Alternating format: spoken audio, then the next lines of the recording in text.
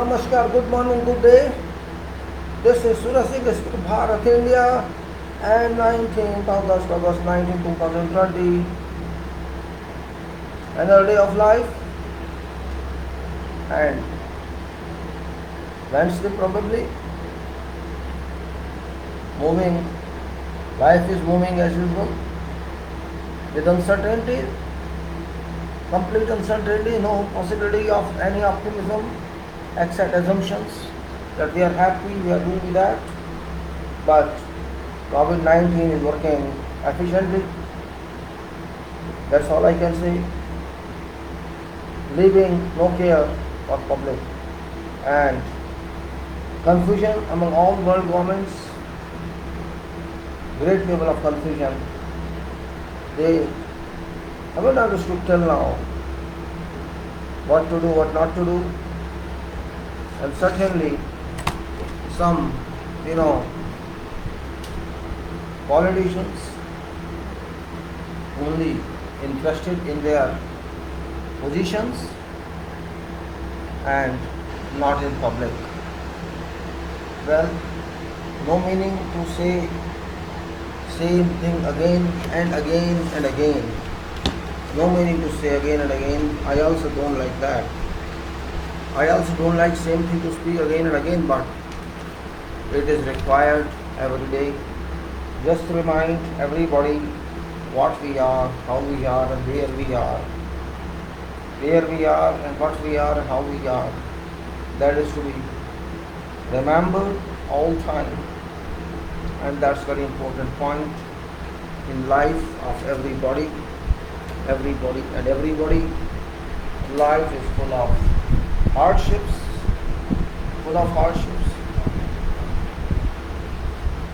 Life is really full of hardships, and we should understand the point. Life is full of hardships, and how to solve these hardships is called efficiency of human being. If you know how to solve our problems, that's best I can say human can do. What can I say? Human has to help self. If you want to call God with you, you have to help self. If you want to really see God with you, you help self and help others. If you want to worship God, you have to help yourself, and you have to help others, and you help this world. This world, which is your responsibility, because God produced this world. And if you preserve this world, you value God. God will be very happy if you preserve something produced by God. That's, I think, a real religion. All other religions are fictitious, I can say. All other religions are fictitious, imaginary, hypothetical, mirage, high and horizon. You cannot reach them because they don't exist. Very fact of life is that.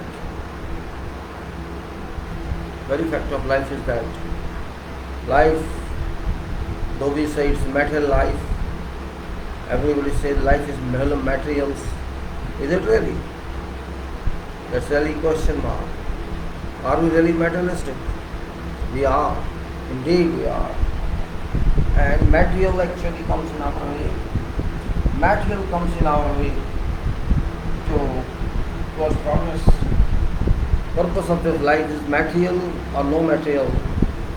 That's very important part to decide by everybody whether we want to live in material world or we want to live in some other world, or material world is important or some other world is important.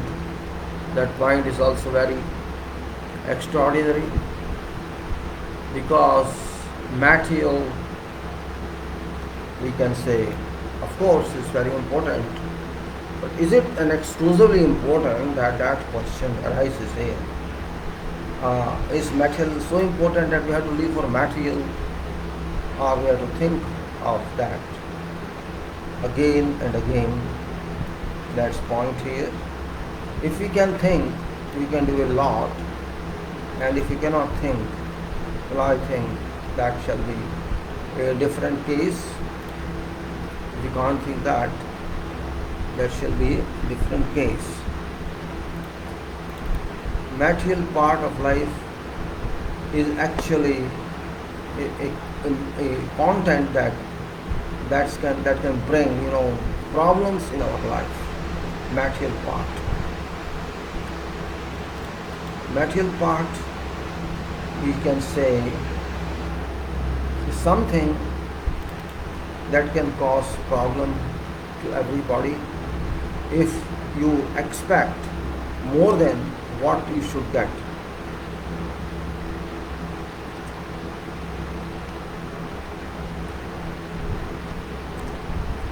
I'm not here to talk of material, but just because we are talking of management and engineering, I think engineering relates to everything as such.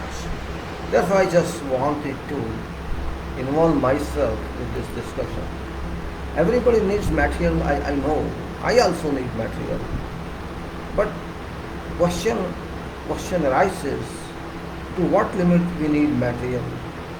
That's the point here. What need actually do we need material to that extent as we think of?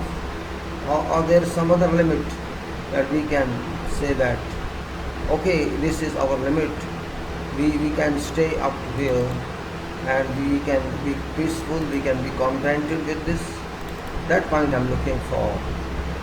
But I'm not finding that point because there is no limit and everybody is not interested to understand that point.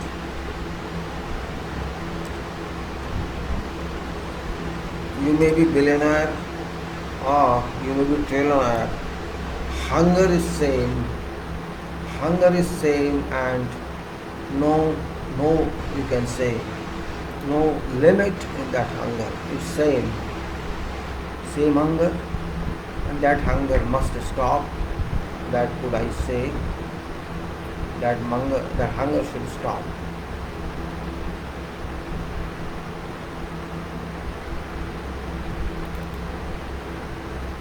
I'm trying to find some files that I should like to discuss with you. Some important files actually these are. These files. I don't know what I'm saying is.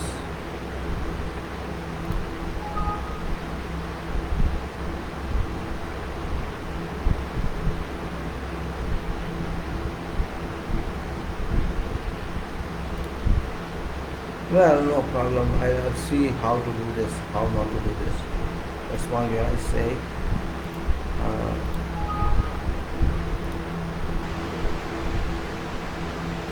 no, sorry, I'm disturbed because of this.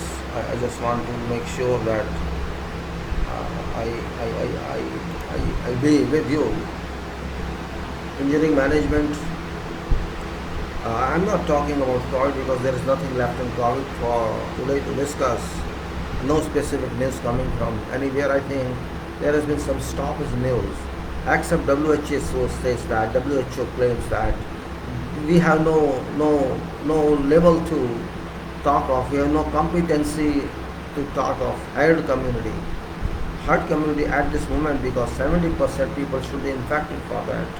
And 70% means it's about 5.6 billion people, and that limit is far away, it's remote.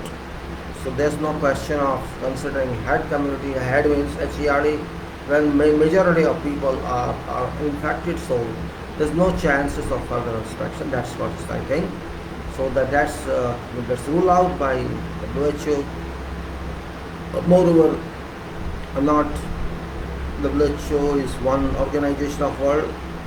But question is something else. Even WHO has no answer till now. What is this virus about?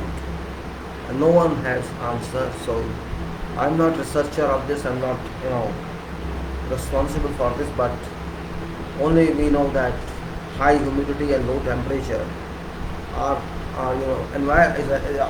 points in environment that helps this virus grow. And I doubt now whether or not this is a virus. I can say now my doubts are every day raised, are high. My doubts are every day, you know, are intensifying. You can say they are getting higher scale. And nowadays that there is virus, or should we call this a virus?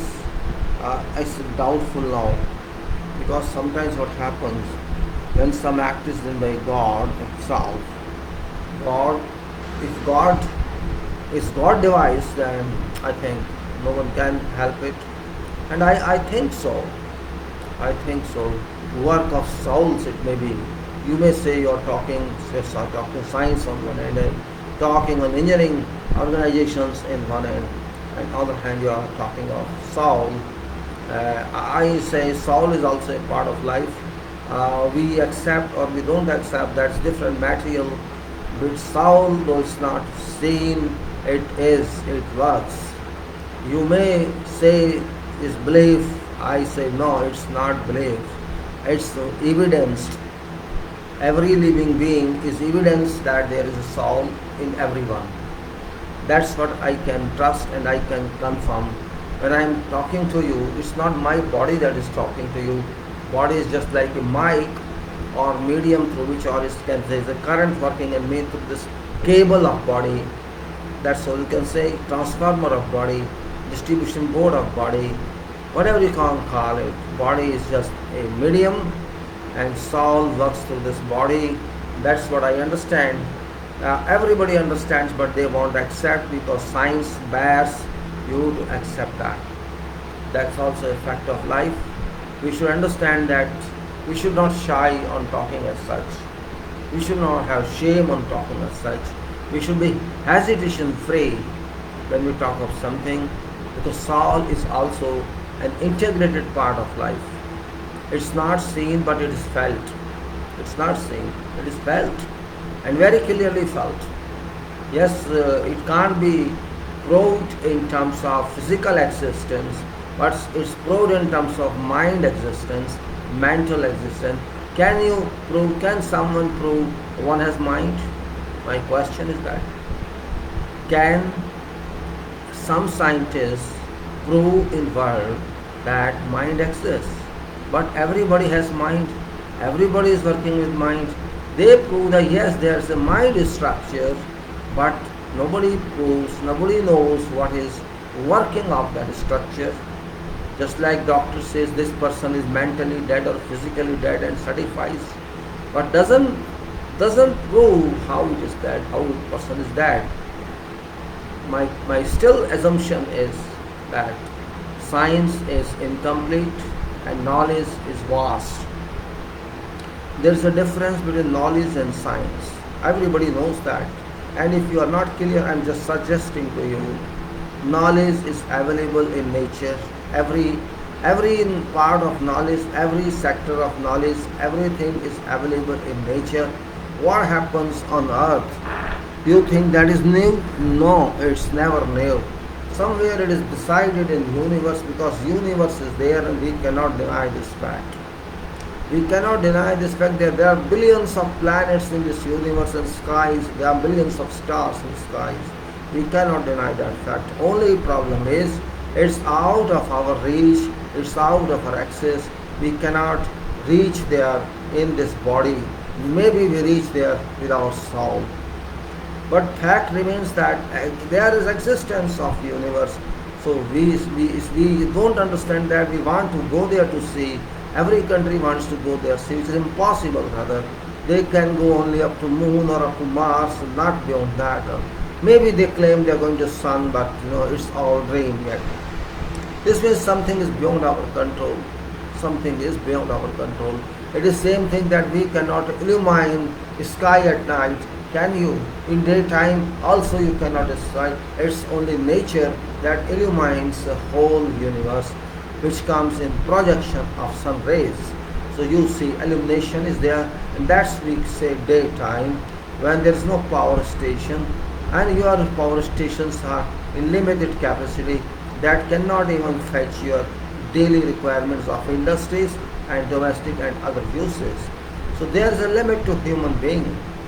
Human has a limit, but that human wants to go beyond and beyond and beyond those limits, which is very difficult in this time. It depends upon how nature wants you to flow, because we all are in control of nature. Whether or not we accept this statement, that's a fact. Yes, scientists would say we want proof. Yes, that's okay. They want proof. Can scientists prove how scientist's body is working? Scientists cannot prove. No scientist can prove, no doctor can prove who is operating this body. That's also is a fact. Doctor is perfect and expert of treating body's ailments, but doctor cannot answer question how this body is being operated and how somebody is bad and how somebody is delivered from bomb. Doctor cannot answer. They cannot answer only physical procedure. They cannot answer who is behind that. That is a big question mark. Same thing in our field, our engineering. Many things we cannot answer. How some beam functions, how some material functions. We cannot answer. We cannot only say, oh, there is this structure and that structure. There is this arrangement in this material and there is that arrangement in this material. Means we do some study. Similarly, scientists conduct some studies, and this is part of study. Natural arrangements, every material, everything is naturally arranged, and that is knowledge. Secrets behind every item is knowledge, and that knowledge is to be discovered. Facts behind that knowledge require to be discovered, and that once discovered and clearly understood by scientists or by those intellectuals, they understand arrangements of those secrets, and if successful, it's formed into a system, and that system is known as science. Science is not generated. Science is existing there. It is to be understood. Gravitational force was not generated, it was understood. All forces, all formulas were not generated, these were created or understood. Based on understanding, there were arrangements into formula. So nothing is contributed by human except understanding arrangements in nature. That point should be clear. This is what is an analytical study. God's crossing is impossible. God's bypassing is impossible. That's what we have to learn. And that's a factual today. COVID-19 is something that one cannot answer. No scientist, no doctor, no engineer, no professor, and no one else has a capacity to answer. Only some understanding generates, which they say, oh, there's a requirement of high humidity, low temperature, and permutations, and this and that, and mutations. They say based on observations. Otherwise, no one has an answer that can bring an end to this science, end to this knowledge. Knowledge is there. We know there is a virus, but I say maybe it is God's drama, it's God's act, it's not a virus, or you can say this is a virus. My understanding is when we talk of low temperature and humidity, high humidity, that happens in sea. They contemplate like Malaysia and Singapore, where now D614G working for mutations and for saying that this is 10 times faster. It can infect 10 times faster than other one, but only problem is that it can infect, but this is not deadly. That's another point of view. Question is not of deadly or not deadly. Question of there is some power which still does not excuse you, does not give any concession to humanity. This means is clear. They now giving relation to containers shipment through sea, because all containers are transported through sea, and sea you can say is a resource of humidity, and of course At night it's cool. So cool means maybe that cool and you can say low temperature and high humidity conditions make good environment for this virus being to thrive, possibility. This also means that this condition remains there forever.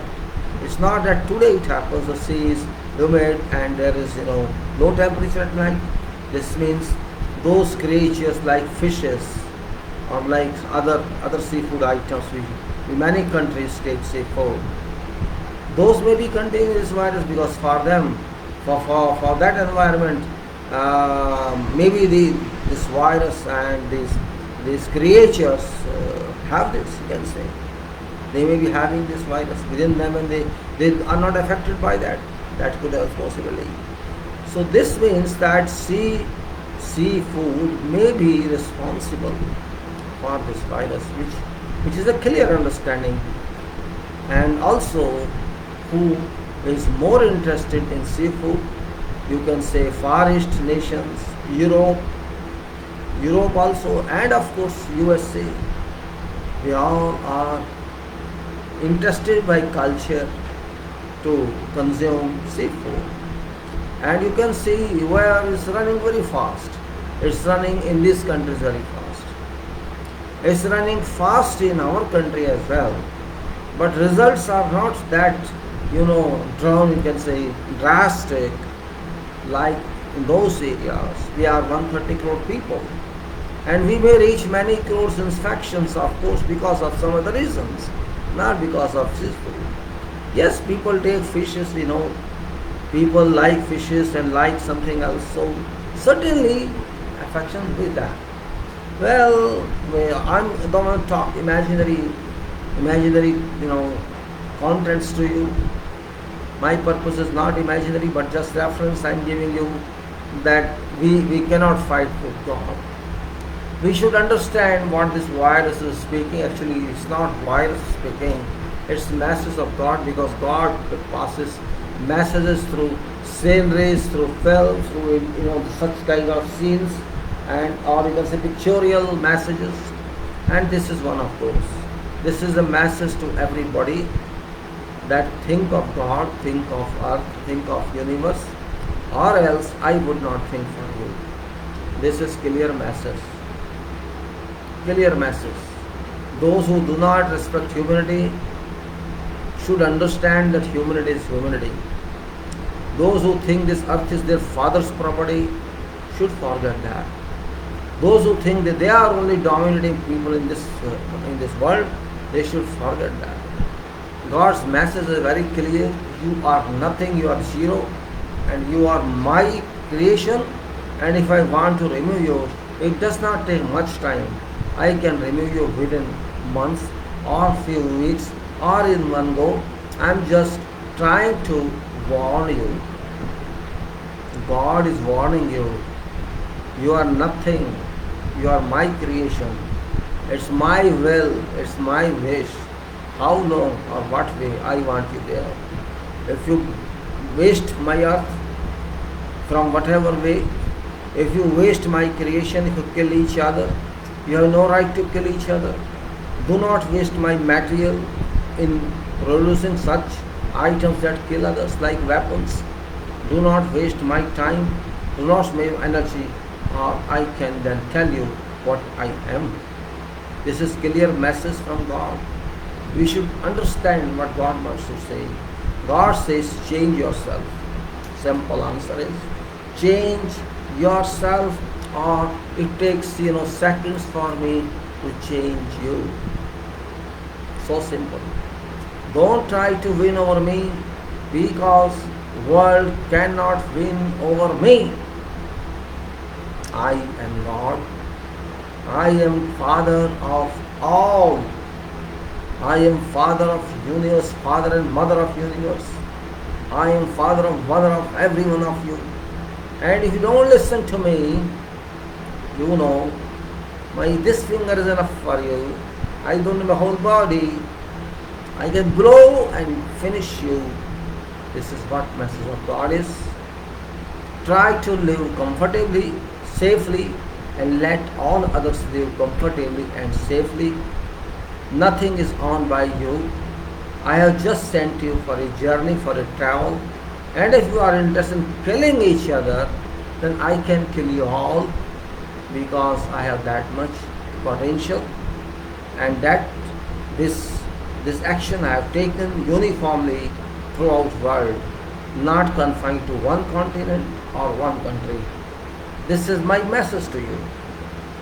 If you think you want to exploit this earth, which I made with interest for your stay, then you think, what can I do?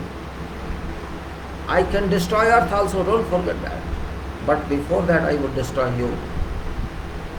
You do not deserve to stay as human. Your bodies may be human, but your souls are not human. That's what God is saying. Because God knows you kill each other. God doesn't like that. Why do you kill each other? Why do you use my property, my materials, my resources for producing weapons to kill each other? Is that your destination?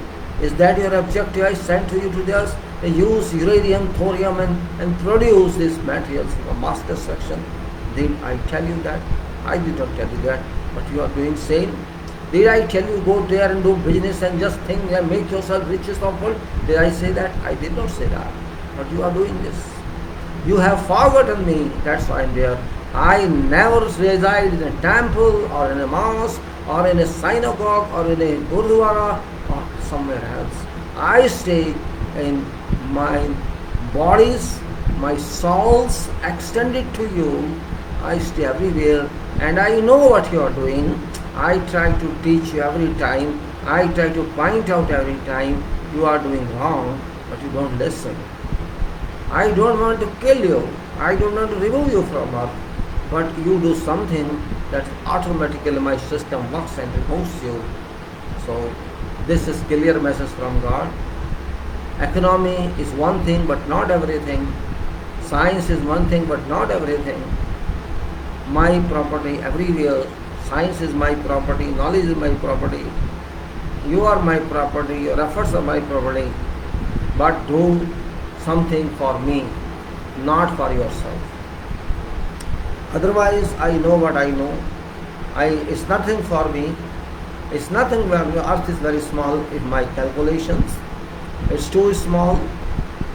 Means I have many other planets that are much and much wider and bigger in size than your planet Earth is. So I'm saying your planet because I feel that you are using this planet, though temporarily. But you forget that you are temporary there. You start thinking you are owner of this. Your ambitions speak a lot, but you don't understand there is nothing here. You are nothing here. Nothing. Still boasting. I think that's the message of virus. Amend your conduct, behavior, and modify your style. Try to live peacefully. Try to live with honesty. Try to live with earth welfare, people's welfare. You are all brothers and sisters. You are all same. You are no different. You may call yourself belonging to whatever religion or whatever area, but you are same, no difference. It's your understanding, my understanding completely different. I have no religion. I don't follow any religion. My religion is that I have to perform, to do these deliveries better and better. I want to see everything positive, good.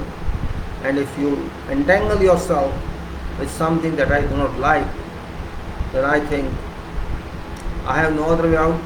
I am very patient. I have given you chances of centuries and millenniums, but you are not here to improve. You don't want to improve. And so if I see that you don't want to improve, I have to send some representative to earth to set you right. I usually don't come myself these days because I am bored up. So I send some of my trustworthy to you to set you right rather than coming myself. And if you don't understand even then you can say ultimately I have to use my power and set you right forever. That's why this COVID-19, I think, is sending a signal to everybody, and it's again and again telling you, I have not gone, I have not gone, I have not gone, I am here, I am here, I am here. To amend yourself, or I will certainly amend you. Still, it's merciful. It's not destroyed a lot. It's not done so much. Only few people have died, you can say millions maybe. And how many millions have been affected? It's not too much yet, but 2 crore, 3 crore, 4 crore out of 800 crore is nothing. And therefore we must be serious about this issue. Well, now I come on to management, engineering management, which is, I consider all talk that I delivered to you till now also management. Because if you want to stay, then only you can manage something else. If you can't stay, then how can you manage? That point rises in.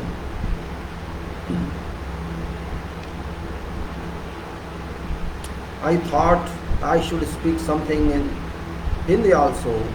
Or I say, why I'm going to complicate this talk, because those who do not understand Hindi throughout the world, they may think, why this person is talking, wasting our time. So I didn't bring Hindi. I'm just continuing in English. And because it involves management, it involves studies, it involves technicalities, so question of Hindi doesn't arise in this talk. If I make some other talk, general talks, okay, I will speak. I'm talking to engineers, I'm talking to professionals, I'm talking to students, and I'm talking to public. And I think engineering is better done in English. I'm not saying that, but usually it's in English language, because English language is understood by majority of public, I don't say all. And what English we are using is not actually not literally English. It's just names can't be changed, but it's only communicative English, I can say. It's not Queen's English or some other English. This English is not literal, but communicative. We can communicate with each other. That's required in simple one, too simple one, which is best one for everyone.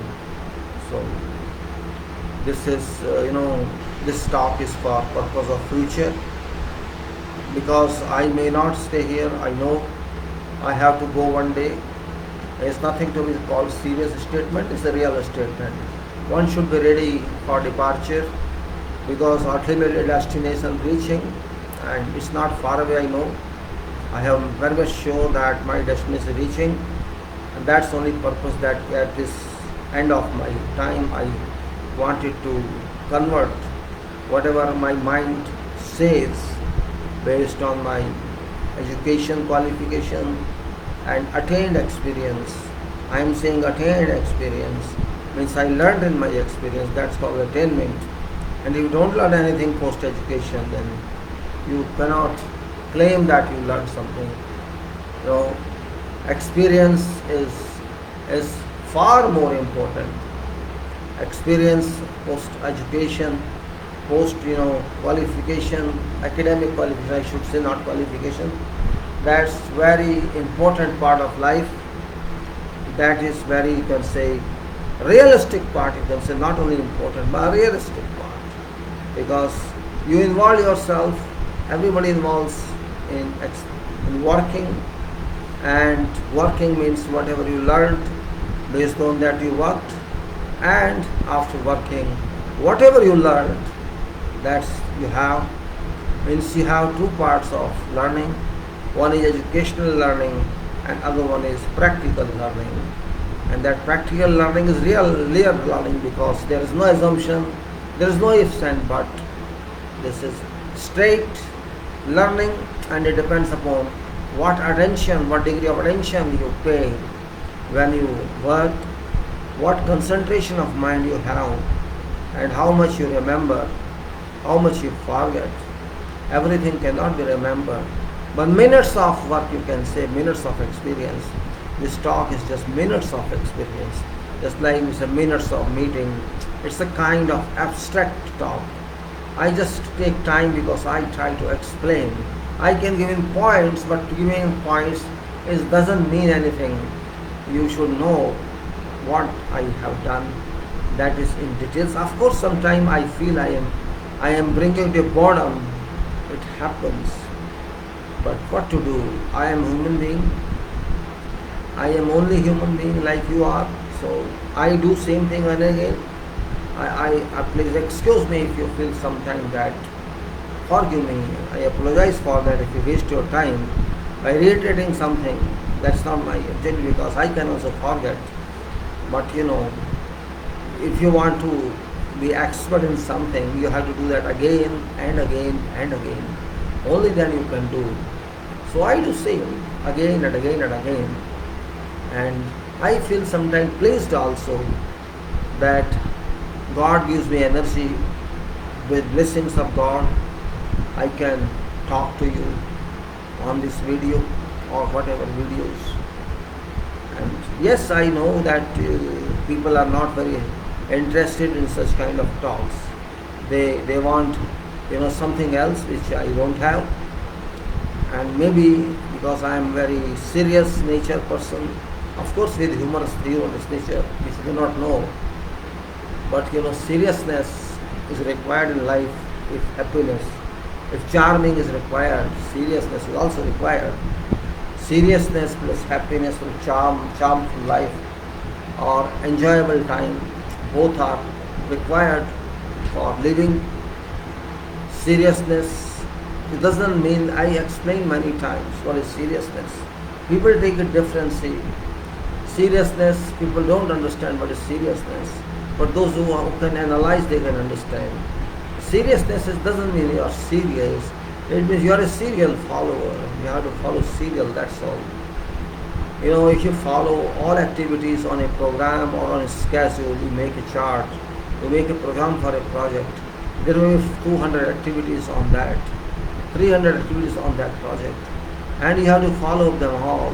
You have to make chart for all and then follow them all one by one and you complete that project. That's called seriousness. You don't live in between, you don't sleep and okay, next time I will see that.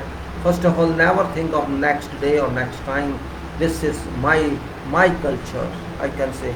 My level of understanding. Do not think of next time. Do not think of tomorrow. Do not think of something that okay, tomorrow we will do this. No, tomorrow never comes. Also, tomorrow doesn't mean tomorrow, it means future. And we say future never comes in. Future never values you because there is no future actually. Future is relatively, it's just a relative arrangement of future will do this. We do not know future, we know present. We do not know past because past has gone. It cannot come back. Past is past. It is history. History won't help you. Yes, you can learn from history. You can remember history and you can remember your history. There is no need of a book for that. Your history is recorded in you. History is your source, you can say. History is your resource and source both. This can give you guidance. You still remember what you were in class 1 standard. Everybody remembers. I also remember when my father took me to school first time for admission, for interview. I still remember that. Of course, I don't remember when I was born. But sometime after that, if a couple of years later, you start remembering and you still call that. So if this means my history is in mind, there is no one to tell me what's my history. Specific, I can't say every moment is remembered, but specific moments are remembered. What was at that time when you joined the school and when you left the school, who were your friends, some important talks what your teacher made to you. Like that you remember, you never forget. That's what lesson learned means. Those are our lessons, which move with us throughout life, which we take them with us, and we become that level then. And we want to tell others, look, we used to do that. My teacher taught me like this. It is better you do that. Well, it's up to you to follow that or don't follow that, because you are your own teacher. Everybody is teacher. Everybody is a leader. That's what I say. Means think of now. Yes, plan for future, but don't expect future would give you something. Because you can't be a member of future immediately. Future membership is done only when present comes in. Try to get this point. There is no future for everybody because future is unknown. Who knows after next moment whether I am alive or dead? Who knows? Nobody knows. So future is never with you. Keep in mind, past is with you in form of your history, and present is with you for working. And you cannot work in past, also you cannot work in future. That's also a fact of life. You can plan, you can think what you are going to do, but you cannot do. If you want to do that plan, now it's okay. It shall pay you. Pay means it shall give success. You plan it, don't waste time. That's present. And present is always dominating. Present means whatever you do now, that shall make your future. There is no unexpected moment that can you give everything in dream. If you want to make yourself, I am a billionaire, you cannot make yourself by just saying I will be a billionaire. You have to do something. Or by chance if you are in a rich family, that's different case. Otherwise, whatever you do, you get it. Whatever you do, you get something for that. And if you get something by some back, it's different one. But present is very much important. So if those who respect their present, they can move into future without any problems related to current, not future. Just try to see. There will be, the problems will appear all time. But those who know problems, who know what I did in that problem, they can solve that problem. They can cope up with that. So, to engineers particularly, I'm not saying to others, to engineers and those who are dealing with engineering or who are related to engineering, present is exclusively important. Try to understand. If there's something in your mind, do it. If there's something in your mind you think it can be done this way, do it. Do not hold that. Because if something comes by unexpected way to your mind, something comes to your mind without any plan, without any, you can just by thinking, something comes to your mind, that thing is very valuable. Do not ignore that. Do not say, okay, I'll look after this tomorrow, because you will forget by tomorrow. You will not do this. Whatever concentration you can make that time. If you are doing something else, leave that and try to concentrate on this. Certainly, this is a signal that this is for you. This is my experience. Whatever unexpected I get and I do this, I find a result. And whatever plan I do, I never find a result. Because unexpected development of mind is God's message. And expected development of mind is your message. There's a difference. You can plan anything. You can do to some extent. But when some message comes from there, that is like, powerful spectrum. And this gives you a lot. Not in money terms. I'm not talking of money here. In terms of success, in terms of knowledge, in terms of information. And information is very important than something else. Information means knowledge, flow of knowledge.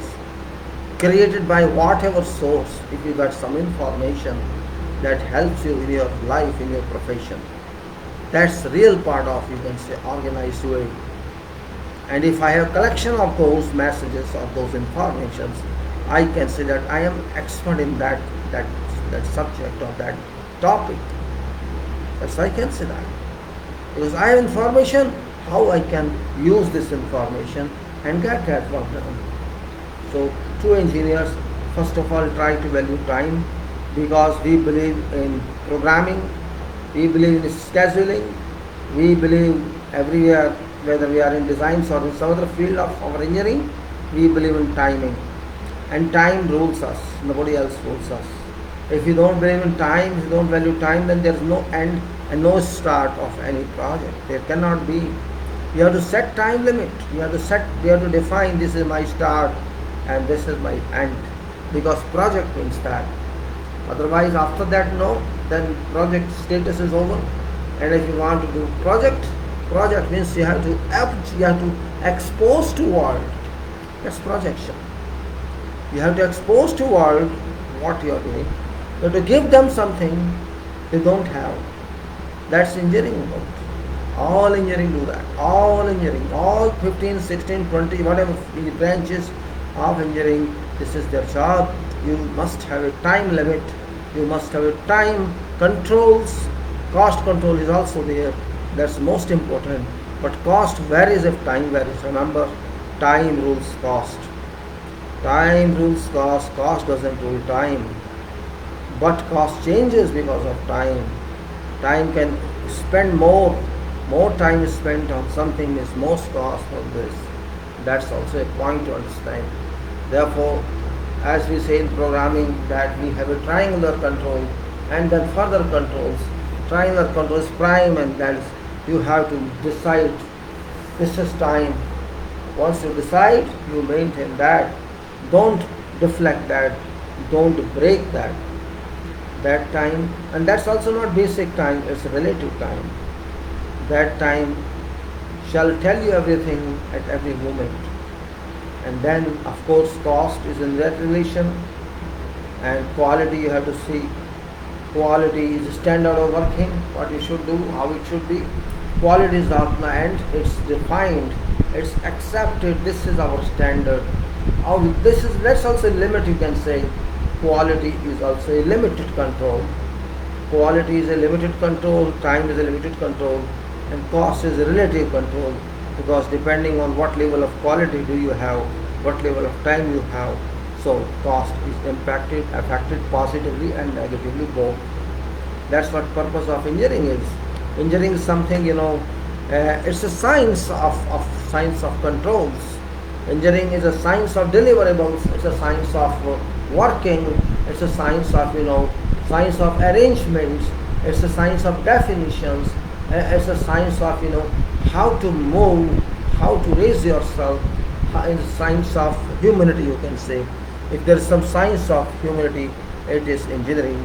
There is no other science that can do something which engineering cannot do. Engineering is not only construction engineering or this engineering. Engineering is your life itself. Life is engineering. You came to this world is a part of engineering. God's engineering. God produced that. Go, just like we sent someone, go there and do this. God deployed you. Try to understand that point. You did not come on your own. You are here because of someone. Someone deployed you, go to earth, do this. If you understand, that's okay. If you don't understand that, your weakness, you are not well educated. Education is not just what teacher says or what books say. Education is what you receive, what you understand. How do you understand? Just like we learn countings, we learn tables, we learn so many in mensuration, but we have to apply them.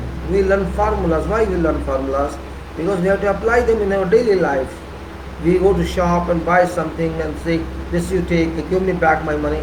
That's mathematics. That's arrangement of mathematics. You cannot say no. We learn that plus, minus, multiplication, division. For what? For this. We can use that in life. So that's an application of that formula. Application, that's an engineering of formula. We learn and then we apply also. So you say this is plus minus. So you understand that? It's everywhere in life. Every day you make hundreds of transactions which you cannot know, and that's a part of science, that's a part of mathematics, a part of engineering. Your life is led by mathematics. God's designs are by mathematics. You cannot say something without mathematics. Calculations are everywhere. Your 24 hours calculation itself it is. 1 hour has 60 minutes and 60 minutes has so many seconds and 1 day has so many. You count or not? That's all on mathematical arrangement. Means though there's no measurement of day, but we have established, human has established relative measurements. This is relative measurements we call it. Without this you cannot go. It's nothing to do with physical. Nature is working. We cannot depend exclusively on sun's movement to know time. So therefore we set one time, that's called hour, 24 hours a day, 7 days a week. That is just a created one, imaginary one, but we use that. So it is application of mathematics, and mathematics is nothing but engineering. Whole engineering depends on mathematics. So we have to see that point. And if you can understand this point, means you solve half of your problems. And every transaction is mathematics, arithmetic. Everything costs something, and you calculate that one. Your whole life goes on that. Your life is a geometry itself. See, think yourself. You see, you walk on something that is a straight one. That's not a circular one. If you walk on a circle, what shall be the result? You know. If you walk on a circle, what shall be the result? You know that. You come back same point again and again. If you walk on a straight line, and you walk on something, you know you're walking, and there's so much distance you're covered. It's that's some mathematics. But you do not realize that. Mathematics rules your life, science rules your life, engineering rules your life. This point everybody avails but never tries to analyze. That's the only difference. Why roads are required? You know that? Why required? Just think of. Why do we need a road? Did you ever think? You simply say, oh, there is no development. What development? There is earth. Walk on that. Just there is the earth. Walk on that. That's also a road. Is that not road? But you do not feel benefit on that. You have to apply more effort if you walk on this earth surface, on walk on soil surface, and when there is water on that, it becomes slush. You cannot walk, you'll fall. So you need a surface that is strong enough for you to walk comfortably.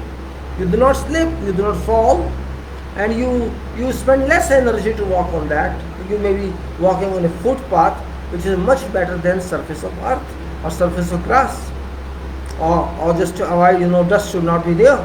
So you have to have a footpath or walkway. And if you want to drive your car, if you drive in jungle on a rough road, you have to feel uncomfortable, and you have to drive more petrol, more. So you say, okay, we need a surface that's better than all this. I want good journey, good travel. So why you need something on that. That's what I'm saying. There is everything justified. So you need something. That's what engineering gives you. That's what means engineering. You go to open, yes, you go to open in morning and pass your urine and your stool, your excreta. There's no problem in that. But why we need a water closet? Why do we need a private room for bathing and for water closet and for all that? Because we want comfort. It's too cold and you can't sit in open. It's too hot, you can't sit there. But when you have a, customized room, customized chamber, customized cubicle, you feel comfort. So it is related to you. Someone generated that for you. So we move, that's engineering. If you see your body itself, it's circular. Did you ever notice that? Circular meant to say curved one. If you see your hand, you see what's here. It's a circular curve. You see what's your mind. It's circular curve. Elliptical or circular. Your nose section is curved. You say, tell me any body part, whatever body part you check. You see your stomach. It's a curve. You see your legs, your arms. It's curved. Some design is there which relates to mathematics and to best functionality in its way. So we say that life is directly or indirectly related to science and engineering. We do not understand that, but it is with us. You do not know that, it is with us. Food you take, from where it comes? It comes from fields. It comes from agriculture. Agriculture is also engineering. Nobody can deny that. There's an agriculture engineering branch, full-fledged branch of agriculture engineering. But how many people know that agriculture is an engineering? It is engineering. You are producing something.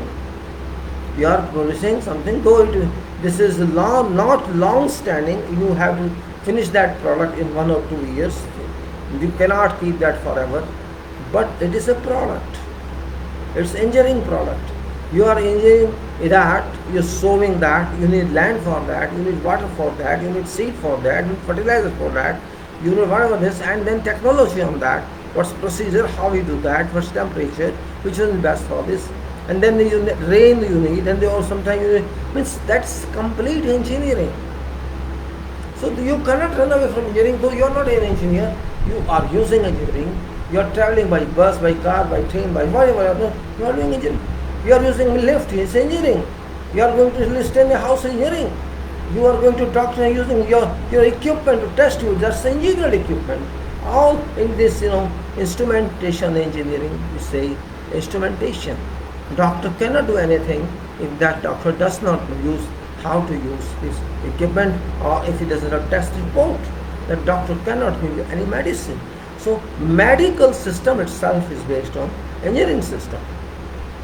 These points we must understand clearly, and then we say what is engineering. This is engineering. Engineering is engineering like that. Engineering relates to engineering, engineering relates to sciences, and engineering relates to everything. I'm not saying education of engineering is, no, your life is engineering. Whatever you do, something is supported by engineering system everywhere. There is nothing that cannot be done. But why say engineering is what? What is engineering then? Engineering use of mind. That's all. Engineering is use of mind, nothing else. If you can use of mind, and use of mind means think.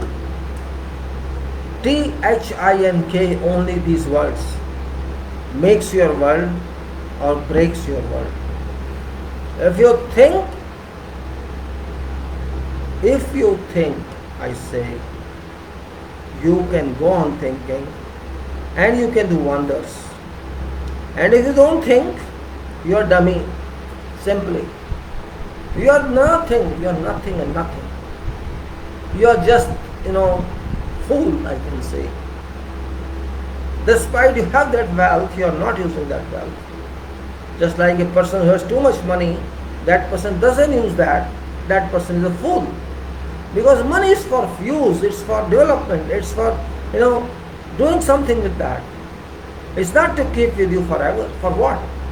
What shall you do? You just keep money in your home and don't use that for anything. What is it's just paper then, nothing else. Until you transact with something, you use it somewhere, you may lose or gain, that's different. But you are involved in development. Your money may make more money or not make more money, but it's coming, it's used for public. Money is just an exchange. It's nothing, itself is not wealth. Money in itself is not wealth. It's just the paper or just whatever. So value exchange, you are using value. You are having value, say, you are having money means you are having potential, you are having value, you are having power. This means you have some power, that's why you have that power. So use that power, think of and do something. And that thinking is nothing but engineering. Those who see, you think they are engineers. Those who do not think, and think leads to doing something. You have to think and then decide, and then again think and then decide further and think. And so you have to apply 3 or 4 attempts to reach some decision. And that's where you are engineering. This is one stage. Then you do further and then further, and you say my project is over. That's why I say project. Project means a start date and an end date. When there is a start date and end date for something, that's called a project. Others are not project. When something is in continuation for all life, for you don't know how long, that's not project, it's operational arrangement, operation that is concerned. Project has something limited, and that's what I say. So when I say engineering is something very different, means there is no definition of engineering except that you think and improve, think and improve. Whatever you do, you plan that simple plan. I'm not saying long plan. Plan it, do it, and see what it has done. If it's come out fine, or if you see that no, there's more improvement required on that, then you have to apply that, you have to do that. That's what I say. Now I was talking of soil engineering, and soil, which is, you can say, very important material for me, for world. Soil means earth. Actually, soil is just an indicative word. It's earth, and earth is only material. Actually, earth is total material. You all get materials from earth. Everyone gets material from earth. You can get agriculture also from earth. There is nothing in this world which you can get from somewhere else other than earth. except air, except rain, or except sun rays, or except impact of the sky on ourselves. We cannot get metals from somewhere else. These are also indirect materials. Air is airs for us. We know air cannot go anywhere. It shall remain in surroundings of earth. It will not go anywhere. This system is like that. Such a scientific management has been done. There's limit up to where air is, and after that we say space starts.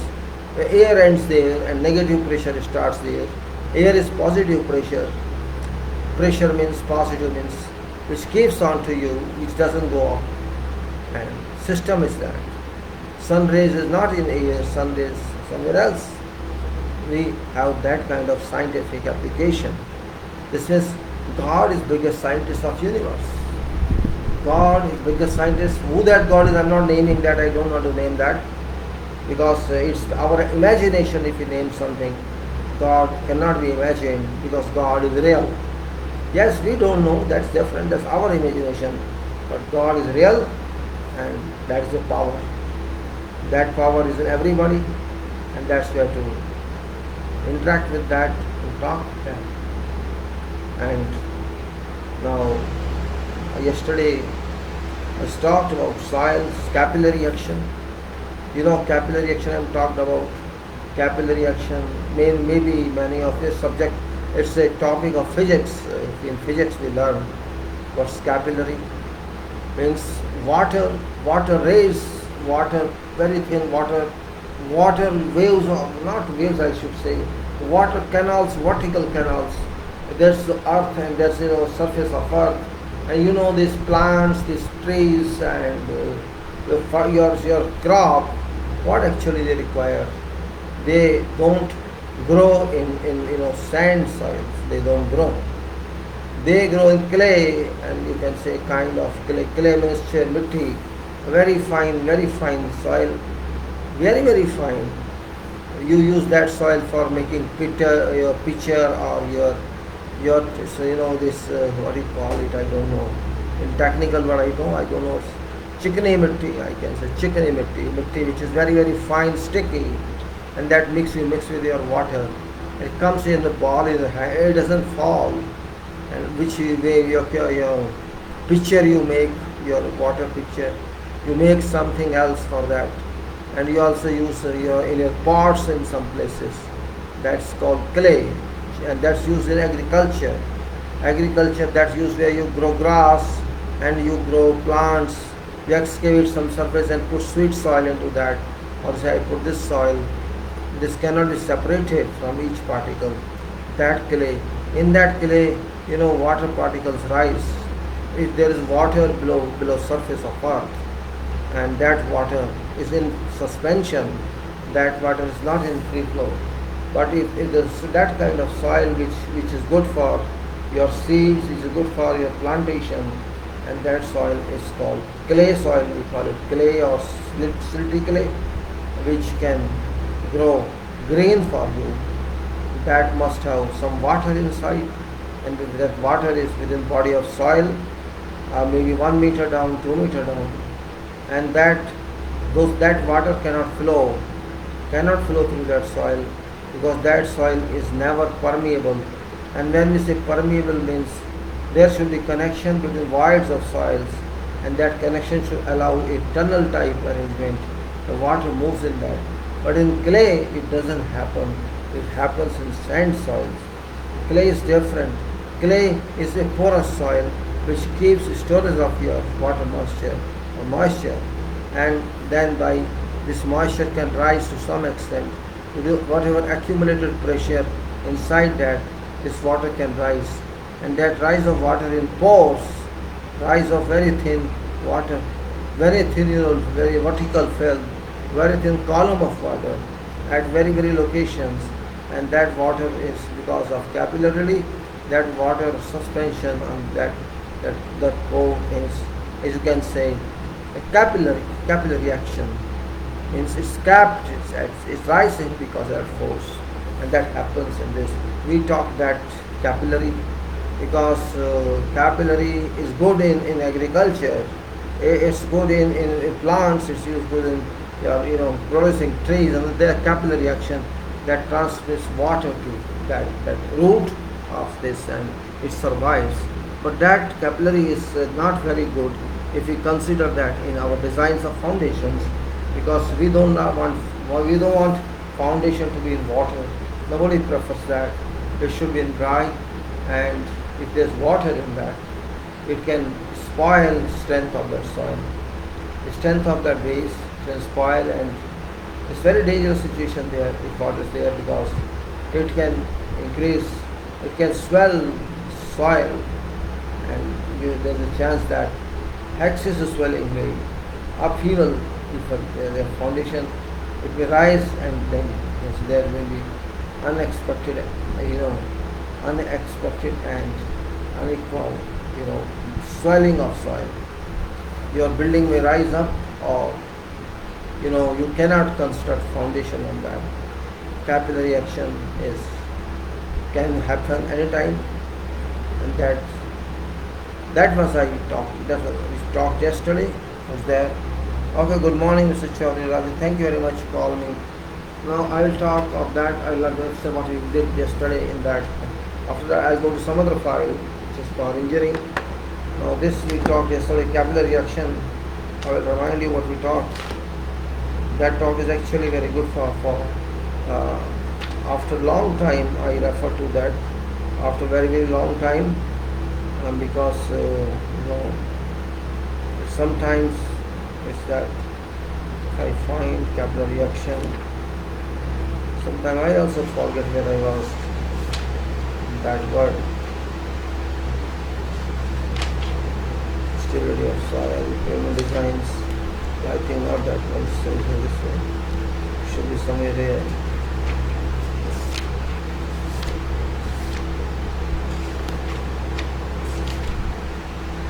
Consolidation. Not this one. Where is that? I'm taking time, sorry for that, but I forgot where it was. Simple soil test, engineering soil, miscellaneous.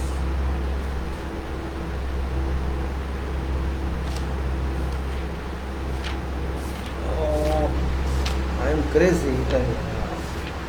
Sometimes I'm crazy. Yeah. Capillary and permeability. Yes, I got it. So we talked yesterday about capillary action, and we talked about meniscus. What is meniscus? Actually, we talked about simple way. I'll remind you what we started talking yesterday. We started talking with this sketch, with this what is that? Yeah, we talking start with this. This is original sketch of that. This was beginning of that we talked yesterday. Now. And we have talked many the sketches like this, meniscus corrections. We talked of this sketch also yesterday.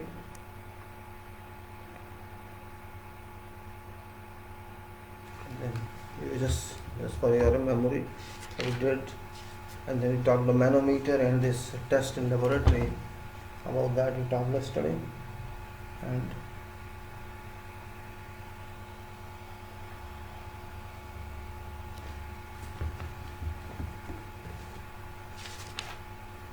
then we talked of something else as well. And now this permeability, and also we talked of siphoning, how what is a siphon on embankment or a bund, how to one can lose energy, and it's potential. Let's say we talked of how the water can come from somewhere outside due to capillary action. This is capillary action. So we completed capillary action. Now we are going to permeability. Capillary action, we know it's vertical flow of water in thin columns. Within that, cohesive soil, cohesive soil. And let me explain to you also first what's cohesive soil and what is non-cohesive soil. When we say cohesive soil, we say that just like clay means where particles are not interlocked, where water cannot flow from one void to another void. There is no way, it is not allowed to flow. But Water can be allowed, it's allowed to stay there for a while. Means even if you compact that, water won't be coming out, won't come out. It's packed, it's there, but it's within what, within pore, and the void is also called pore. But that's called, cohesive soil, which clay, for example, is cohesive, where there is no size of particle which can be connected together. It's all adhering to each other, means they do not come out easily. That's called cohesive soil, and clay is a cohesive soil, and you can see many minerals are there. And there's another is non-cohesive soils, you can see granular soils, which we can know what one size of grain, and that sand, so you can say as an example, sand, coarse sand or other sand, and also these more better, higher size particles also, they're all non-cohesive. And this is what cohesive, non-cohesive, which is non-cohesive means water does not stay in voids but drain out, but water can flow through those particles, and those can say those non-cohesive soil allows water flow through this, through voids, and that's what we say meaning of permeability. So permeability applies vastly on non-cohesive soils. In cohesive soils, permeability is almost non-existent, and that's what permeability means. Ability to move, ability to move through voids, you can say permeability, ability to move, and that ability to move is very important, and that's what ability to move is. I'm talking now. Ability to move, not my movement of water. Water or moisture present in soil, if it can move through soil, it can flow through soil and go from one location to other location. That's also very dangerous for building. In fact, to be very frank, it's also dangerous to building, because when water moves in soil, it also takes particles of soil. So suppose there are small particles in that soil, it can dissolve that particles and take them with it, and that particles may be having chemicals with it. So when there are some minerals or chemicals in that soil, and water takes those particles with it from one location to another location, it can also take chemicals with this or minerals with this, and when it moves such, it can touch your foundation, or it can go below foundation surface, or it can go side on sides of foundation, or on horizontal surfaces in foundations. It can also touch your columns, and this keeps on for years. Means water movement there is, and your foundation is impacted by that. So you can say maybe it erodes surface of foundations because of chemical and salts and minerals in that soil. So we can say that first of all, everything is natural, and natural is not isolated one. If there is clay, there may be sand particles in that, there may be some other particles, silt particles in that, there may be lime in that, there can be something else in that, and that's what we say that it's very important that we should understand soil first, and soil is never in isolation. It's not if we say there's a sand, 100% that is sand. No, that's not correct. There can be majority of sand, but other chemicals like other metals like clay and silt and lime and some other could also be there. So nothing is pure. Generally, nature is not pure. Nature has combinations of one another. Nature is not silver lining of materials. Nature is mixed materials. Sun, for example, sun is never pure. You get the sun rays, but also you get many other chemicals. You get vitamin D. You take many chemicals also because of natural UV. When sun rays comes, mixes with air chemicals, it brings in it air chemicals also, air parts also here, each part. And similarly, pollution also comes now with this, through this sun rays. That way you can say there's a complex arrangement. Nobody can say what actually that is, because its nature works not easy same way. When water, you say water flows in the river, it takes with it all soil, turbid, it becomes all turbid water. It contains silt particles, it contains sand particles, it contains all other minerals too, and it contains previous settled something else. So that river water is also not pure. That's the reason he is saying we can say permeability is very. Sometimes it has got merits and demerits. Its advantages and disadvantages, like other one was advantage or disadvantages. So engineering world is very different in this way. It's very different because we never stay in pure material. If you use water, that's not pure. If you use material, that's not 100% same. And whatever you say, means you have to see, but how many percentage of that material exists. Now, for example, we have cement.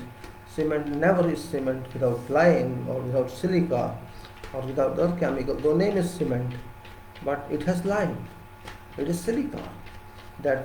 Cement is not because of cement material. It's because of properties of joining some metals together using water as a mixing element. That's what you can say. Definition should be.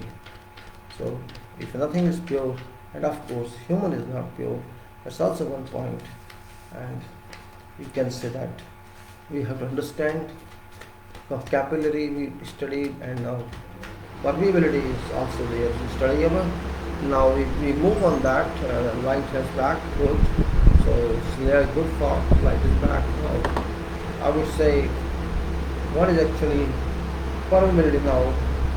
Permeability means it's a soil. Permeability of soil is very important physical property of soil, because some of major problems of soil you can say, and foundation engineering are connected with it. With what? With permeability of soil. They say design of highways, airports, earth dams, construction of foundations below water table, yield from a well, you can say settlement of foundations, etc., depend upon permeability of soil. So its study is very essential. Now we know that every soil mass has some voids. Voids means where there is no material, only air. Voids and water tends to travel from one place to another through these voids. This phenomena is known as permeability. In other words, permeability can be defined as property of soil mass which permits passage of water through interconnecting voids. Some soils are more permeable and some are less. For example, gravel are more permeable while clay is least permeable. This is what paragraph gives you permeability. I will just speak again and fast, so that first time when I speak slow, be clear about what says, and then we speak fast to recall it and to remember it. Permeability of soil is very important physical property of soil, because some of major problems of soil and foundation engineering are connected with it. Design of highways, airports, earth dams, construction of foundations below water table, yield from well, in the settlement of foundations, etc., depend upon permeability of soil. Hence, its study is very essential. We are already aware that every soil mass has some voids, and water tends to travel from one place to another through these voids. This phenomenon is known as permeability of soil. In other words, permeability can be defined as property of soil mass which permits passage of water through interconnecting voids. Some soils are more permeable and some are less permeable. Gravels are more permeable while clay is less permeable. Now, what is further on this? Also very important. Laminar and turbulent flow. Laminar and turbulent, what is that? What is laminar flow? What is turbulent flow? You know what is lamina? You know lamina? If you have not known, you should know. We say lamination, for example, you say We have got lamination. That is lamina, simply. And other one is turbulent, which is opposite to lamina. Means every particle is disturbed and in active mode. Dynamic is. What is that now? These are two kinds of flows, laminar and turbulent flow. And these are in hydraulics or fluid mechanics. Laminar flow and turbulent flow, and these flows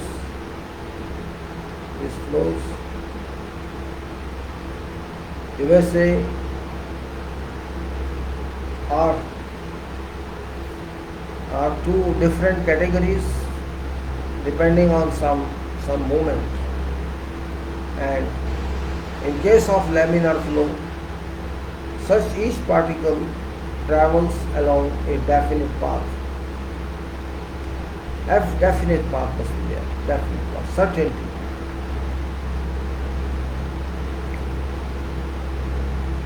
Along a definite path and never intersects path of their neighboring particles. So gentle they are, they just keep themselves right up.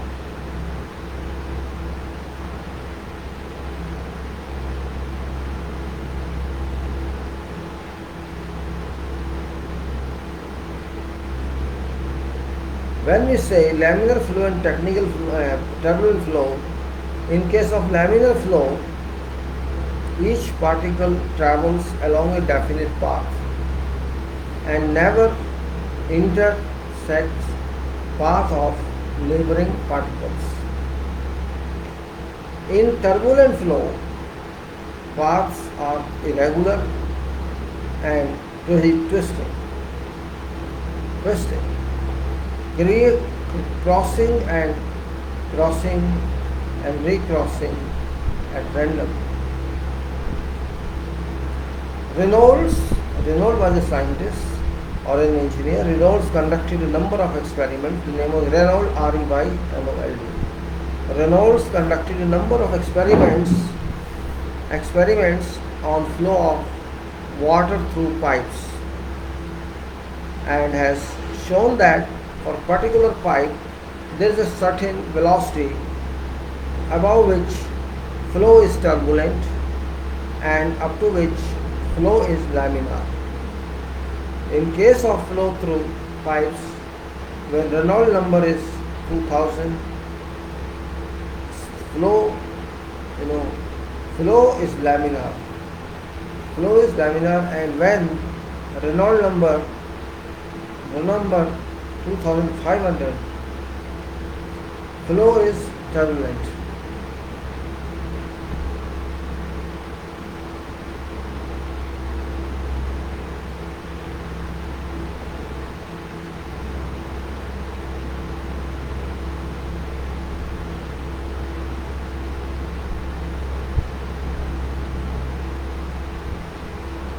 Now we say these numbers are 2000 and 2500, Reynolds number, are relative only.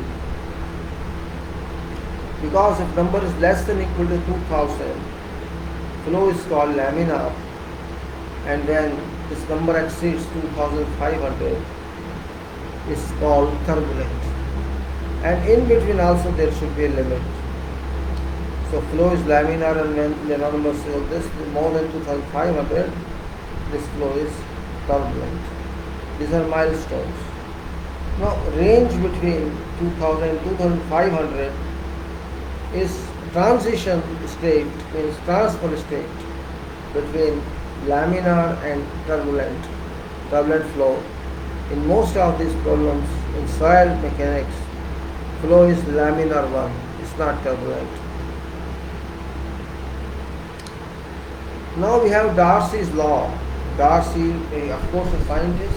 He gave a law. This was a scientist. Laws were given by scientists in technical world. So it says in 1856, I'm talking around There's a 1.5. Hold on a second.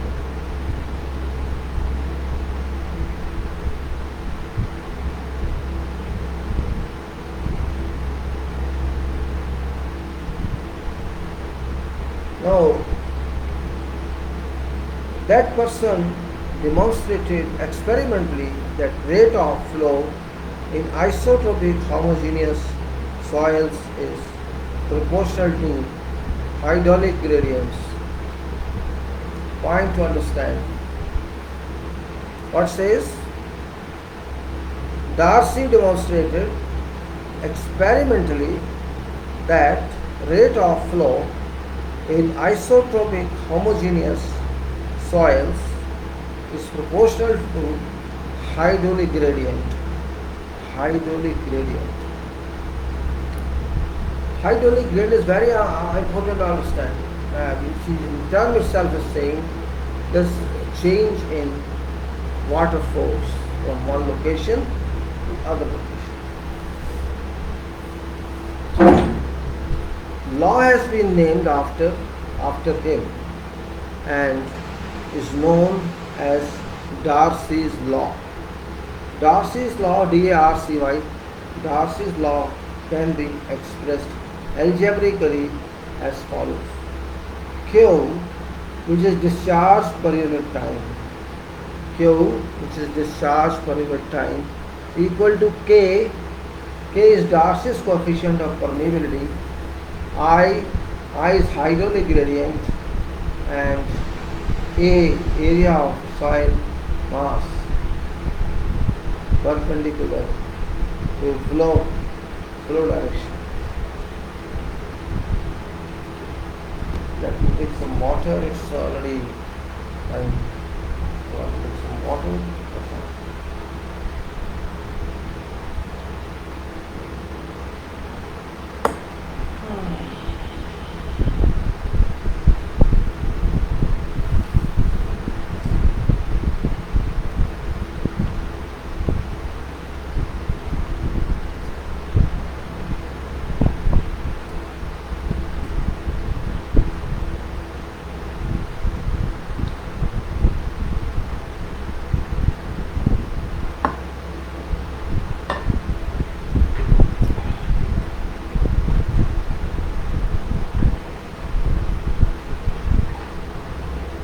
So it says Q equal to KIA.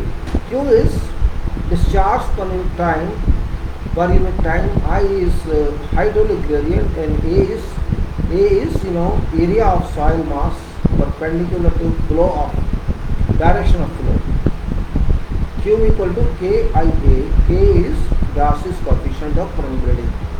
Or you may say velocity. Velocity is equal to Q over A. Q is discharge per unit for time, and A is area. So Q over A is equal to Ki. This is from this formula. You can say, because ultimately KIA is Q discharge. So Q over A discharge over A is Ki. That is what you said now. Now we can say if length of soil sample is L, let us say soil sample is L, and a differential head of water is H1 minus H2. Hydraulic gradient will be equal to H1 minus H2 divided by length, that's L. Hence Q is equal to K into I is equal to this formula H1 minus H2 over L into A. This is called coefficient of permeability K. We say K is coefficient of Darcy's permeability. So coefficient of permeability K of soil is defined as imaginary average velocity of flow which occur under action of hydraulic gradient of unity. Hydraulic gradient of unity. Unity, remember one, says that coefficient of permeability K of soil is defined as imaginary average velocity of flow which occur under action of hydraulic gradient unity. through total cross-sectional area of soil is inclusive of solids and voids. This dimension of coefficient of permeability is is same as that of velocity and is expressed as centimeter per second or minute per day. Centimeter per second. Again, I speak this. Coefficient of permeability K of soil is defined as imaginary of the velocity of flow which occur under action of hydraulic gradient of unity. Though total cross-sectional area of soil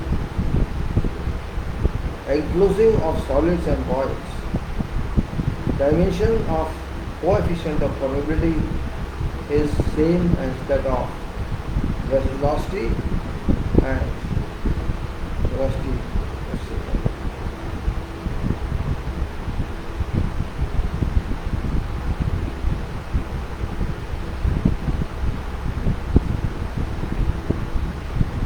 Now we go on further. Discharge velocity and seepage velocity. Discharge velocity and seepage velocity.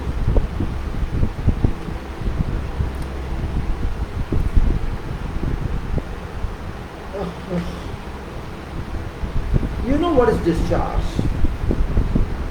Discharge, everybody knows. Some kind of flow in certain minute or some seconds. Quantity flowing per unit time. Discharge velocity and seepage. What is discharge or seepage?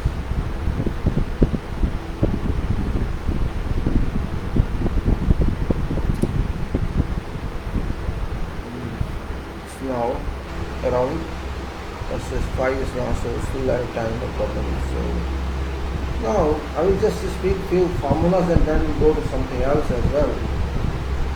Discharge velocity and seepage velocity. Velocity of flow V, which is obtained from Darcy's law, that is V equal to Q over A. This is the velocity which is equal to obtained from Darcy's law, discharge of water through total cross-sectional area of soil. Such velocity is termed as discharge velocity. Total cross-sectional area of soil mass consists of area of solid AS and area of voids AV. It's obvious that flow of water takes place only through voids and not through void solids. Hence, actual velocity shall be more than discharge velocity because area of void AV is less than area of solids. Such actual velocity through cross course of soil mass only is known as seepage velocity. So you see difference now. One velocity is discharge velocity, other one is seepage velocity. SEEPAGE, seepage.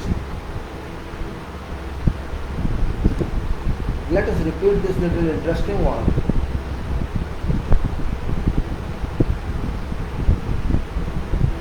Now let me complete this paragraph first. Seepage velocity. Seepage velocity can be defined as rate of discharge of water per unit cross-sectional area of voids. Therefore, Darcy's law shall have to be revised if seepage velocity requires to be considered.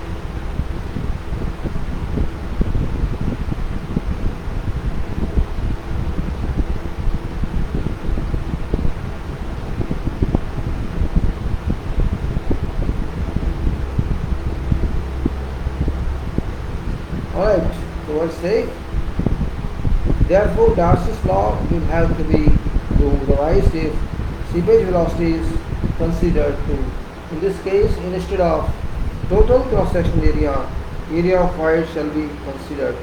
So Darcy's law shall be modified. Now what was it? First again I will speak not this paragraph, because this is differentiating between discharge velocity and seepage velocity.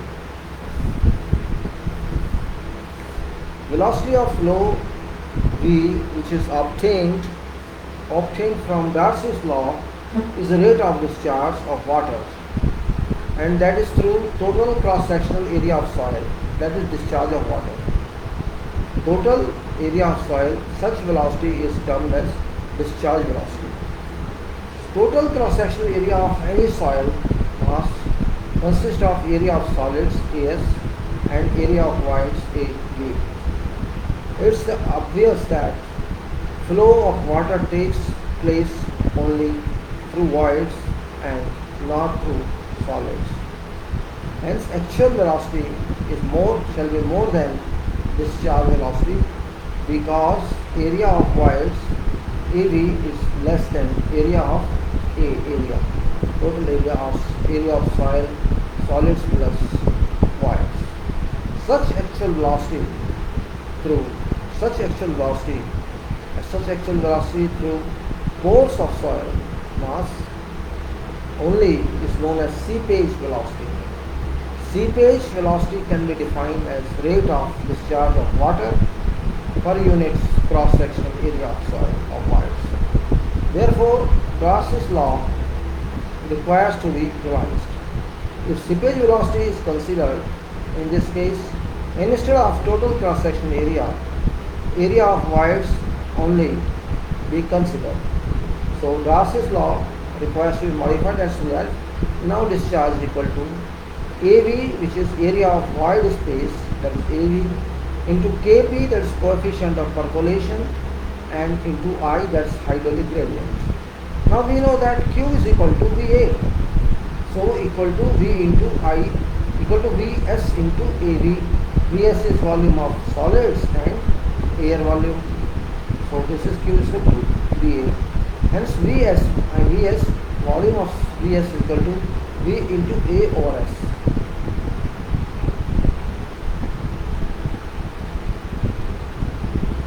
Vs is equal to A over AV, A over total area over AV, and V is I over eta. Area of voids is equal to eta into A, where eta is porosity. So Q is equal to AV KPI is equal to AKI. Eta A, KI and AKI. This is formula. I'll show you this formula. What's that actually? Before that, hence Kp is equal to K over eta. Now this is that formula, just for your reference. You know this formula, I understand, but still for your reference I'll show you both in this page. This is first one is we discussed about, and then other one is this we know about now.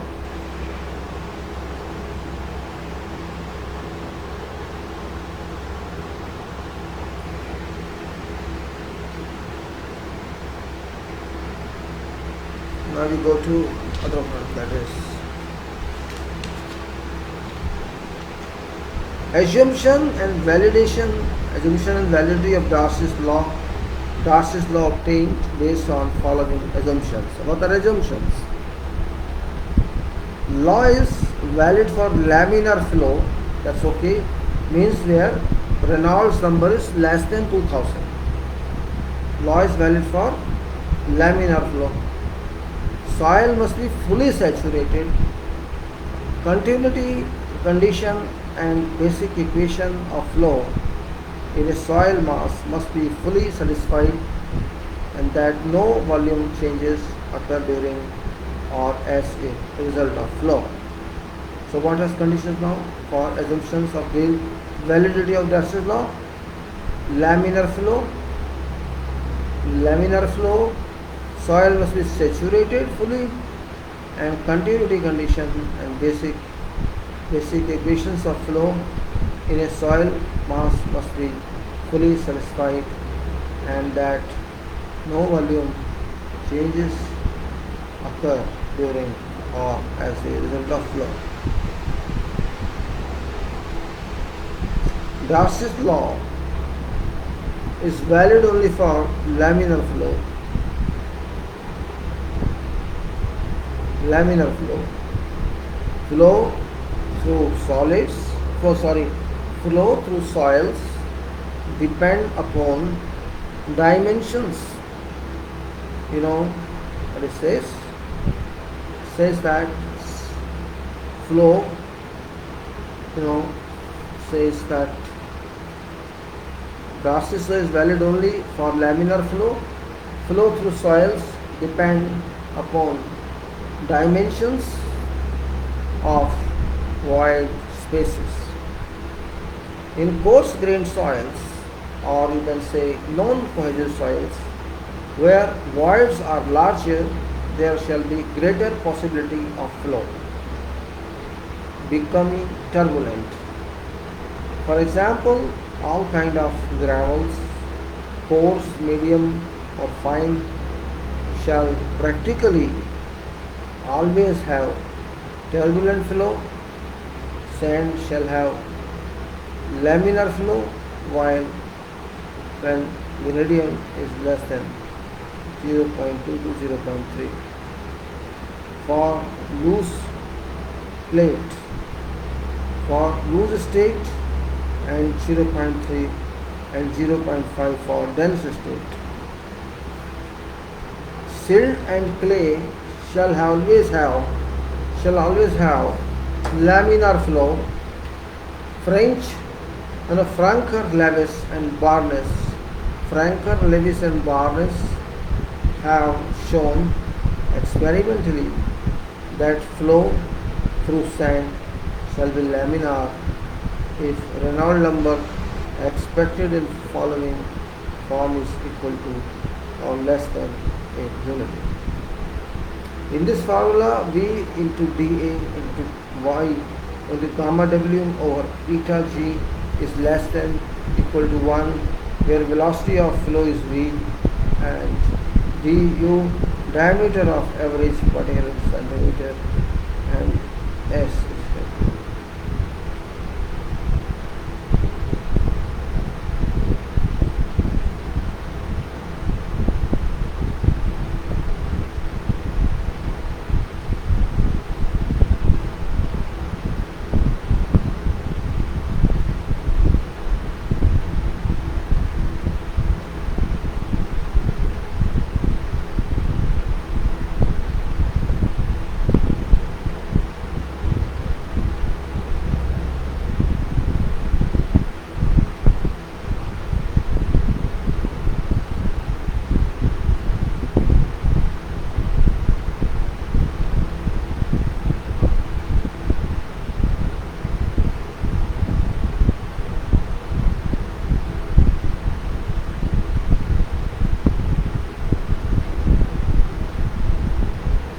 Now we go further on this.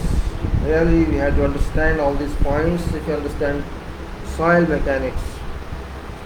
So it says that this formula which I just gave you, V will be into dA into gamma W over eta G is less than equal to 1, and this is for if Reynolds numbers expressed in following forms is equal to or less than unity, and that is this formula V into dA into gamma W over I say eta G.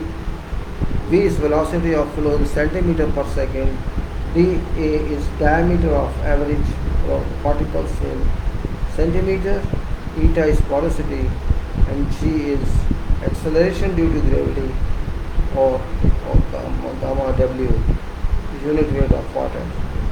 Theoretical velocities for flow for fine sands and fine gravels are 0.97 into 10 to the power minus 4 centimeter per second and 5.56 into 10 to the power minus 4 centimeter respectively.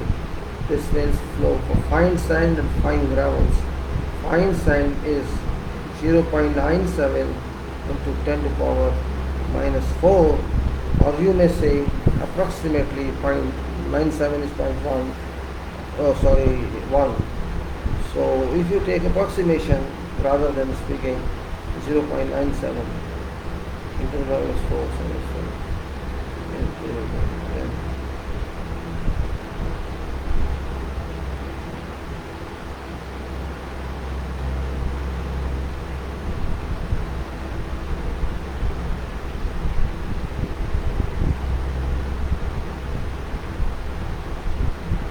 Okay, now we say that critical velocity of flow for fine sand and fine gravel are, again I am telling you, for fine sand it is 0.97 into 10 to the power minus 4.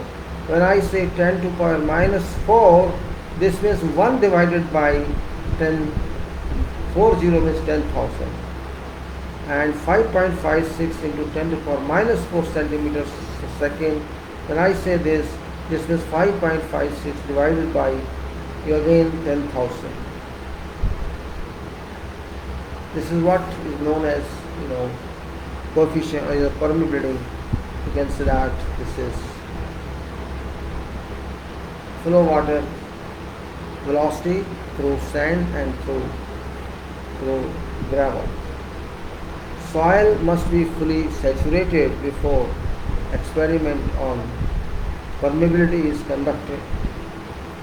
Compressible air should not be present in soil mass.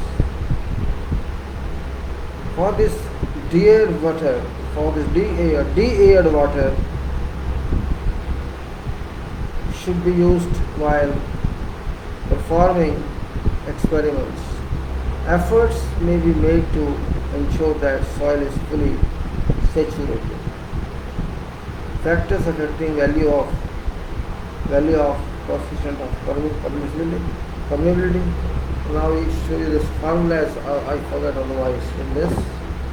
This is one we talked for past one, and then in this case we say these are coefficients, and in this case, as we discussed, this is the formula here.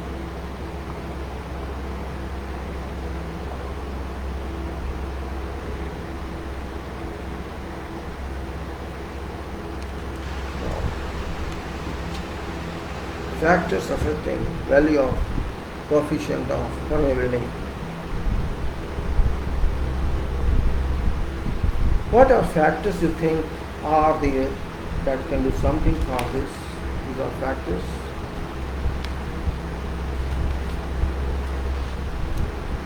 Now, following factors could be possible that affects permeability. Effect of size and shape of grains. Size and shape means bigger sizes and versus smaller sizes. Void ratio of soil, percentage of void to percentage of solids. Effect of change of properties of pore water. An effect of structural arrangements of particles and sediments.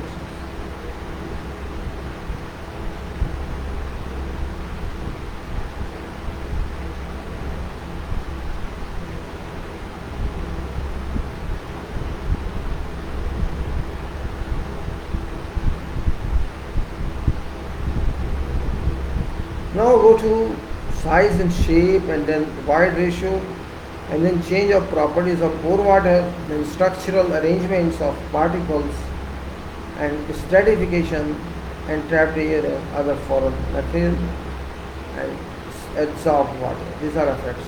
Effects of size and shape, effects of void ratio, effects of change of void,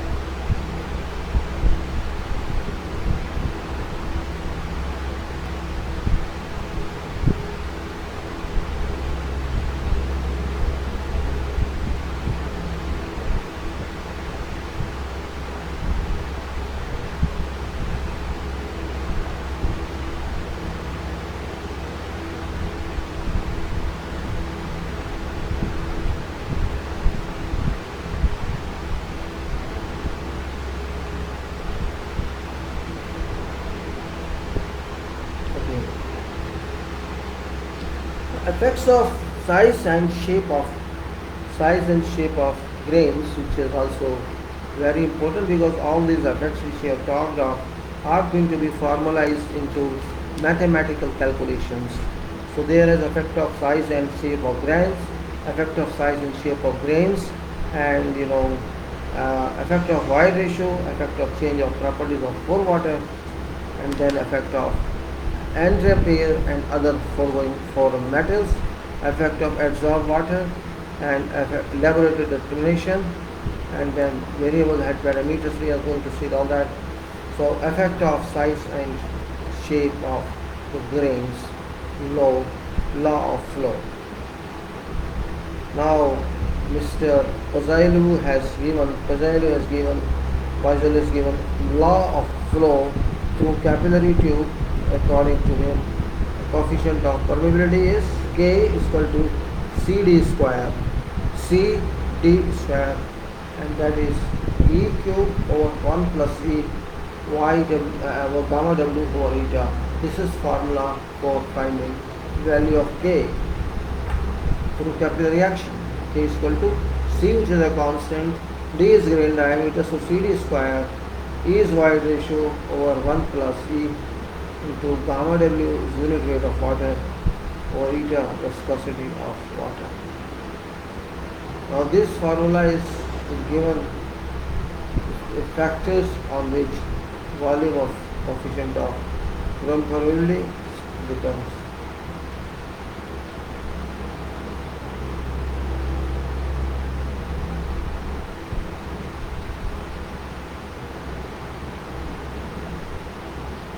Okay, so this is equation which gives factors on which volume of coefficient of permeability depends. So this formula is volume of this K is equal to CD square E cube over 1 plus E into gamma W over N.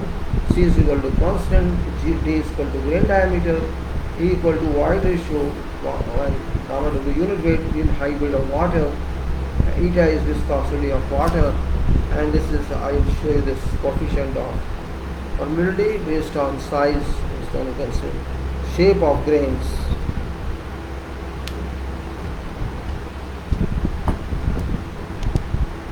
Is this?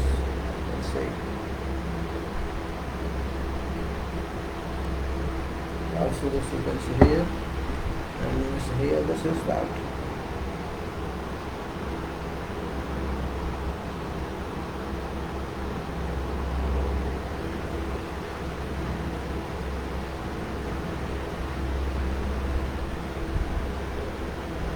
Now move further on this, saying effect of size and shape of grain continues, and according to Pozzailu,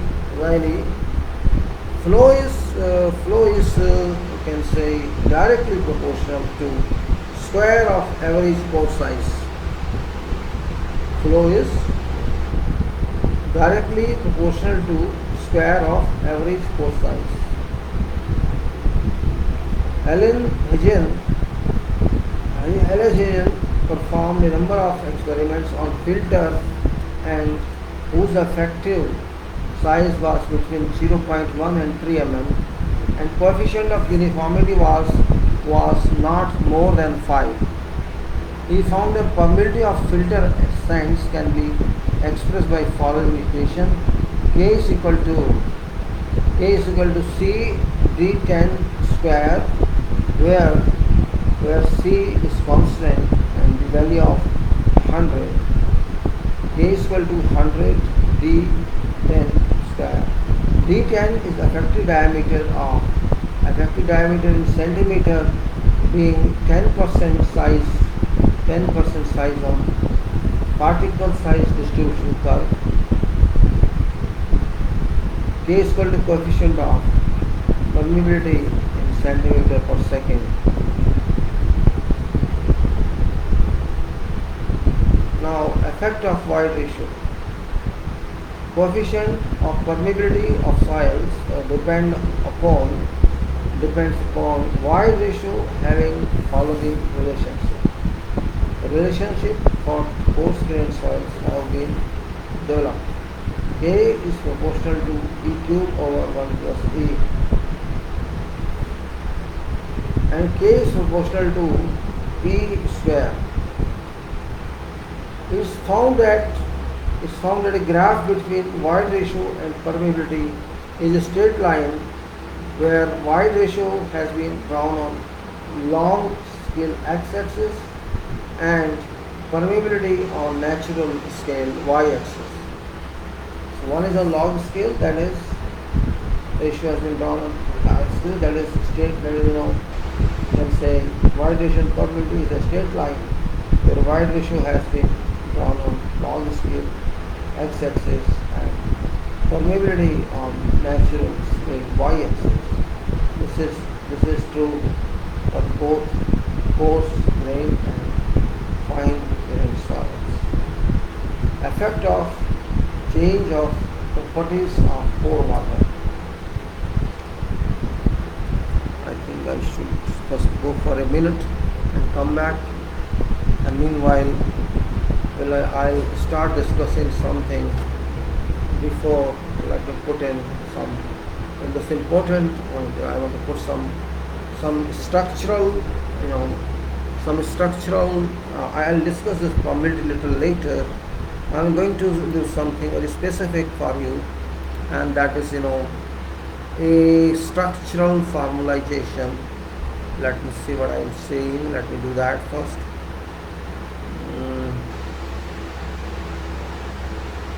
Come on, open file. Why are you wasting my time? Then look me why. Open yourself. And that's this formula. And let me see how I can maintain this. So I'm going to share one important file for you people on this. That means it is something. Let's see how it works. Meanwhile, I'll come back and I'll explain to you this. This is share, screen share. I'll start now, and that is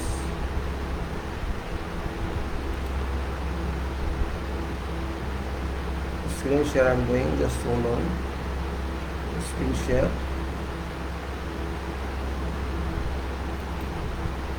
Getting opening voice. It's opening now. Screen share. I like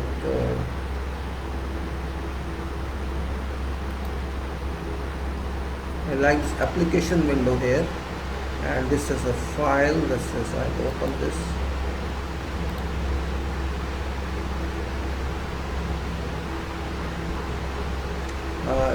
Meanwhile, I'll come in a minute just so I can see. This is a file which is a frame. This is a frame here. I'll move it.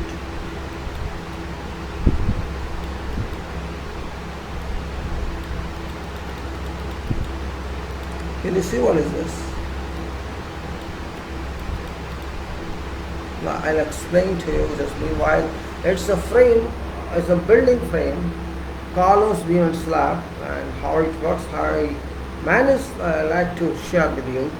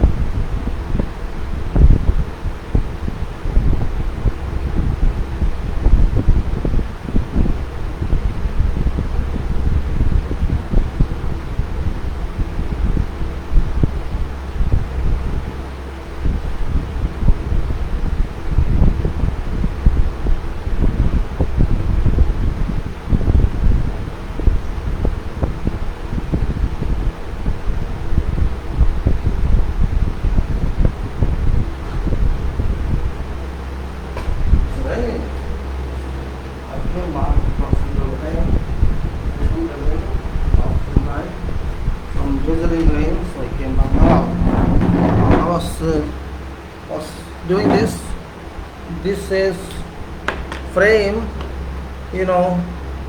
this is here. I have written here frame analysis story 1 day 5. This means is that you can see when I say story 1 means one story. You can say what I mean to say is that this is the problem here. Look, I have written one story, one manjal, one height, story 1 and A5. If you go this side, now I think I have to just a minute.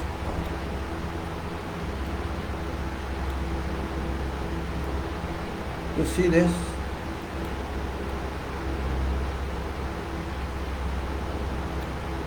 Let us see this. Can you see this? I think you can see this. And this is column, this is column. Here, these are columns. 1, 2, 3, 4, 5, 6. These are 6 columns, means this is one span, one span, one span, one span, one span. 5 spans are there. 5 spans means there are 5 bays. 5 bays means 5 columns in one row, and this is slab. This is slab here, and this is ground level here, and this is foundation going down, columns going down to foundations. This is for 5 bays, and there is 1 bay, 2 bay, 3 bay, 4 bay. I am trying to show you 5 bay. I have treated long back about to find the analysis which people do using software like Stat Pro or eTab. I did myself on this Excel sheet because I did not use any software. It's my own development formula, means Excel or is Lotus actually. Lotus, you might have known Lotus 123. There was one software from IBM. Actually that produces 123, Lotus 123, which means for calculations. You can calculate using that. Say this Excel is same, it's a copy of that, I can say. It's not original. Excel is not original. It's a copy of IBM Lotus 123. Well, that's different issue. Why I'm saying this is something you see on this, some writing, some formula, some results, and some other information is available on this. You cannot change anything on this. This is final. That whatever these values are here, these are not written here. This comes from some other page, some other area, some other range, and these are also some information quantities, etc. And same way here, means various informations are available about that. Now what actually I'm going to say is, it's actually not, it's not that one. It's something I'll say. It's not moving. Now you can say, for example, now I tell you one by one. Should I blow it little? I don't know whether you can see full or not. Let me blow it further so that you see it full. Okay.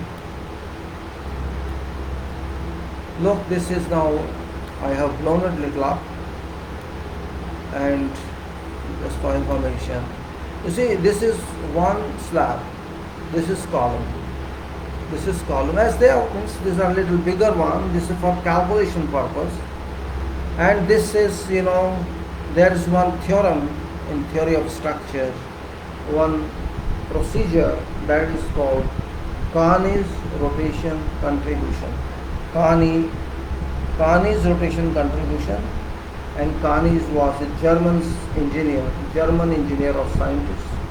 He gave this formula to engineering world for simplifying calculations, and this has been given long back before your softwares and DOS came into being. Now we have to put some values automatically into these from somewhere else, and these completely work together. Let's say this is a value here, this is a value here, this is a value here. Same way you will see some values here, some values here, some values here. I did not put values directly here, not at all. These automatically come here. Same with this. This is a 3 you see 3.3 values are here. This is called 3 cycles. 3 cycles of rotation. Rotation means this rotate, you see, this rotate itself, say minus here and plus here is written. So this joint is called joint, or you make it in software language, you can call it node, NOD, but I am calling it joint. It's joint in its language, that's written joint here. This is joint here, you see written AO. This is name of this joint, BO is name of this joint, and CO here is name of this joint, DO is name of this joint, and similarly you can see EO is name of this joint, and also next one is, FO is name of this joint. This is top level, so I put name FO, means 0 level. I'm taking from top, I'm not taking from bottom, because I have come from top to bottom, so that we start 0 force at top to maximum force at bottom. Say FO is there, so I'm taking F1 here, E1 here, and D1 here, and C1 here, and it's for one story. If I go to second one, the second story also, this is procedure here I have given. If you go to second story, you will find same thing. I'll just show you what actually is long back is now. Say this is second story. Here one story is added, and also this another one. If you go, you will find another one, and that's 3 story, 1 story, 2 story, and 3 story, and foundation. And then go to 4th one. You will find same thing here. You will find here 1, 2, 3, 4, and then foundation. And you go next one. You will find here 1, 2, 3, 4, 5, and foundation. Like that, I have taken up to 8 stories in this sheet. Let us say, if you see this one, like that you have seen. This is what it is all about. And if you go to the next one also, you will find next also same. You can see this is also, you can say 1 story, 2 story, 3 story, 4 story, 5 story, 6 story, 7 story, and then this is foundation. And then you'll go to first next one also, you will find same. And this is a 1 story, 2 story, 3 story, 4 story, 5 story, 6 story, 7 story, 8 story, and then foundation. And then it's over. So what I said, I just tried to formalize this in Excel. This is our first one. What we do, this actually you are not going to do much on this. This is also automatic calculation connection. All these are links, automatical calculation links.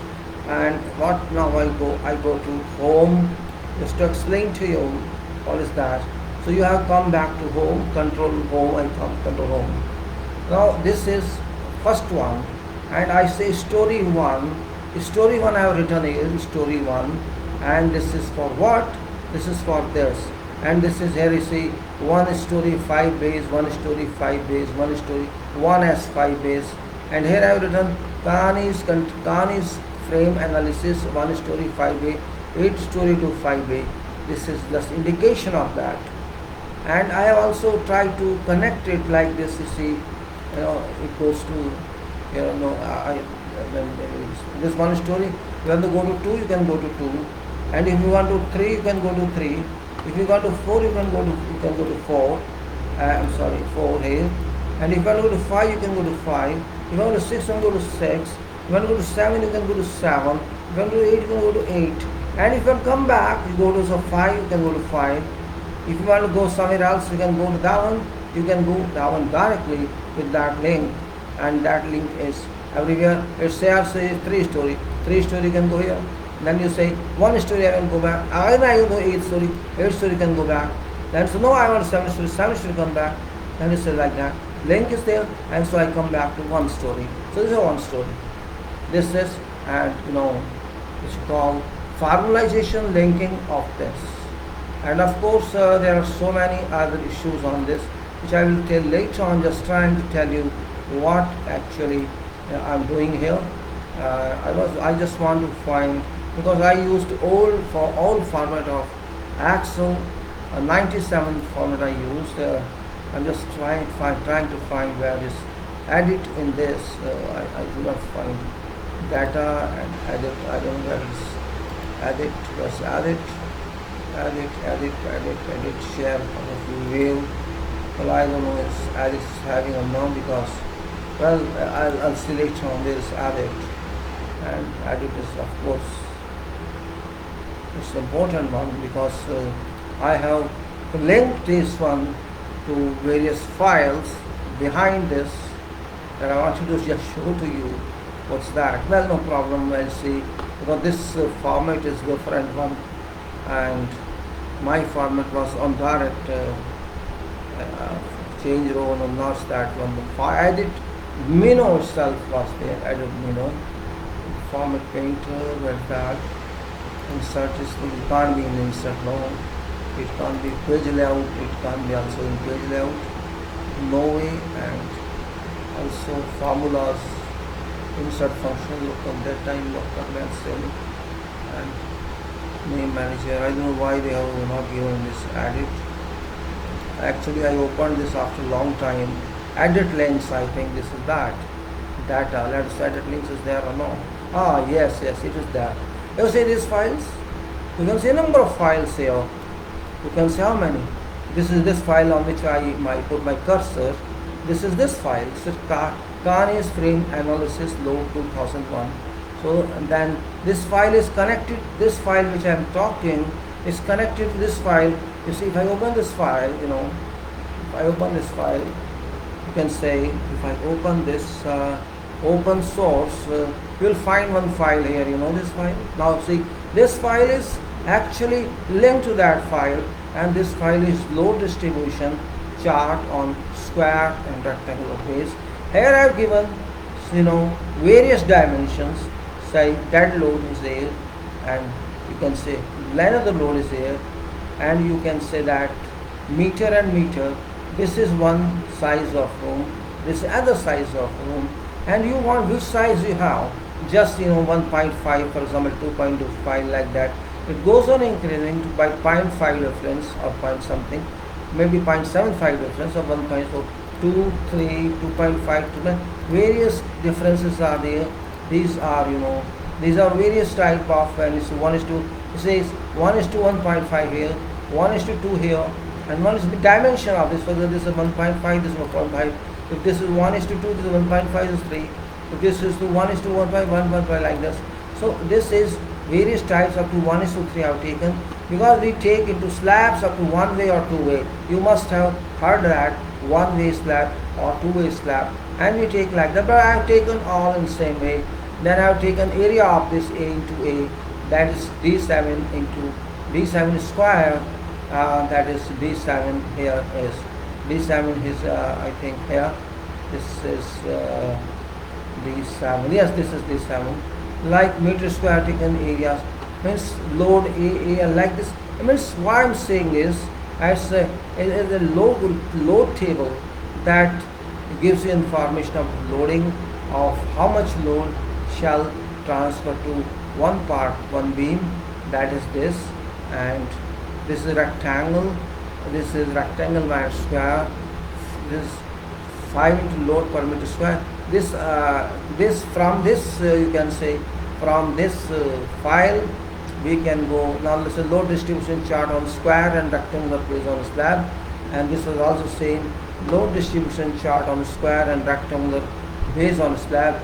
0.5 meter step on short side, and this is 0.25 step on short side, and also you can say same thing, load distribution chart on square and rectangular base and slabs, on same thing on flat slabs using equivalent frame method.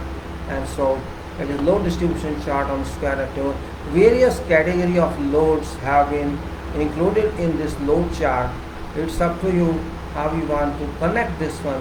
Whichever load you want to transfer to your case, you can take from here, need not calculate again and again, and then you can link that one, link what, link that one which you have there in your case.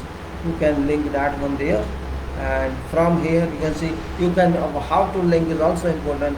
You suppose you want to link some node here, let us see you want to read here, then you have to go to your page, plus there, enter there plus, and you come on and enter there. It will automatically connect to that one. This one, so I close this file because this file is now, I was purpose over. Now we are back to the same file which we are talking now. Now in this file what I have done, I'll just explain to you, and that is, for example, I know A0 and A0 or A1, and then we say, and also I know that there is a column, this is A, B0 and B1, and also there is a beam A0, B0, and there is a beam A1, B1. This is, for every story. Now I consider this joint, for example, this is A0, there is a beam here, that's AB0, A0, B0, and there is a column A0, A1. At this joint, two members are coming, two members are meeting at this joint. Also, if you take 3D, I am taking only now 2D. If you take 3D, there may be a perpendicular beam on this column as well as on this column. We can take that also into consideration, but I have not done on that because I did not find time, and you have to change complete format. But that can be done like it's done in the StatPro. It's not big deal, it takes only time, but I just want you to see what they do, and I find that they are not doing something else except using a spreadsheet. So I try to do myself to formalize my way, and I was successful as well in that. So now what these cycles we have to see, actually every joint we have to value here. Now we say, for example, as I told you, A0, now B0, in B0 this is B0 A0 we will take, not A0 B0, because we are concentrating on joint B0.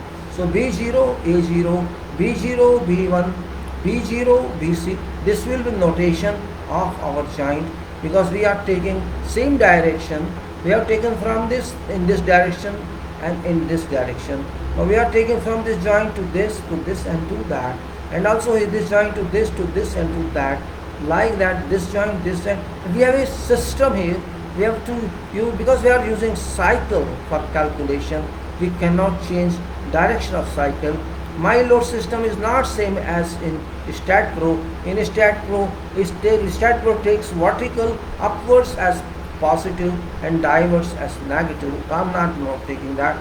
And so this is, for example, when I reach here, I would take F0, F E0, E0 and F0 like this. So I'll show you now what I've done here just for this information. Now back to this. Now what I said, enter proposed values while other cells are uneditable. Green cells here are open. Values in green cells can be entered. Other cells are not changeable. You cannot change them. They shall change automatically. There is no way that you can change. And I have given title to this is Soft Solution, Theory of Structures, Analysis of Frames and Moment and Load. Because it is part of Theory of Structure, Analysis of Frames, it is not part of direct design. That's why I taken Theory of Structure, Analysis of Frames, and I am using Kahani's relation contribution method. So this definition is also there, though it's an expansion of that, but yet I have given what I have given, just like here it is. If you know what's the method, that's explained here somewhere, but let me show you what notations I am using. I am using RS, which is relative stiffness, TS, which is total stiffness, DF, which is distribution factor, RCF, which is rotation contribution factor, W per meter is load in tons per meter, TM is called the bending moment in tons meters, L is span length in meters, FEM fixed end moment TM, FM is final moment in TM, DL is direct load on column in tons, WLM is wind load moment tons meters, displacement factor, this is this cantilever, W is load equal to HR horizontal reaction and TSL, and somewhere I mentioned that, and also I think somewhere I done that. Let me see where is that. I like to see. Yeah, it's here. This is given method in brief, and if I can read and you can read also. This maybe you can't see this on your monitor or on your sheet because its method brief is applied 3 number cycles to reach final values of moments and loads, and this is save as file in any name before added. Because you have this format, if you want to save your file, then of course you shall lose, you can save this, but you have to save this somewhere in your project name. Then wind loads, projection loads, point loads can be applied conveniently, editing various values in relevant cells. All these editable cells are connected directly to final values separately. Final value shall include these forces. Algebraically, whatever number of trials can be conducted, trials of loads, not of cycles. Element sectional dimensions can be edited for values of relative stiffness for RCC structure. Then for hinged case, apply 3 or 4 adjustments in relevant relative stiffness column, cell and enter.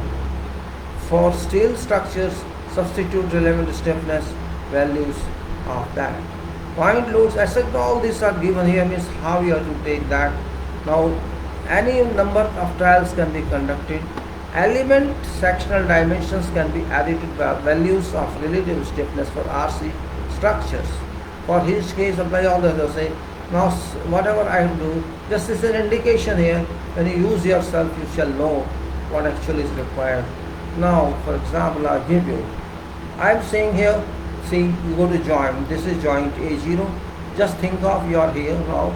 This joint A0. Then B0 that goes to next one.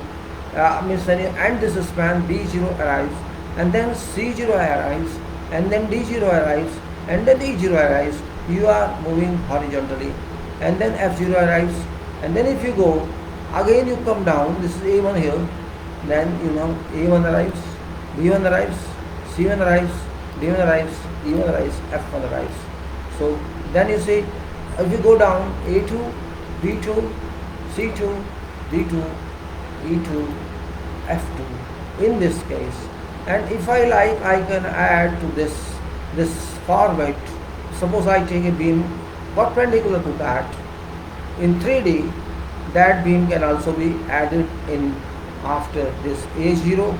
I would say A0, B0, A0, A0, B0, this one, then A0, A1, and perpendicular there will be 2 beam or 1 beam that can be added in same format, so that distribution of radiation.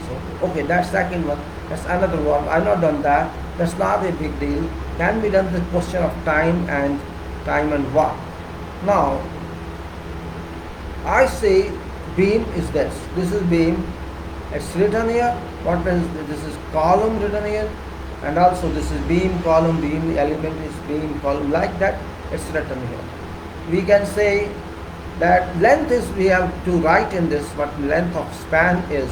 Let us say 6 meter or whatever we can say, and I have to give here myself what size of this beam I prefer depending upon deflection controls that you have to give here.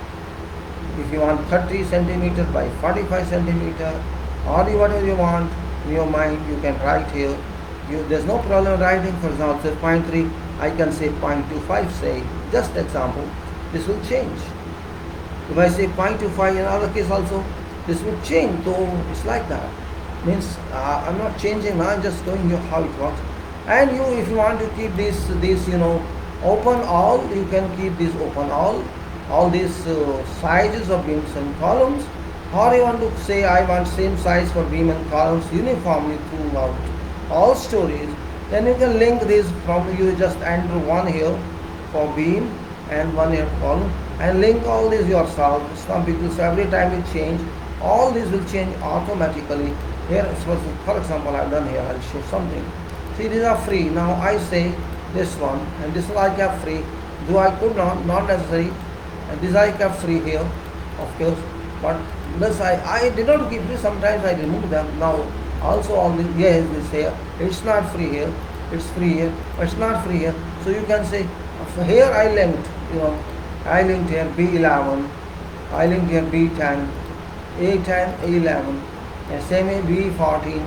So I link one after other. So if you change one, you change all.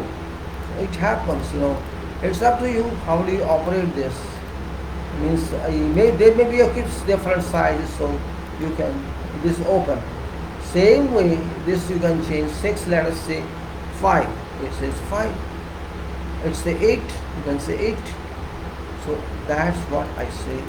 You can keep. Then you enter all this. Here also is free. It's free. You can keep it free. You don't keep it free. It's up to you. Because the columns and the spans are not going to change. So better I suggest you just keep one column held free and link all them for saving your time. For saving time. I'm telling myself, okay? Okay, don't think if you want, you can do this, up to you. Now, this is one part. Means I have to my authority to decide what is size of this column and this bin. That's my authority. I have to decide. After that, once I have you noted that when I change this, automatically these rows change. What is these rows? Let me repeat what I am saying is. Example say 0.3, I say 0.25. Notice just now, A, see I change, it changes, right? If I change this 0.45, say 0.5, let us say, this changes immediately, everywhere, and it goes to all the fragments automatically. Wherever it is linked, it changes. You need not worry about that. Now, what else is this? Is now what format is? Highlight cells are editable. It's written here in RCF, that is rotation contribution factors. Highlighted cells are editable in this portion, and that is this one and this one. And moment and loads tables enter proposed values while other cells are uneditable. So feed members, this written feed members length, proposed sectional dimensions, length of columns and spins, loads values per meter or lengths, and relevant cells, winds, points, loads, seismic loads, etc. This procedure is brief everywhere so that I do not forget myself. Because I forget, that's so sorry. What I've done is control home, so it's not here. No. This is just the procedure, standard table to form rotation contribution factors, that is this table, and use key 5 to find contents raised list. If you see 5 here, if I take 5, if I suppose I down 5, I get that list which is linked files list. It's linked file here. You can see all files are linked to this one, and in this these linked files are this first story analysis, first story CG. I'll show you. This is first story analysis, first story CG table, first story forces, first story methods brief, and then first story notations, first story RCC equalities, first story RCF, first story results, first story sway. Like this example, I story results. Let's say this is the result here. Got it? So if I have F5 again, I do F5 again, and I say first story forces. So this is first story forces. It's force here. I say F5 again. Then this is first story analysis. So I get this analysis here, and I say F5 again, and it says that it's first story 5. It's here. So I come back home now. This is home. This is home. So now here, see, this is dimension of members. This is L over B. L over B length we have here, and it's here. Length L over B. Element is there. Joint is there. Member is there. RS coefficient is here, and RS is here, and TS is here. Total stiffness. DF is a distribution factor. RC is rotation contribution factor, and then this is for horizontal one.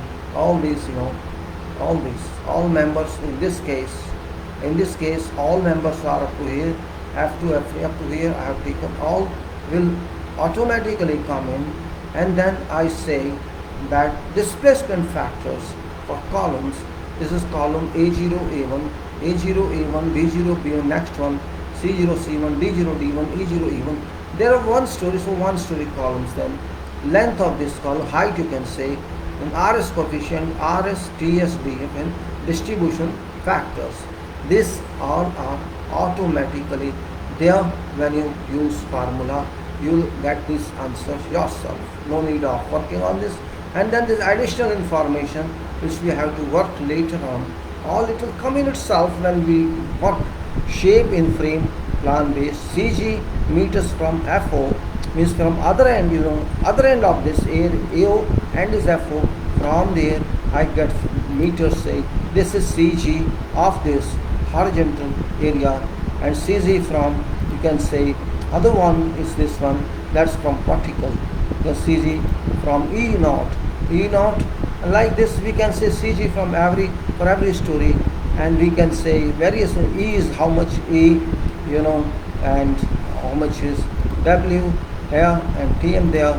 Vertical direct loads from right from base, like that CG coordination, and horizontal reactions, all this. Vertical CG is this, CG from right is this, vertical CG. Let the very work we automatically, every displacement factor, and there it is. This is there with every attachment, and that's what. So this is one part that I can enter dimensions only. Yeah, if I enter dimensions here, vertical dimensions and sections of beams and collar, I get up to this distribution factor. Distribution factor as well as rotation contribution factors myself. I have not done load part yet. Load part, if you go down, you can go down like this, or you can come down to F, it's up to you. And this is here, edits loads here, intermediate frame, like this. There are so many, all expected formula are given here in this table for every case. Means bay wise means and also this is up to load here, and then you can say actually these are moment calculations template, and this is point load here, this is a moment you can see uniform distribution load area here, and this is point load area here. This is the formula is W square 2, 8, W square 2, 12, 24. Whichever moment you want to take, and so 16 you want to 2, and W 4, and also point load here. You can take what is the location of that on this one, and seismic moments area you can enter here depending on seismic controls, and you can see like this moves on. And here is wind controls here in this portion, that is for wind load. Load can be fed through link data by this, and trial can be performed here. And this is this is not that acceleration based seismic, this is an ordinary building, and we have taken horizontal equivalent of seismic shear, and I have taken 25% here. You can vary it, doesn't matter, depending on you. Means it's just for guidance. I have not done that calculations which is a detailed one. This is approximate one, because it never exceeds 15 to 25% for horizontal seismic force, which I understand, and I have written here that use 0 for gravity loads, use +1 for seismic directions, and use -1 for other seismic directions. And that's here, just for just to what I say, I like to say. Now, just another, I'll be 1 minute, because I think I found it. Hold on, please, just watch this.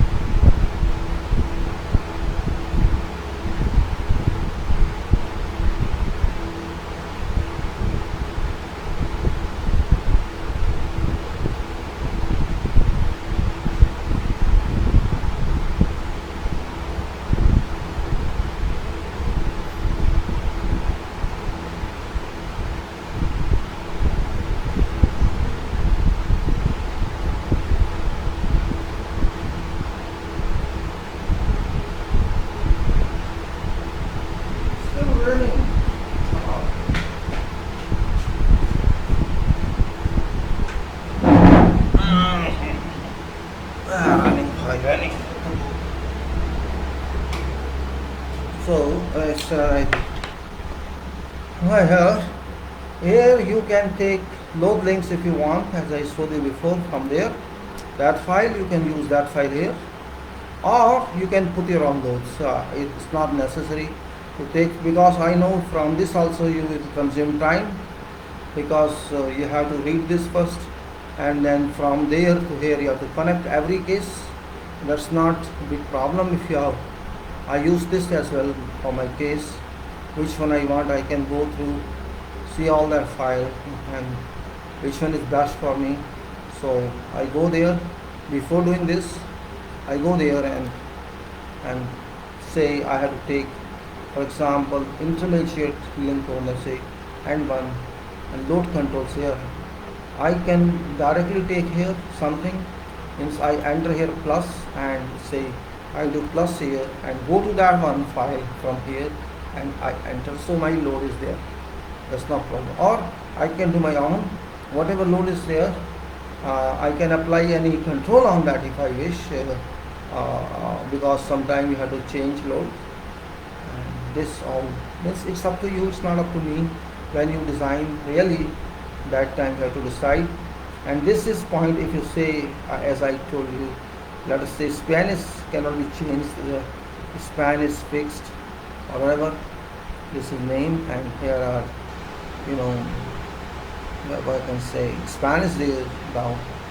It is, this is here, span is written. Whatever span, this for cantilever portion, this cantilever is there. And if it doesn't apply, then you can say 0. If it applies, you can say something is there, say 1 meter, 2 meter. And these are the spans, and here, it says results are here.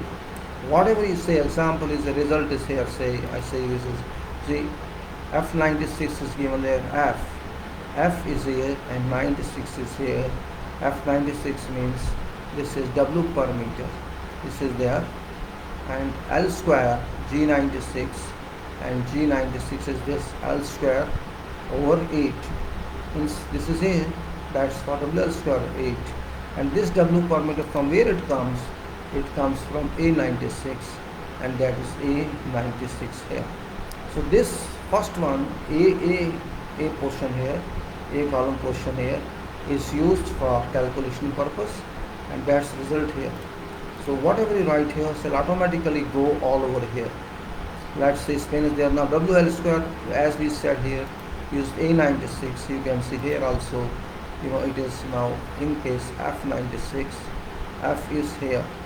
I've taken this here, F, and this is W per meter, so it's F here, and G is span, as also 8, and also here, same 96, F96, G96 over 12, and F96, G96 over 24, and F96, G96 to 16, and this F96, G96 over 2, and also here, like that it moves.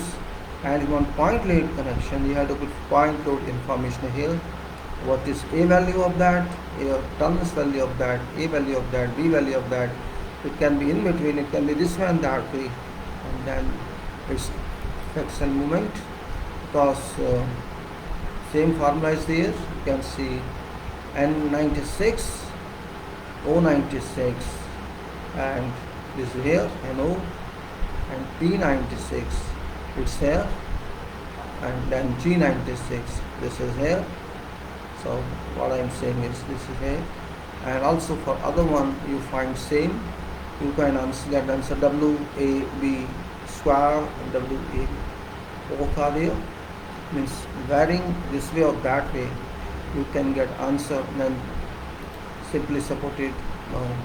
This is WAB or L, and then you can get after all these. It's up to you to enter this information in green, and you can get of wind load, etc. So first important point is always seismic loads, direct loads, seismic loads, and others. That's consideration later on. So you can say, if you can get all this information into these green cells, you will find complete ready-made calculations here. There is no need to do anything here. Yes, you can use FCK if you want. This is 300 I use here.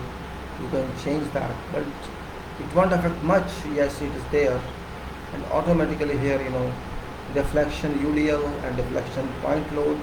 This is also there in this. We should take care automatically. You can see this. Answer is there.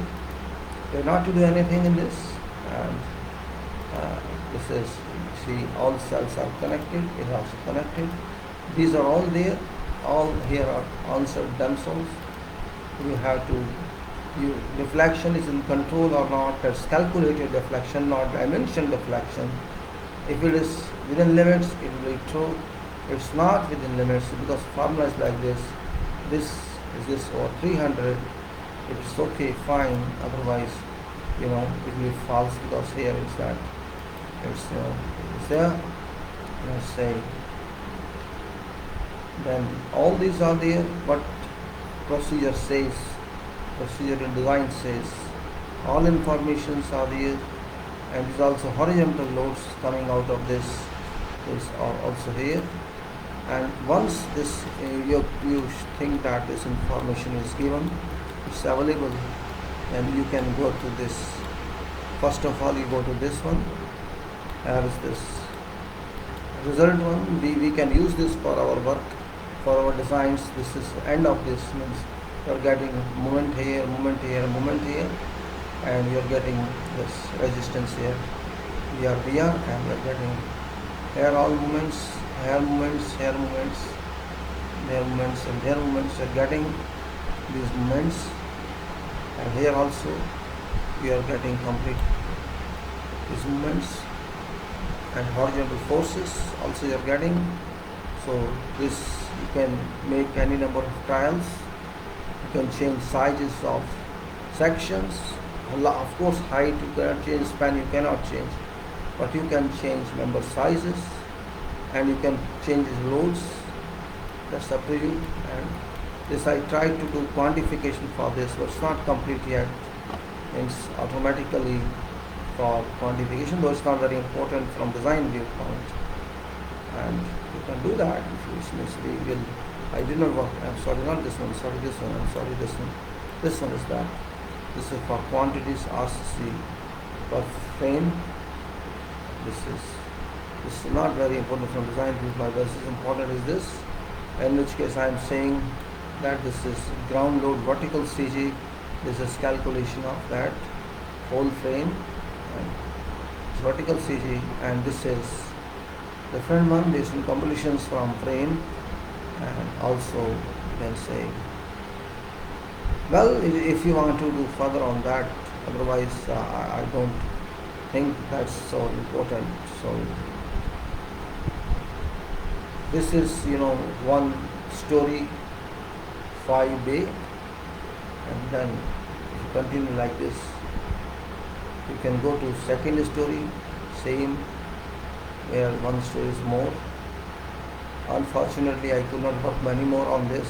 I did a lot of spent a lot of time on this, and I was afraid, but I could not move further. I know it happens in life because first of all, I was not involved exclusively in designs. So this is, you can say, just an elementary work. You may say it's elementary work. I myself learning, you may say that, and myself learning. But I do not do on Stat Pro or ETAB because I did not have that software. In fact, I did not get that software. And this also, you can go to, with this I try to do up to 8 stories because you are not going to design high rise. Everybody cannot design that. Cannot means it depends on your project. Generally, my designs which I used to do on those projects, sometimes I require to do designs. These formula, these sheets could cover that. And there are so many other such templates I prepare. I can call it template for myself. Not, I should not say it's an application. No, it's not an application. It's not just formula for based on template based on formula. And I did that now. And I also did many other, many other. Gradually, I'll show you during coming video, and also say 7. This is, and then this is 8. Means for your where you are responsible for something, or you do some, you can say not very high profile buildings, you can design this. It's interesting in a way that you do yourself. That's the point, is use software, StatPro or ETAB. You are not very confident, means you are working on your own research. You work there based on some other involvement. Means those people, they give you follow that, means you are a follower here on those softwares. Here you decide yourself formula insertion, you decide your formatting yourself, and there's no secret in that. By chance, if you make a mistake, you correct that. But in that, it's not easy. I'm not expert of that. I'm not even learner of that, but I can understand. Means we give our dependency to them. But life is moving on that. I can't say. Now I will go to some other one. If I can, let me see if I can do that. That was, I don't know which file I opened before. Let me see, this was one file, and this was another file. This was another file, and this was another one. So, okay, let me see, open this first of all. I'll now go to this file, and before that also, I open one more special file, 5 by 5 span pad, 5 by 5 seismic pad, and 5 by 5 beam frame, 5 by 5 pad, 6 phase. No, it's not that. I think, what is that template? I have missed somewhere. So, there are so many templates in that actually. 1 into 1 way, 1 into 2 way, 5 into 5 way. Let me see where is what I will say. One is coming back again. That's point here. Let me open this.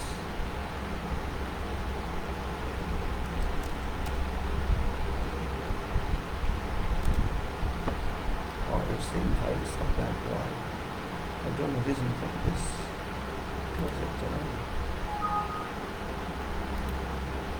Well, now let's see this. If I see now, I'll come out of this file. In fact, I'll come out of this file, and you can see this file is what?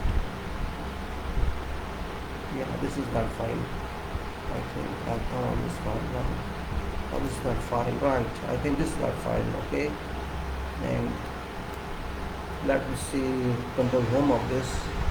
This is control home, and I'm using this file now, I'm sure. Yes, I think this is that file. This is, yes, it is that file. So I stop on this file. And if I see this file is there now, this is the other file. Now, so it's taking automatically, okay, fine. So I go to this file now, it's other file. Okay, let me see what is this file. This file is RCC foundation beam frame template 1 bay into 5 base plan. Oh, I see it's that one. Okay, it's that one. Okay, this is that one. Okay, I'll see this is the main. There are 2 sheets in this. There are 2 sheets in this, and I think there are 2 sheets in this. All right. This is that. Okay, this is 2 sheets. So this sheet is. This is. I know a plan is there. This A0, B0, and A1, B1, and A2, B2, and A3, B3, A4, B4, A5, B5. This is, this is plan of foundation. Plan of foundation.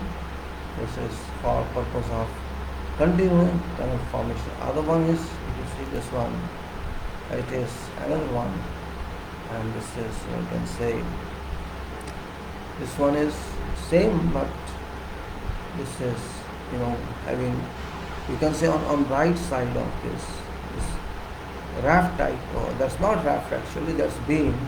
Here also beam, and there also beam. And these are results which I have seen here.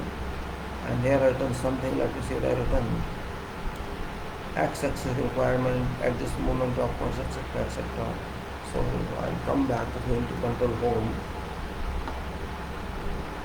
Now you have seen I have written so many information here. For example, it is FC written, area written, and x and y direction.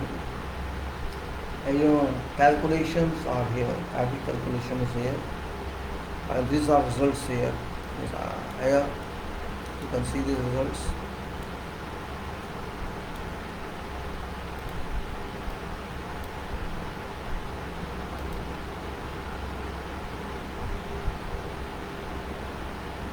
This is maybe some error is there. I see that with my check one. This is going to give us all results say.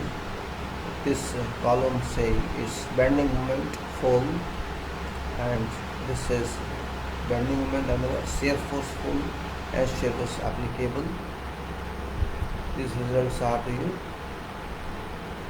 based on calculations, and here are other details of this various data which are linked together. These are here, and I can say this is plan of that, and you see page 1 of this, sheet 1 of this, you'll find this simple form, also calculations here. This is one part, and if I now go to other one, let me show some other one. I'll show you some other one, and let me see some other file. I go to I5, let's say RCC foundation beams, simple template, 2 into 5 feet line, then one press, let's say I say this one, let's say 1 into 1 way first of all. So let me say 1 into 1 way, and this is I open again password.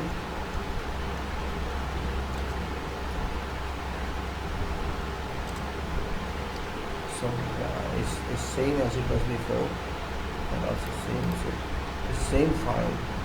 Hold on, I want to open start other one. I want to open other one, and other one I open the same file open by mistake. So I have to open 1 into 2 way, 3 way, 4 way. Let's say 1 into 6 way plan. Let's say this one.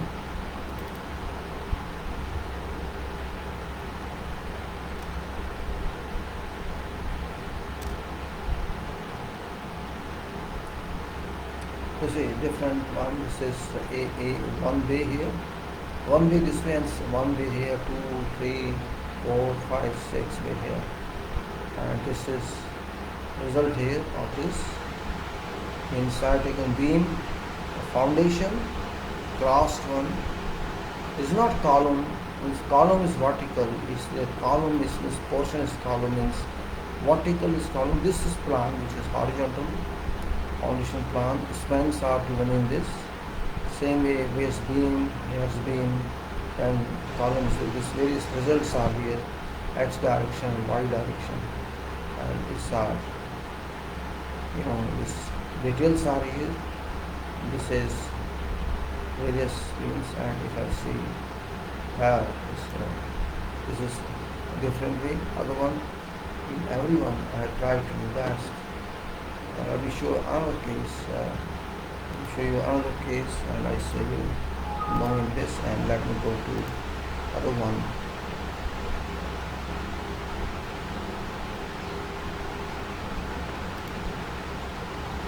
Now I would like to show you something else also here.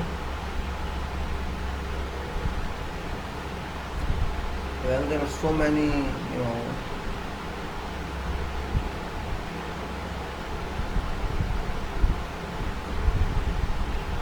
Yes, one more thing I like to say, standard deviation of concrete. Maybe that's not very important at this stage. What's important is always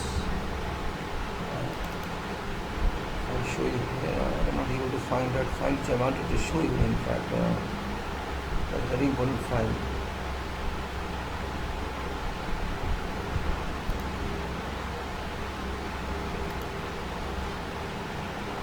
Now it is, I will show you this file is featured small. Unlinked beams column design. Unlinked beams column designs.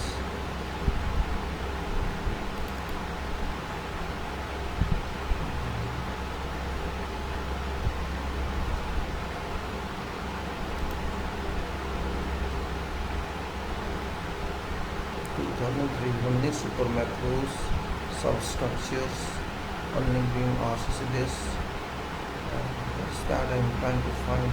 I did something special on that. Let's see what's that. Yes. Let's see this one. 2005. I'll open this one. It's not Excel 5. That's that. Yes.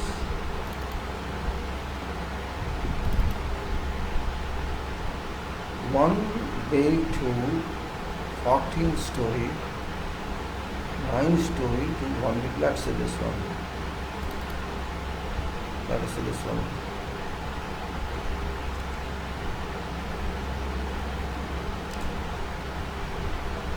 I think you have seen this one.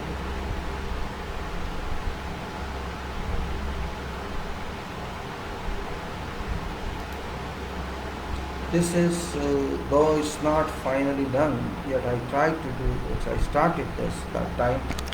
Hence, this is starting from 9 story and going to then 10 story. This is that.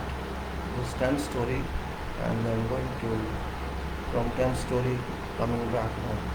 You can see it's going to then. It was just a format was prepared, not done finally, because of some reasons. Then 11 story, then it was 12 story, it was 13 like this, yes. I like this 14 and improvements. You can say all like this. Let me go back to if I want 14 can go 14 here, and if I can go to I can come back because I cannot complete links. I can come back here now. What in this I've done is 9 story, 1 bay and 9 story it is. Hence that.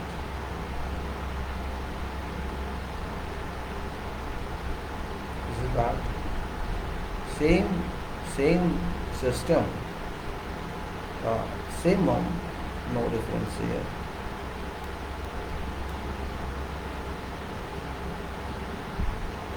And it's no difference here. And same, I should say. Now here, the format is same, format is not different. Only dimensions you have to give. Let's say I took beam 10 meters, or you can take any number of dimensions here. See if you can do it. Means I'm just trying to help. Alternatively, we can do our job our way, not necessarily that we have to depend upon those softwares, and we have to learn a lot time to use that software. While we can, for small designs, very, you can say small, everybody does not do very big designs, and everybody does not have that opportunity to do that. It's only imagination. How many engineers do towers? Means once in lifetime, probably 2 times. Softwares are there, thousands. I think these days engineers are more interested on designs rather than on practical work, and that is causing a problem on quality. I just wanted to show you what I am talking about this. I'm not saying that don't do designs, but can design the solution for everything? That's one point. But I felt in my life that even if you design on remaining on site and give details to your people, you will not find that they understand and they do accordingly. You have to stand on heads of supervisors and force them to do that, because working physically is not that easy. Yes, in design we can do wonders, indeed. I agree with that. But, but control of work is more important than designs, because if designs are not done well, designs produce, I say designs can be produced with complete detailing can be done. But is that only way that we have to depend on that? Now I will talk sometime else about these designs. I'm going to our topic of soil, which is also very important for us. This topic of soil, which we left yesterday, and that is this one. And I have to understand that.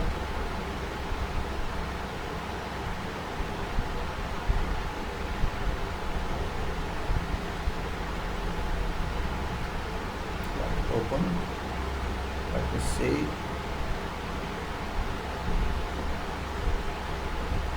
My design, I'm not designer, to be very frank. I'm not very good in designs. Yes, I like designs. No problem. I cannot say I don't like it. But my liking or not liking is an answer. Answer is professional requirement. You may say that I can close this file, of course, and let me go to another one.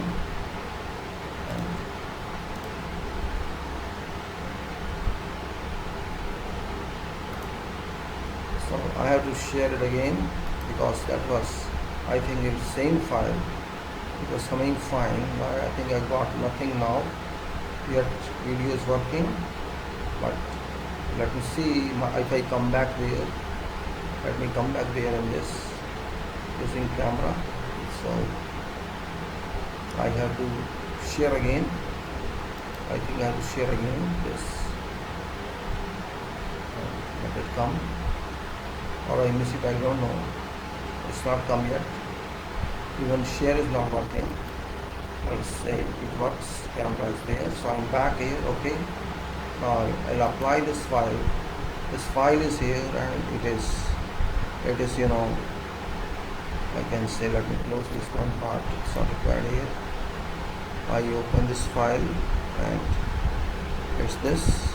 Okay, it's share. And I think I got this file now.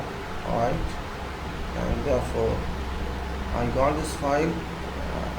What happened? I don't know. Oh, I think I missed.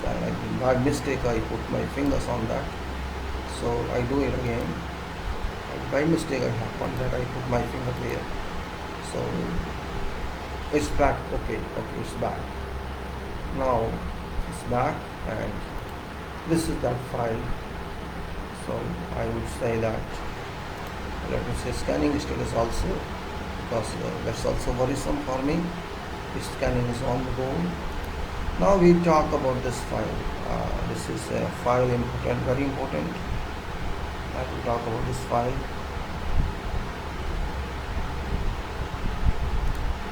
Yes, its file is there. As we talked yesterday about soil, which I was talking to you, now I just continue that permeability issue because of this talk. Time is also not that much. I spent a long time on this designs for information, right? There's another life also, other than your softwares, start and this. Okay, those are fine, but sometimes we have to be natural too, and that was my attempt to be natural. I don't know how could I find time to do all that, because I was in office work for many years, and that in deserts where I had no family, nothing there, so I could work on that. And those who don't have family, I think they are better than those who don't have family, possibly. Well, I cannot say that I can generalize that one, because you must be having family, all of you. Sometimes people are there who don't have family, and they can go in that action. Now we discussed in this, we had talked about introduction, then introduction we went through all. I cannot say everything now. And also we talked of very certain tests, soil samples, and full range tests. You may call them equivalent to full range test, not just selective tests like full range. Probably particle size, materials and moisture content, Atterbuck's limit, modified Proctor, California Bay ratio, thermal resistivity and permeability and chemical permeability. We're talking chemical analysis, various chemicals and oil and gas, and then groundwater chemicals. All these are mentioned. We have gone through that, and what project is we have gone through that as well, and what site is we have gone through that. And prevailing weather conditions very well. Then it's about general geology of area.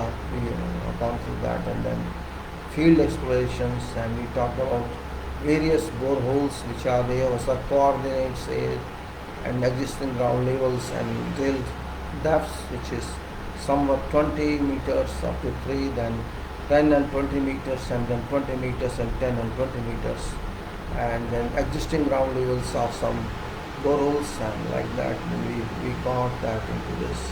Field testing and boreholes, then excavation of trial pits, all this we have gone through. Sampling from trial pits and field testing in trial pits, we have gone through there. And we see laboratory testing. We talked of all these tests which are just narrated. Same tests are according to provisions of codes in American codes and other codes.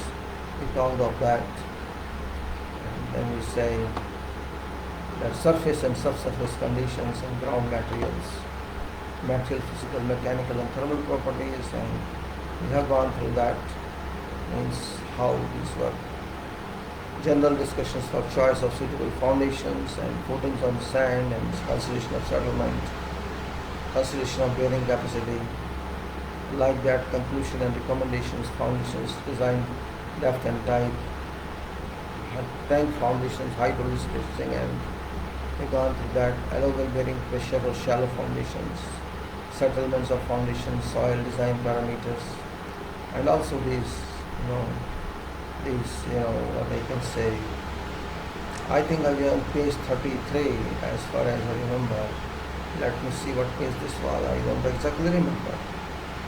It's page 33 I wrote.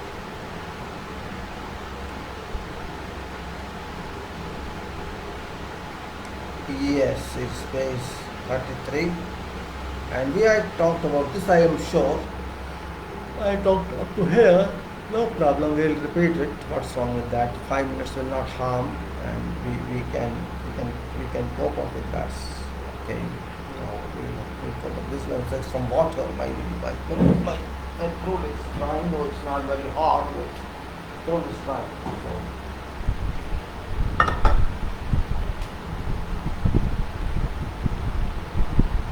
So if we do ourselves our design, avoiding software, I don't think we lose time.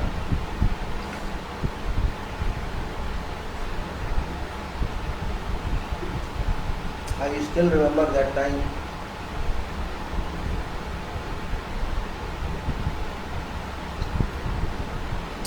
I still remember that beautiful time when I used to do design by working stress method. Working stress method, so find bending moment, then find moment of resistance, and find depth and distribution depth, and that, I still remember that time, and manually without any aid. Actually, I did not have computer that time. I was asked by my seniors, learn computer, it's good for you. I said, no, I don't like it because my eyes are strained. Or say this is age factor, everybody's eyes are strained, why do you worry? Well, I did not do this, and I think that was my mistake. I did not do this. Was in 90, I'm talking of 96 when I was asked by some British manager, my senior there in Doha, on LNG project, that don't make my life difficult. He told me, why you are making my life difficult? I said, what do you mean?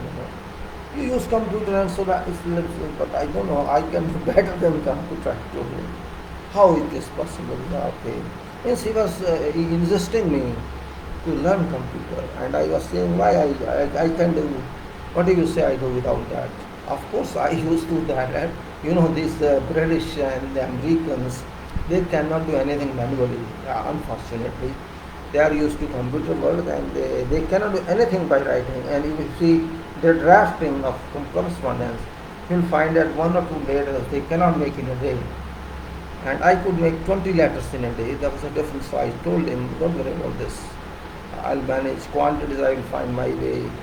And actually, biggest job is quantification on sites, and designs are not generally done on sites, but sometimes you have to do some designs when there's a larger requirement. And I used to do. That's why I'm saying I used to myself, no problem. I have to design 2 or 3 rooms. I can design, no problem. It depends upon you. I'm not saying I'm very good in design, but sometimes you remember so many formulas, you can directly apply, and I had so much practice. Okay, I was sitting together without any calculation. I would tell you this is just to come on, use this size, what's come. Just means you have some hint of formula. You can see nothing is going to be 100% accurate, nothing is going to be accurate, millimeters by millimeters. So sometimes you can design your way, and this doesn't mean that you are expert. No. I was not at all expert. I just try to do elementary designs, room design, this design, that design, and many times I did big designs also. But I don't consider them that's what mine, because I did that occasionally, casually. And still I can design, I don't say no. But I have to learn software, that's all. It will take about 1 month or 2 if you want to learn. It's not a big deal. Yes, you are helped by calculations. If I compose that on worksheet, I say it takes time. And I know how much time I spent on this, but it helped me. I used this worksheet many times, even in my job. Nobody could understand what I was doing. Okay, software, fine. Means they didn't know. They thought it is some software, and maybe Stat Pro or ETAP. They did not even know what it was. Okay, you are done with software, fine, thank you. Excel sheet is software. Okay, that's how. Oh, it's fine. It's software, fine. Okay. Really, this happened.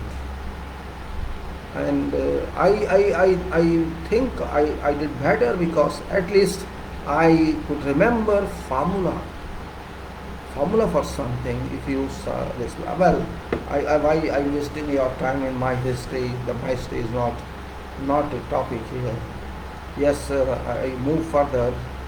Now this is table number 4, and representative compression wave and shear wave velocities, compression wave and shear wave velocities, and material type, then representative compression wave velocity meter per second and shear wave velocity meter per second, unsaturated sand and saturated sand, and there's unsaturated sand and gravel and saturated sand and gravel. Now unsaturated sand means it's not complete water in that. All you can say, all voids aren't having water in that.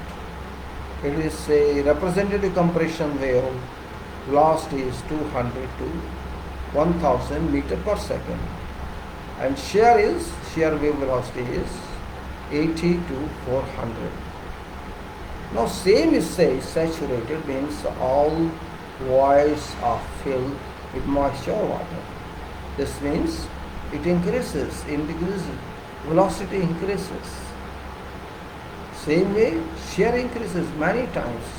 It increases 200 to 800 and 1000 to 2200. And this is 80 to 300, 400, 800. And then unsaturated, again sand and gravel is there. So first of all, it is double than this, 200 to 400. And half a year, 1000 to 500. What's the reason? The reason is gravel. Now, gravel has come into contact with, why decrease? Again you say here in shear wave, it's increase but decrease here. So this means there is some phenomenon there, There is some relation in these two, when your velocity should increase due to saturation in gravel is not increasing because gravel cannot be saturated. Water flows through gravel. It doesn't remain there in that. This means there is no meaning of water or no water there. Is gravel granular material, angular material? There's no question of voids. There is void, but voids cannot contain water. Voids cannot store water. But in sand, you know that sand can go to gravel in voids of gravel. Gravel is there, sand can move into gravel. This means gravel can be strengthened, which means that 200, which was in sand case, has become 400 because of a combination of sand and gravel. But when there is unsaturation there, I'm talking about unsaturation there, unsaturated sand and gravel. This is condition 400 to 500, and then saturated sand is 800 to 2200. Sand water plus sand is more in velocity and representation chemical state. But when there is a question of unsaturated sand and gravel, it is more, and when water is there in that, it is still more. So there is a sequence now. Unsaturated sand is 200 to 1000. When it is saturated, it's double around in first case, 4 times in first case and twice in second case. Maximum is 200 to 1000, means higher velocities are doubled here and lower velocity is 4 times here. And when it's unsaturated sand and gravel is 400 to 500 says. Here when it's saturated, it's not double actually, it's higher than that by 20%, higher than that, and also it's more on higher velocity, on higher velocity it's 3 times, which is a considerable question mark. And if you consider shear velocity in unsaturated sand, it is 80 to 400, and when it is saturated, it is many times, you can say 320, it is 4 times than 80, and double, that's 880, 400 to 880, it is, you can say 2.2 times than that. So this is double. Then saturation makes both representative chemical compression wave, and higher values when it's saturated, and shear wave velocity is also higher when it is saturated. And in unsaturated sands and gravels, which is 400 to 500 in case of compression wave velocity, and this when saturated it becomes 1.25%, 1.25% in first case, and it's become 300% in second velocity case, and it's a higher velocity case. While shear also is 160 to 200 when it's unsaturated sand and gravel, and unsaturated goes to 200 to 600. This means saturation gives more compression waves and more powerful shear waves. Now what it says, H. Robert Berger, Exploration Geophysics of Shallow Substructures, 1992 practice. This I have taken from there, and it says this is Vs, which stands for shear velocity, and Vc for compression velocity. So shear velocity is equal to 0.4 times then gravel.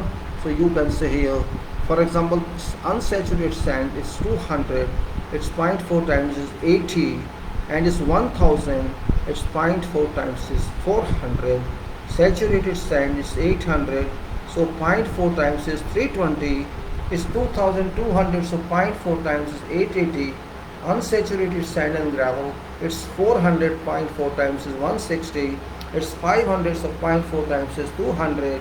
Saturated sand and gravel is 400, this is 400, 0.4 times is 160, it's 500, 0.4 times is 200.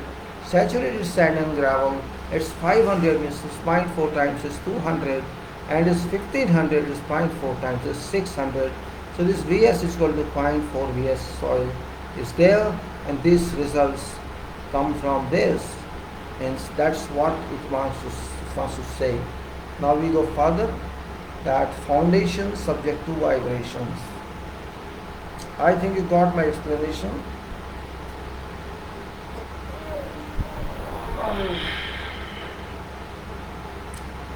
Machinery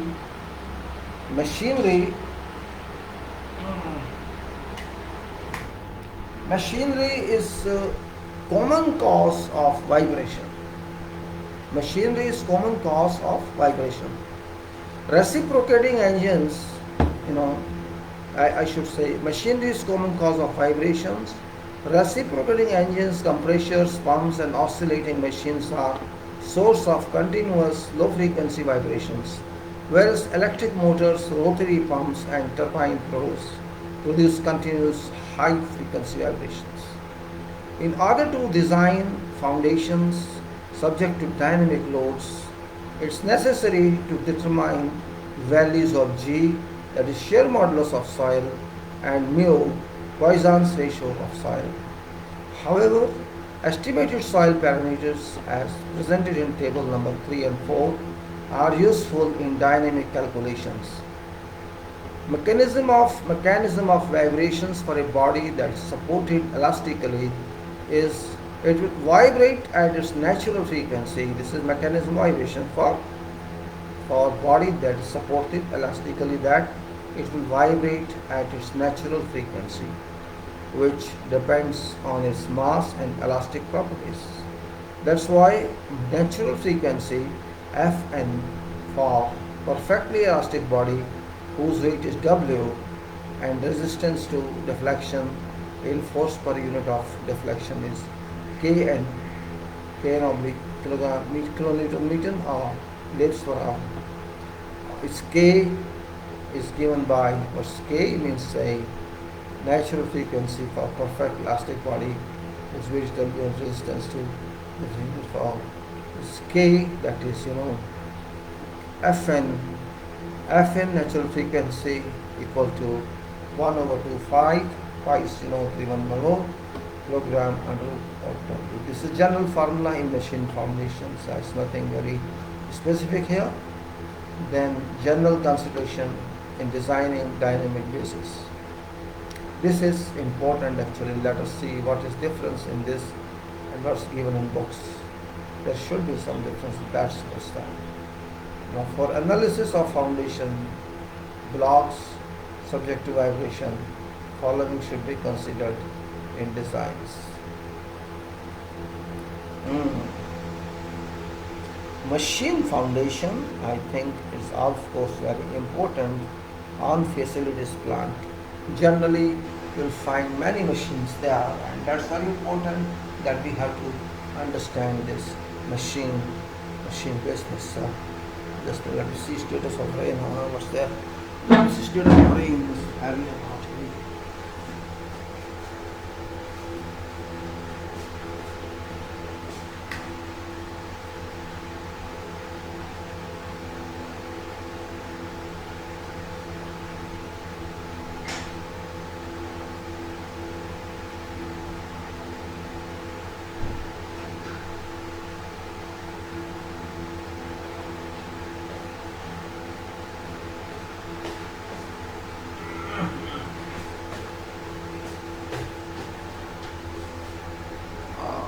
Very strange weather. Well, it's not how we continue here. So for analysis of foundation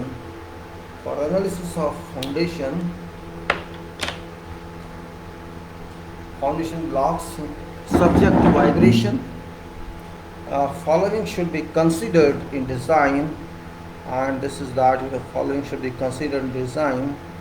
A, for operating frequency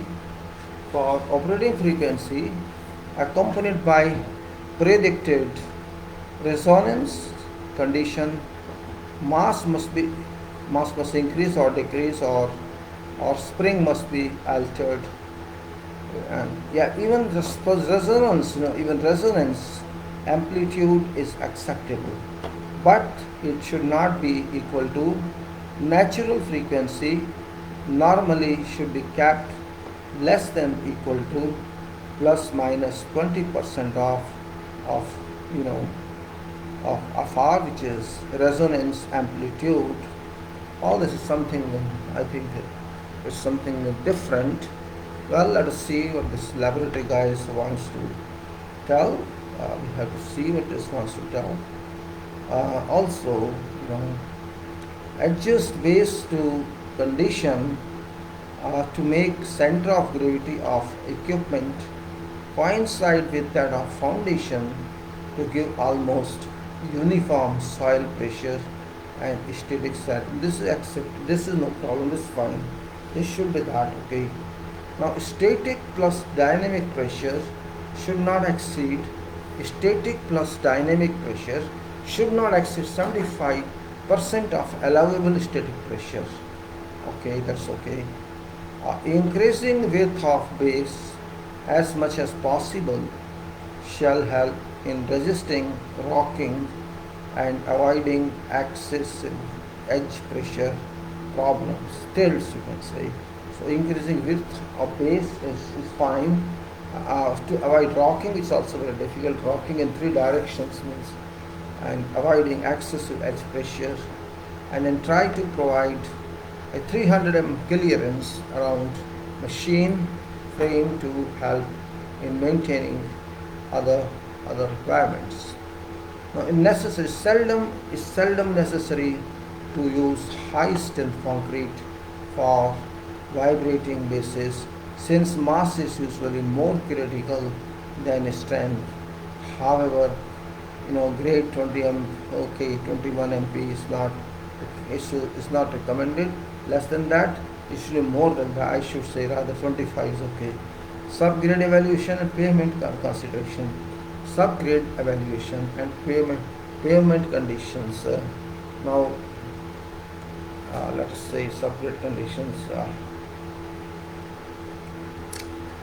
Objectives. All asphalt paving. Now we have come to road, and just directions of machines. These were. Now we come to road. They just suggesting about various types of foundations. So now it's time for road or pavement.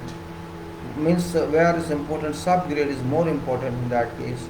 So our objectives there are: all asphalt paving design procedures must start with a fundamental consideration of underlying soil conditions. Properties and characteristics of foundation soil determine to a critical degree thickness of pavement structures. So what decides? Properties and characteristics of foundation soil. That's important now. Now which determine to critical degree thickness of pavement structures which it will support. Consequently, part of this investigation was carried out to provide a preliminary information about subgrade conditions in order to assist in pavement design and construction. And what's method of analysis in that we have to see, and that is method of analysis, and they have now. Just please.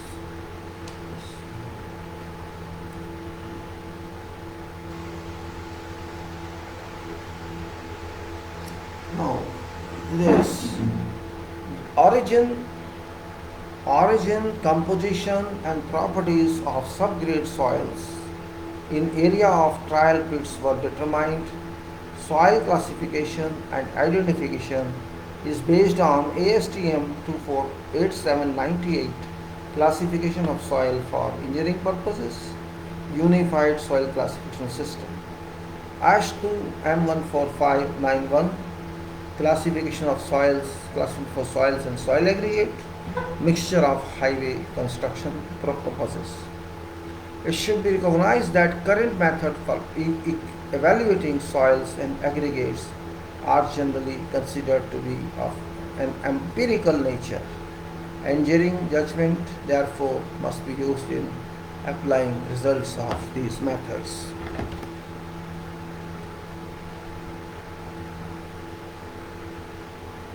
Subgrade properties. subgrade is very important, for pavements, for roads, because ultimately you can say it's kind of foundation for road, direct foundation. There's no separate foundation for road. Actually, subbase itself is a foundation, but subgrade is foundation technically, whose CBR we take. So soil classification test results is sieve analysis, Atterbuck's limits. We know that we do sieve analysis, we do Atterbuck's limits, we do natural moisture content, and we do modified Proctor and soaked CBR. Test results obtained from subgrade samples recovered from trial pits and some boreholes are now presented in Appendix D. Soil classification. Soil classification. Now what says? There's some soil. Which file I am here? I don't know. So there's some problem file here.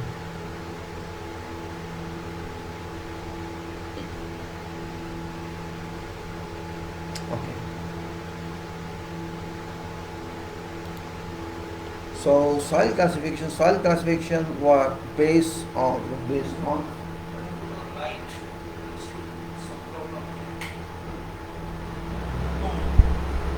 soil classification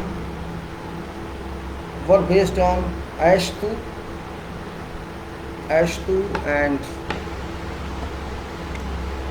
ASH2 M14591 recommended practice for classification of soils and soil aggregate mixtures for highway construction purposes. ASH2 soil classification for tested subgrade materials encountered A3 fine sand subgrade rating as per according ASH2. ASH2 145 and from is good. ASTMD 248798 classification of soil for engineering purposes. ASTM soil classification for tested subgrade material encountered is generally SP, poorly graded sand. Atterbuck's limit, tested subgrade materials were found to be of non-plastic, which is considered good from engineering point of view. That's non-plastic. Now sieve analysis.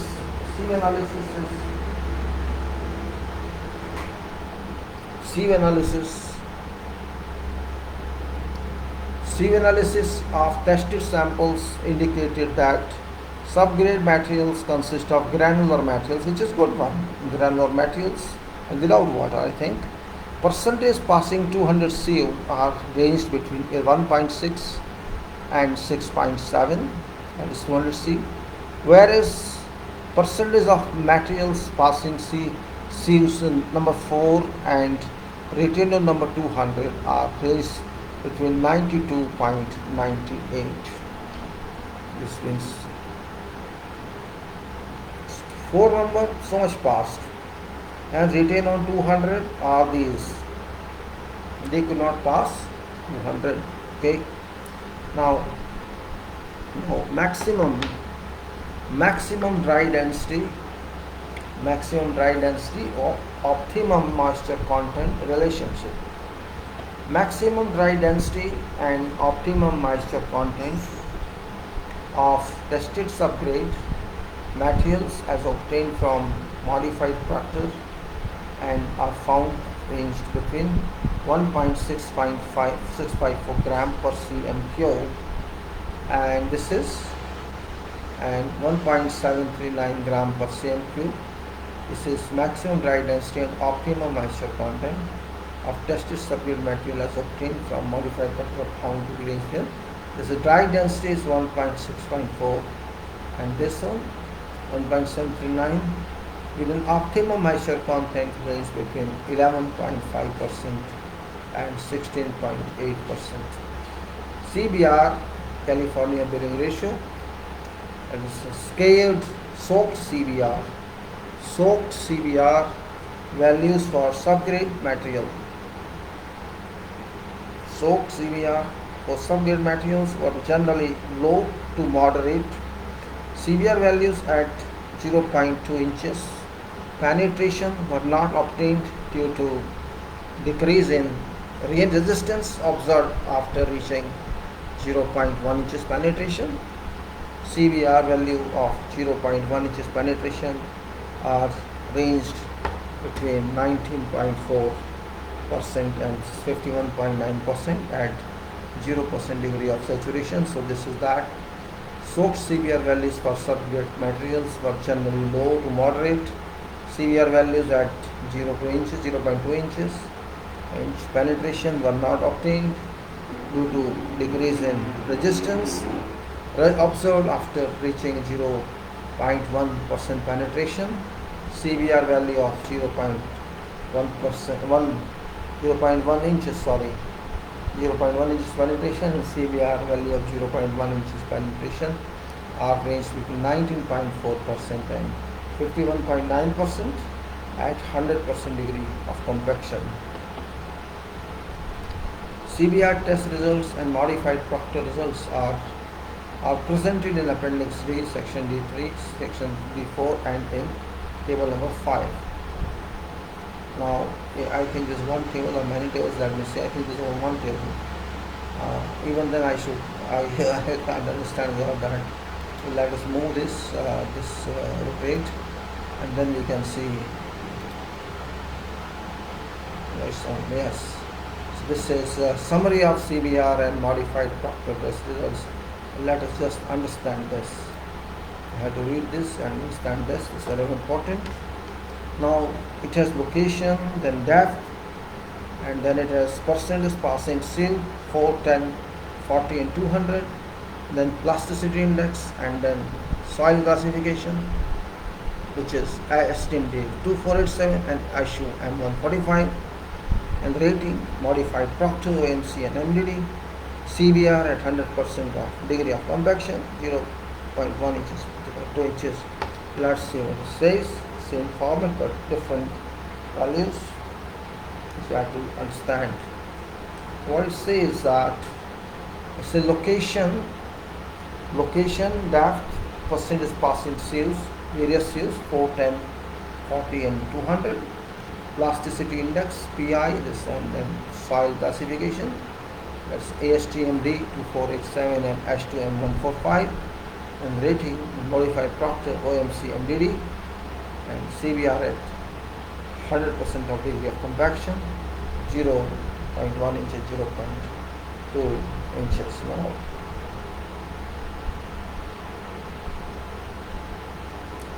Now we have trial bit 3, 4 and 8, and then we have borehole 3, 5, 7, 9, 15, 17, 20, 24, 25. So these in this table only this. Now TP3 depth is you can say 0 to 1.5, TP4 is 0 to 20 centimeter to 1.5, TP6 is 0 to 2.5, and then benchmark 3 we'll see that.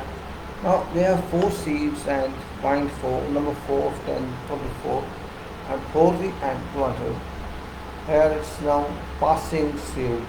Now in TP3 this passes number 4 100%, and 100% passes number 10, and 96 will pass number 40. So 4% remains on 40 and 96 goes to 200, number 200, then 200, and then it passes 4.1 here itself, number 200, retained no.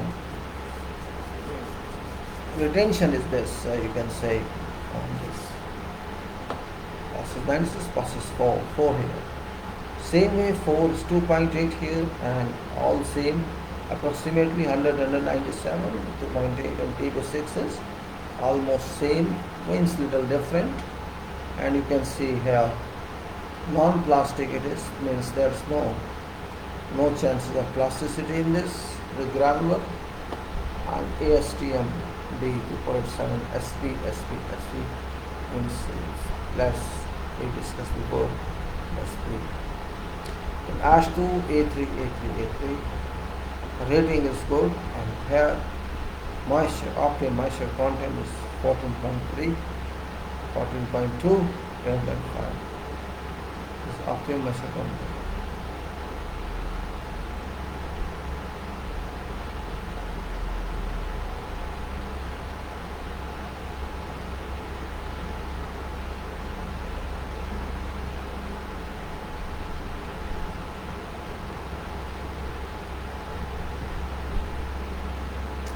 in this case, if you take, moisture content is 14.3, 14.2, 14.1.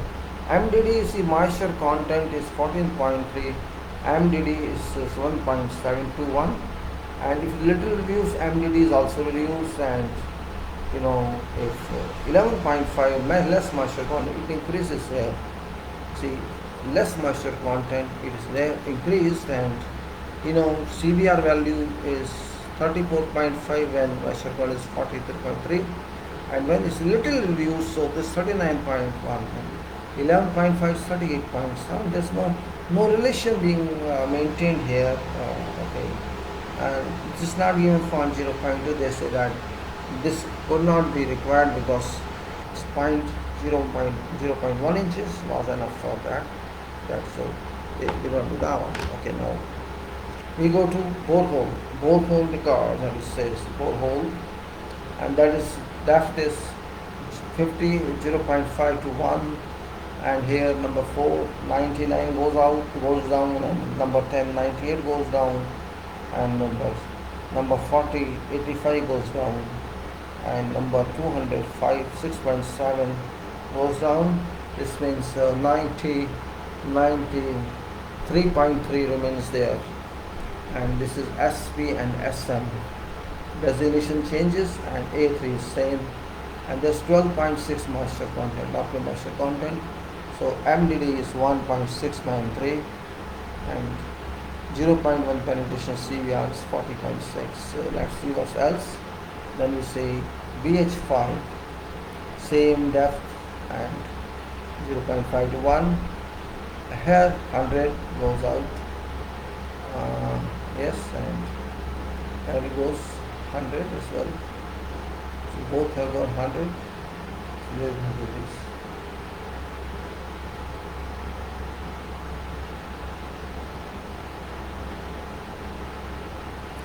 After that, if you see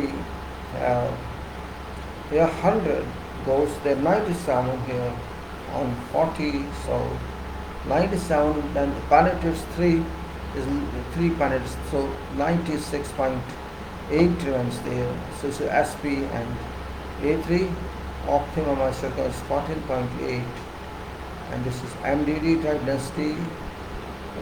Is it's a little higher, 1.73.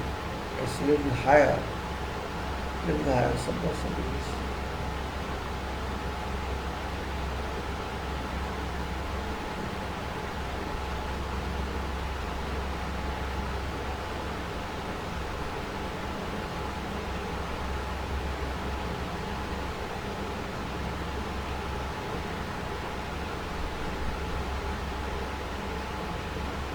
This is where this is you may say this is 14.8 optimum moisture content, and 1.739 is MDD, the medium dry density, and 0.1 inch is 51.9 is higher because density here is this, and moisture content is higher despite that. It's not to be very consistent here. BS7, let's say, depth is same, 0.5 to 1, and in first case number 4, 100 plus out. We also understood out 97, 3 left, and then here 4.1 left, means 95.9. Then non-plastic, of course, all are non-plastic, SV and A3 in both, and that is what it says.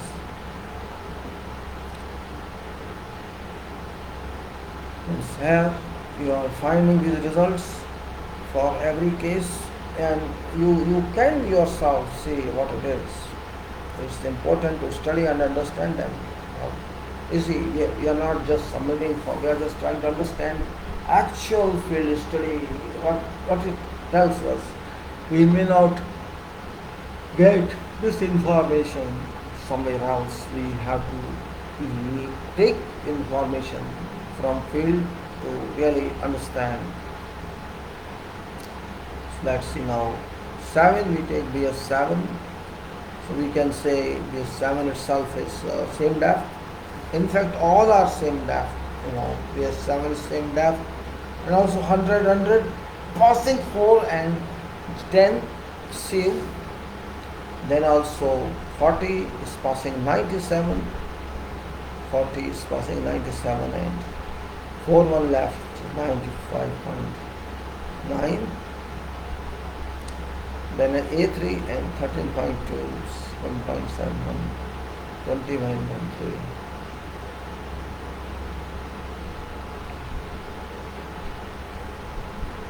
Same way you can go to number 9, and you can see this 2.2 here, it's down, and here moisture content is more, and this ambient is okay, 40.6.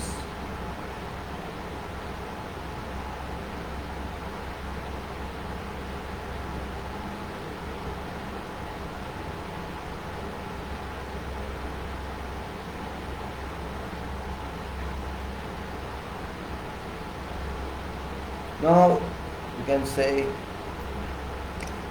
7 we gone, 9 is 2.2 here, means this means something wrong here, I think. Soil is not that good. 14.8 of moisture content, 40.6 time penetration is higher. Here higher, and the higher moisture content. Okay, this is something not right.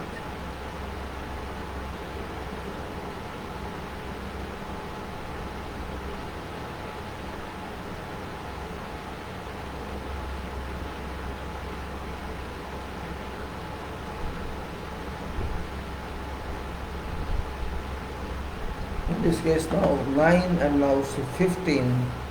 You can see in 15 2.8 means little rise in number 200. Number 200 you can say pass, and then it is 15 here, moisture content is higher. Then density is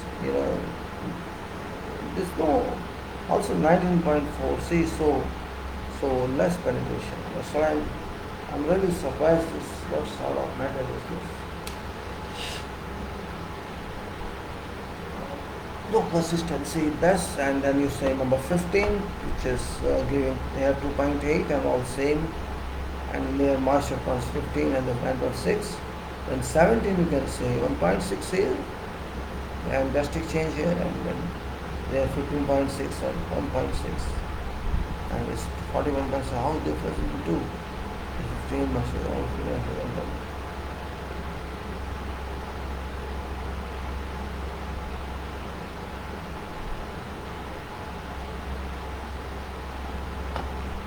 Then you can go to other one, 17. 17 you'll find same thing, except that pass is 1.6, and that 15.6 is moisture content, 41.8 is what I should say. Then 24 is 2.6 here, and moisture content is increased. There's the decrease, and this 48. There's an increase to 21. If there is 15, it should be 41. That's what I say. Moisture content is not doing well here, and then we can find. That's good.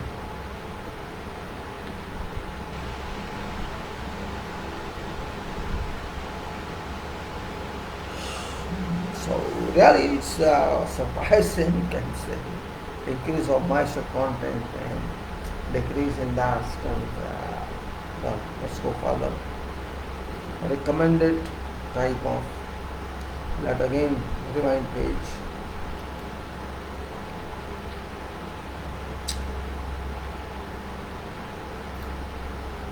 So now we are back here.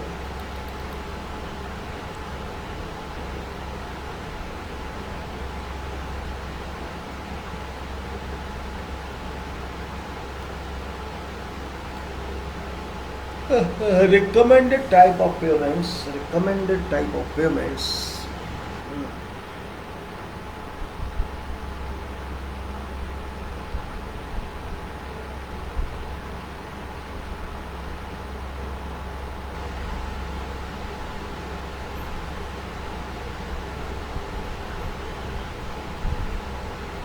recommended type elements. Water first of all. Water is important sometimes. I feel lazy otherwise. I don't take water, I dehydrate.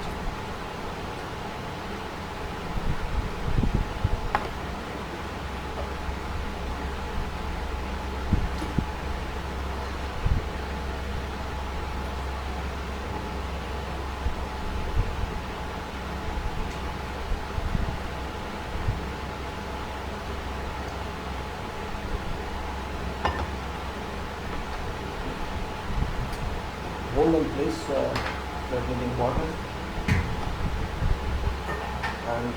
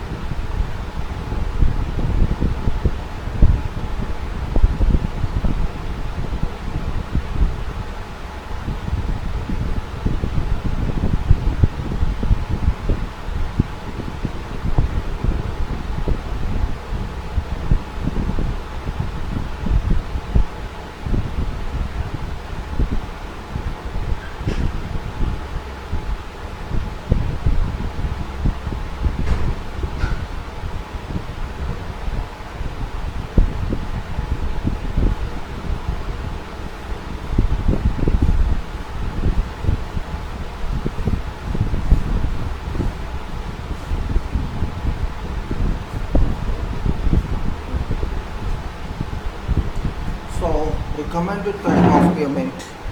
Taking into consideration following factors.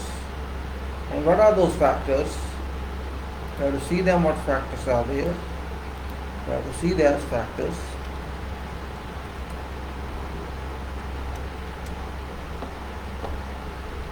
These factors are taking into consideration following factors: properties of subgrade and availability of payment materials. What factors we are looking? Properties of subgrade and availability of payment materials. Initial cost and maintenance cost of payment. Local experience in handling and construction. Payment layers and availability of construction equipment. So these 3 points are there, very important points. What is subgrade property? Availability of payment materials. So they should link together. Cost and maintenance cost means life cycle. We have to see life cycle cost.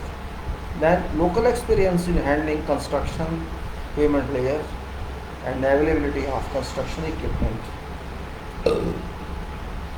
Now it's recommended that flexible pavement be considered for proposed roads and parking areas in this project. Flexible pavement.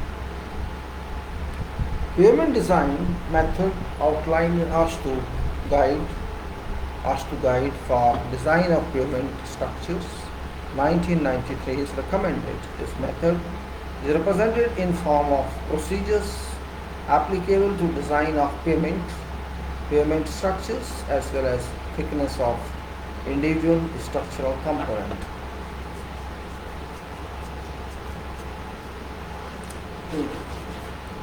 Now, this method has advantage of expressing pavement in terms of numerical value.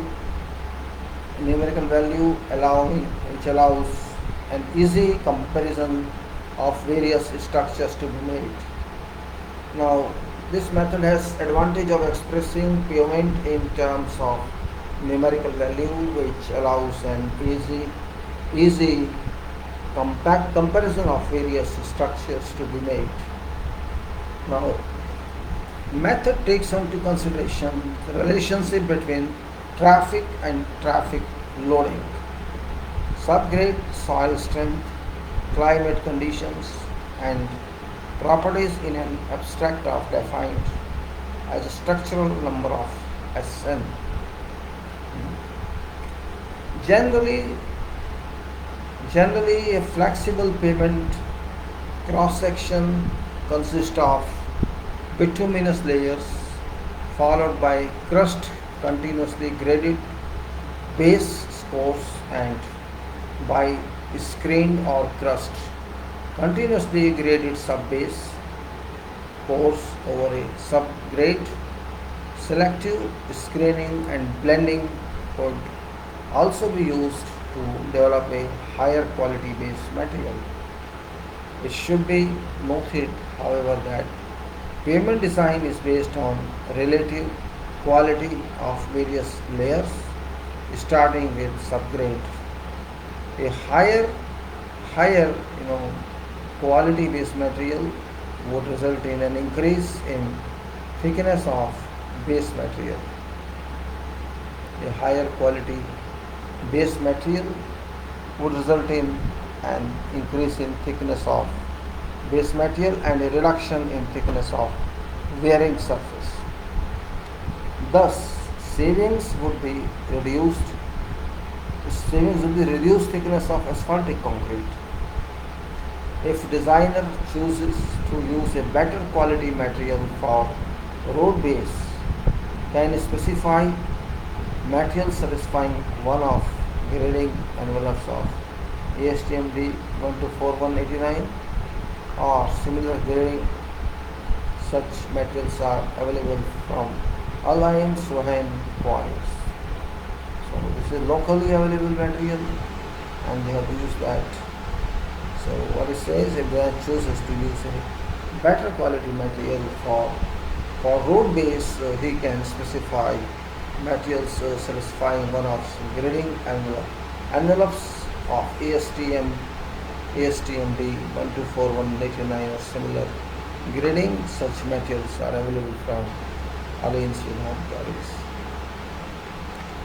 Selection of design strength value is based on proposed method outlined in Asphalt Institute MS1, that is design strength. Thickness design. Design subgrade CBR percentage. Design subgrade CBR percentage value is defined as subgrade strength value that 90% of all test values are equal to or greater than. However, considering results of boreholes which indicate consistency of surface materials and our experience is recommended to use a design CBR value of 22% at degree of compaction 100%.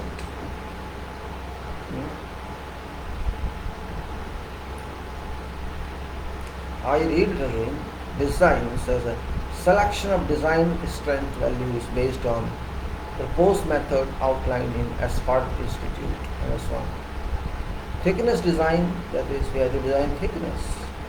Design subgrade CBR percentage value is defined as subgrade strength value that 90% of all test values are equal to or greater than. However, considering results of boreholes which indicate consistency of surface materials and our experience, we recommend to use a design CBR value of 22% at degree of compaction of 100%. Degree of compaction 100%. General considerations.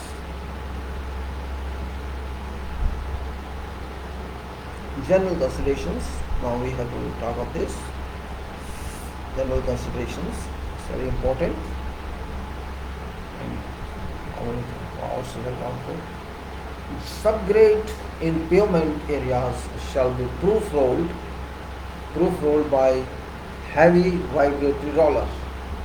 Generally we have, and compacted to 90% of maximum dry density as obtained by modified Proctor ASTM-D 1557.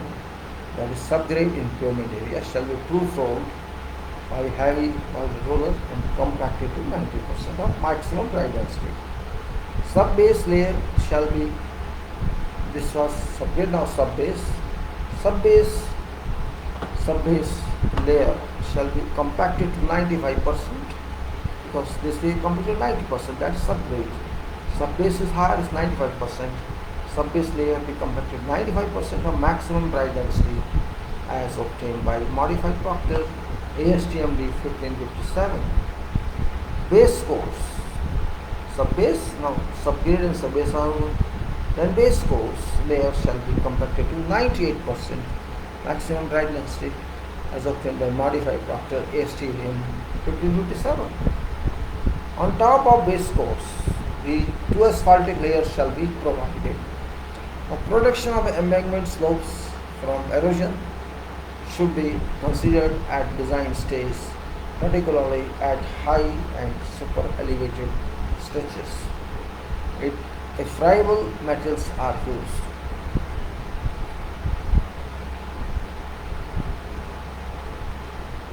Protection of embankment slopes from erosion should be considered. Embankment slopes, from of embankment slopes and erosion should be considered at design stage, particularly at high and super elevated stretches.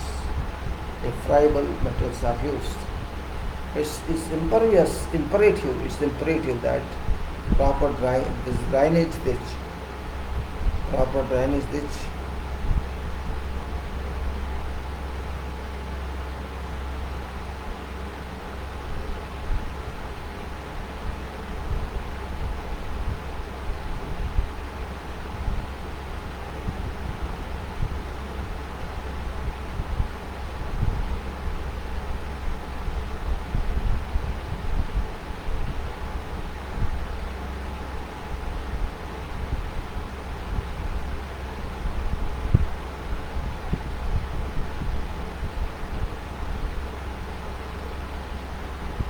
Now let's say it's imperative, what it says is imperative that proper drainage ditch be provided at cut along alignment. That is, before that, protection of embankment slopes from erosion should be considered at design stage, particularly at high and super elevated stretches.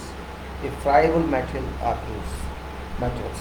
It's imperative that proper drainage ditch be provided at cut along with alignment, and proper surface drainage be provided at carriageway and be considered at design shape.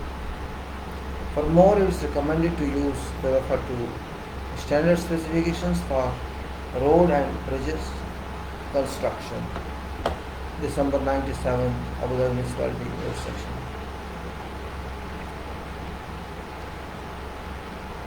Earth pressure parameters. My God, humidity is too high. Let me put the phone on.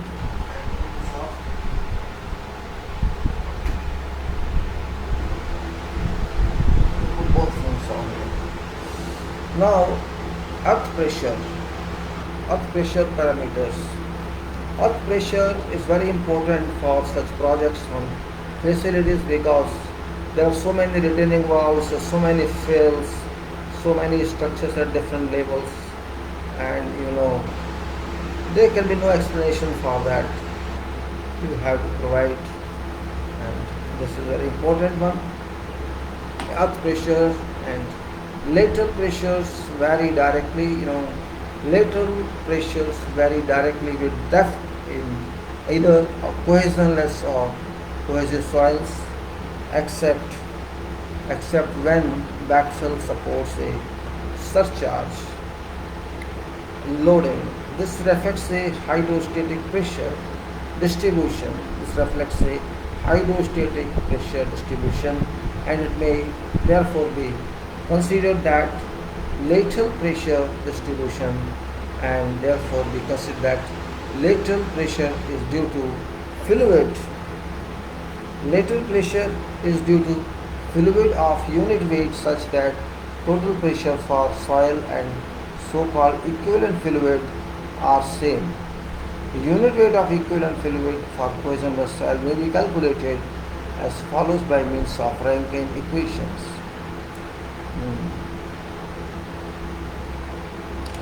For resultant lateral pressure, write P is equal to H square or W into gamma K equal to H square to gamma W. Now P is equal to resultant lateral pressure and H is equal to vertical height of wall, K is equal to pressure coefficient and gamma W equal to unit weight of equivalent fluid.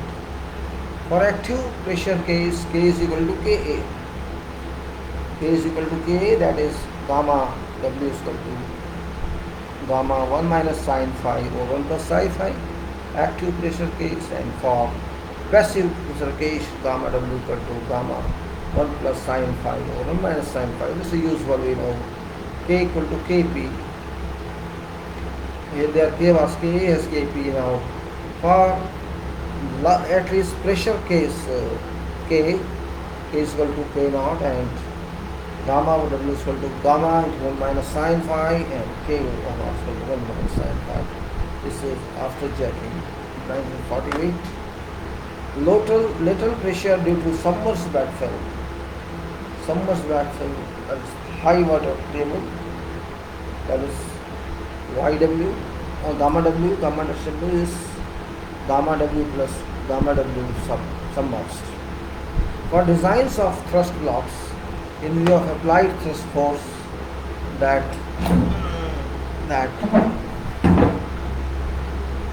for design of thrust blocks in view of applied thrust force, that thrust will be resisted by sliding resistance between base and soil, based in soil, and by lateral passive pressure.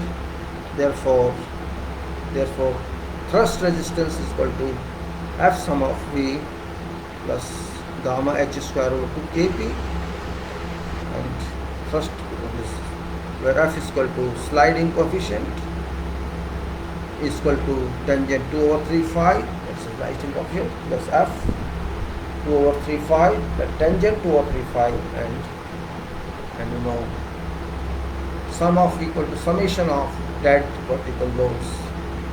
Summation of dead vertical loads. Soil parameters necessary for design of foundations for different relative densities for soil materials encountered in this investigation are summarized in number. So we have to see these coefficients for these forces of pressure parameters.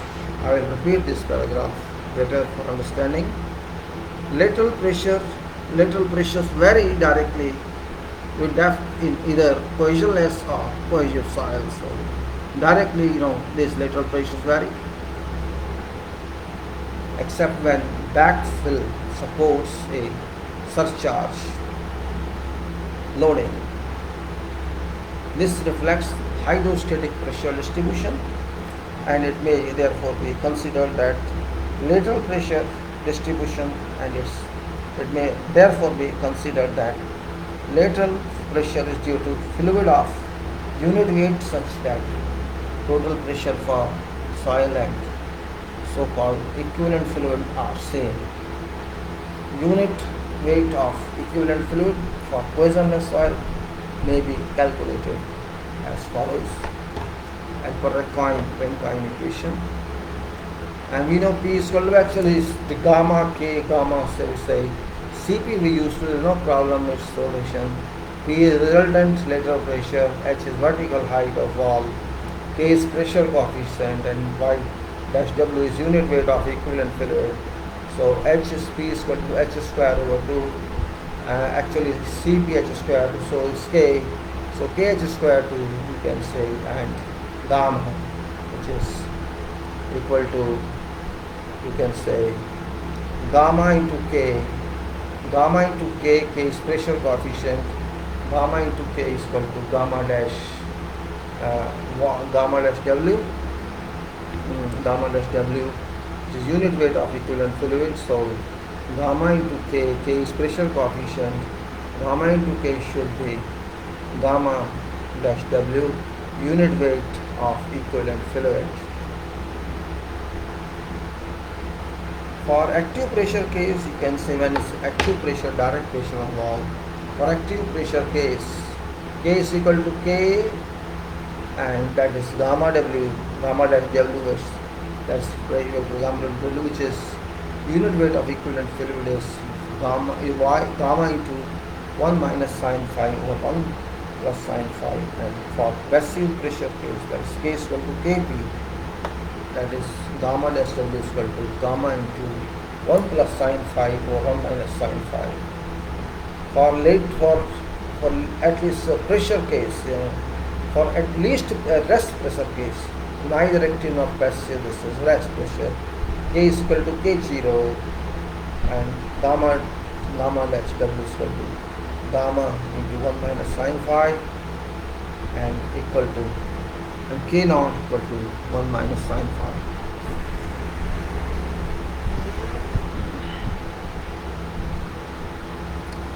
For this is now lateral pressure due to submerged backflow, high water table, you can say submerged backflow, high water table.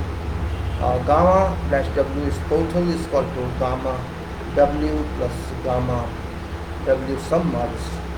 For design of thrust blocks in view of applied thrust force, that thrust will be resisted by sliding resistance between base and soil and by lateral pressure. Therefore, thrust resistance equal to sum of vertical force F into sum of M is sliding coefficient, that is tangent 2/3 and sum of vertical summation of dead vertical loads plus gamma square root 2 into Kp. Soil parameters now necessary for designs of foundations for different relative densities for soil materials encountered in this investigation are summarized in table 6.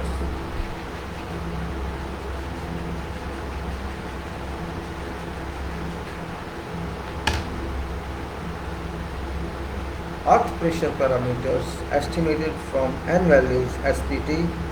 What are earth pressure parameters? Let us say so that earth pressure parameters. Now we have soil type. We have SPD range equal to N values and soil type, SPD range, N values. Estimated bulk density is gram per centimeter cube. Estimated angle of internal friction, that is degrees. Assumed cohesion is kilogram per centimeter square. Coefficient of friction between soil and footings, and earth pressure coefficients Ka, Kp, Ko. K stands for active, Kp stands for passive, and Ko stands for rest. So we have this, you can say, but I'll show you again. This is estimated from N values of SPD. Soil type, what soil type is?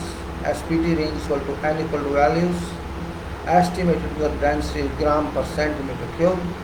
Estimated angle of internal friction degrees. Assumed cohesion, that's kilogram per centimeter square. Coefficient of friction between soil and footings F. Earth pressure coefficients Ka, Kp, Ko. Now in this case, let us say first is loose sand, very loose sand, where NPT is only, N value is only 6 to 10, let us say 6 to 10. So this is the N value 6 to 10, this is 1.5 gram per centimeter cube, and of course internal friction is 30, lesser than other cases. Assumed cohesion is 0, 0, because this is a loose sand. There is no question of cohesion.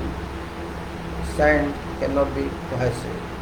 Coefficient of friction between soil and footing is 0.36 because loose sand, and earth pressure, of course, K is 0.33, Kp is 3, and Ko is 0.5 at rest. Then medium dense sand, here is 10 to 20 and is 10 to 20 and bulk density is 1.7, and the estimated angle of internal friction is 32 because it's gone up, and assumed cohesion is 0, 0. Coefficient friction between soil and footing is 0.39.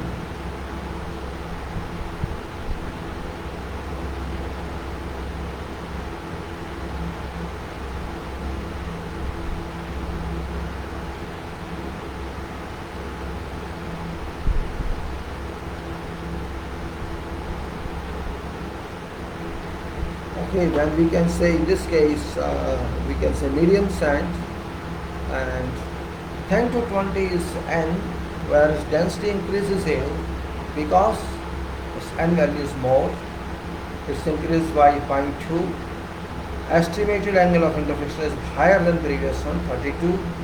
And then assumed cohesion is 0. Coefficient of friction between soil and footing is higher, that is 0.39. So it is 0.03 higher than previous one, low sign, and then active pressure is 0.31.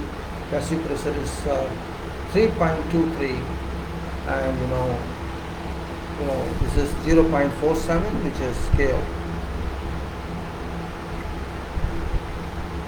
Medium dense sand, this was previously also medium dense sand, but this is different one because this is 20 to 30, better than previous one, then 1.75 density, okay, density fine, then angle of internal friction is 34 is increased further, and assumed cohesion is not applicable, that coefficient of friction is soil and footing, that's 42. So as much as we are using weight or we are increasing, we are not going for this.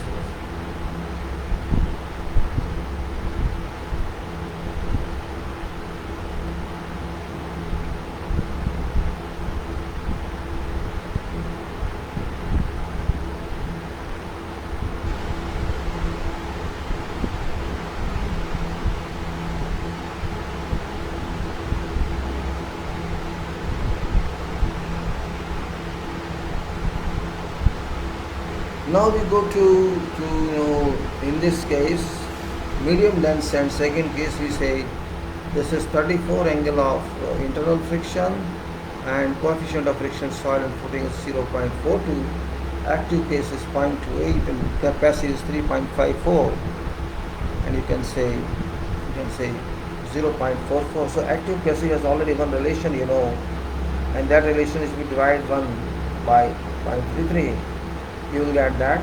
So it is, you can see yourself 0.31, and if you divide by 1/3, you get 3.1. I think this is the reverse of that. Let me try to be clear for that. That's what it is. Let me try to be clear about that. Maybe I'm wrong because of this. Seeing my assessments, not my. Let me see how it works.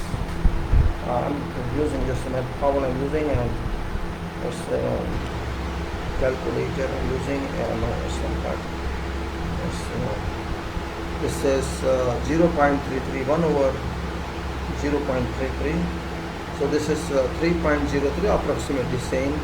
If I take here, if I take 3.1.31, if I take that one, hold on, 1 over 0.31, this is 3.22, so that's okay. And if I take another one, 0.28, 1 over 0.28, 1 over 0.28, 0.28, I get 3.57. This is also nearly okay, but 25.4, then 25. So this means this is P is just reverse of that. It is confirmed.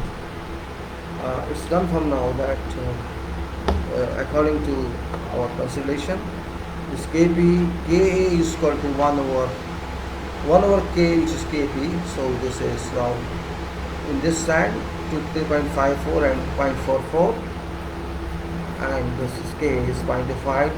K is 0.5 despite sand is dense, and 30 is higher, its density is same, but K is less than that. So that's the point here. Now we go to dense and other one, 30 to 40 is N, and is higher now. Let's density is increased 1.8. So angle of internal friction also increased, that's 37, and assumed cohesion is not available, not applicable. Then you say coefficient of friction between soil and footing is 0.46.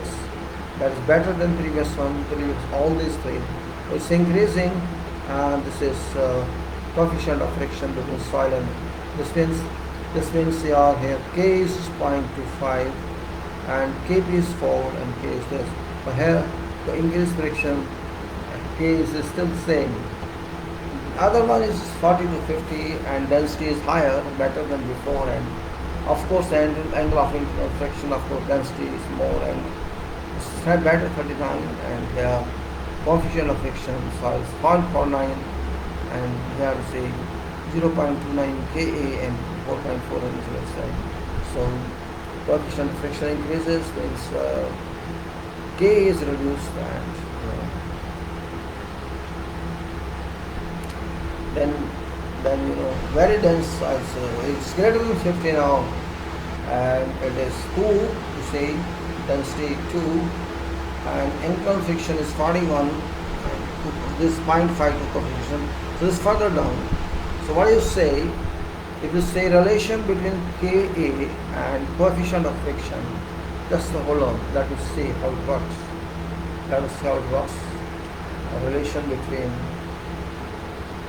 between Ka, let's say 0.36, first one is 0.36, then 0.33 multiplied by, this is equal to 0.1188, 0.1188.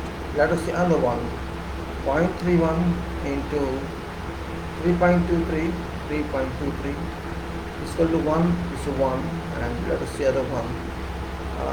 No, sorry, this I made a mistake. 0.39 into 0.31 is equal to 0.12. Previous one was previous was 0.33, so 0.99, that is 0.12. Let's say now, sorry, I again shift, just a minute. 0.36 into 0.33 is equal to 0.11, 0.33 into 0.11, and 0.31 into 0.39 equal to 0.12, approximately same. And if you go to 0.42 into 0.28 is 0.117, so also same. Then equal to 0.46 multiplied by 0.25, this is also 0.115. So let's see 0.49 into 0.23 is equal to same 0.1127, and let's say 0.52 into 0.21. So this is same 0.109.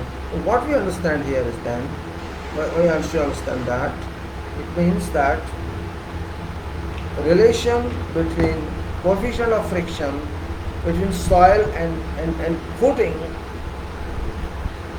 if that friction, coefficient of friction between soil and footing, and Ka, that is active pressure, if you multiply those, are same in all cases, approximately same.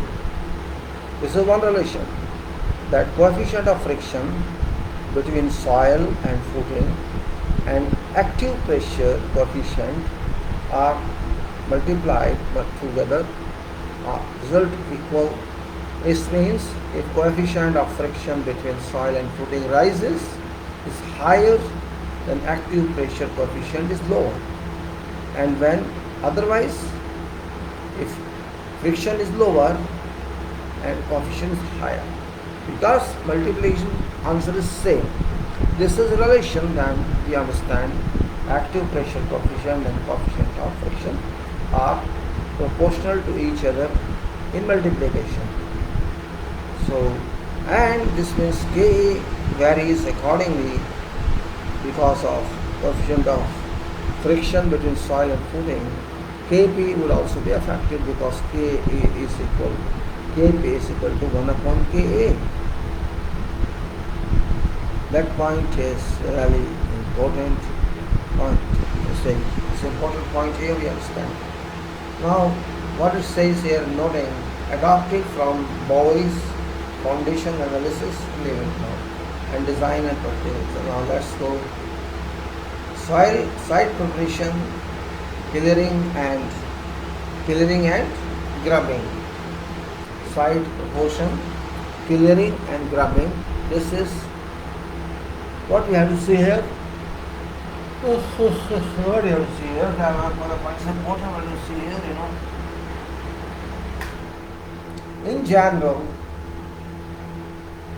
In general, prior to commencing grading and backfilling operations, Stripping of surface of natural materials shall be required to remove all loose debris, visible surface vegetation, roots, concrete and asphalt layers, waste and whatever soft, weak or otherwise unsuitable soils from ground surface. First requirement of site preparation is clearing and grubbing. Repeat. In general, prior to commencing grading and backfilling operations.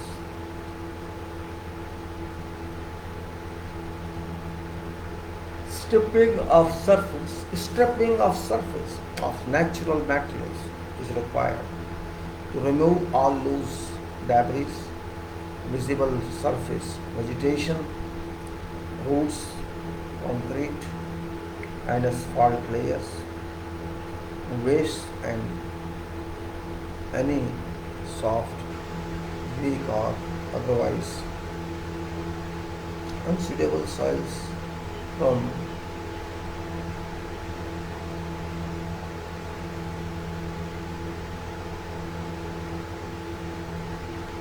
this is one point. Now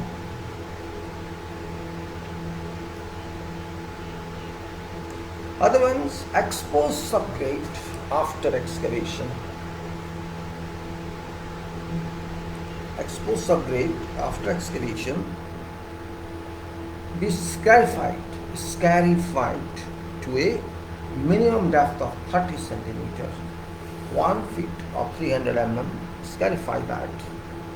Take out and scarified.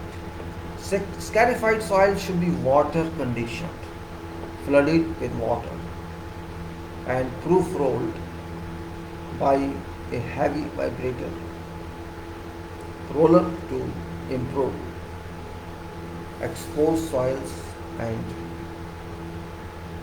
to check pockets of soft materials.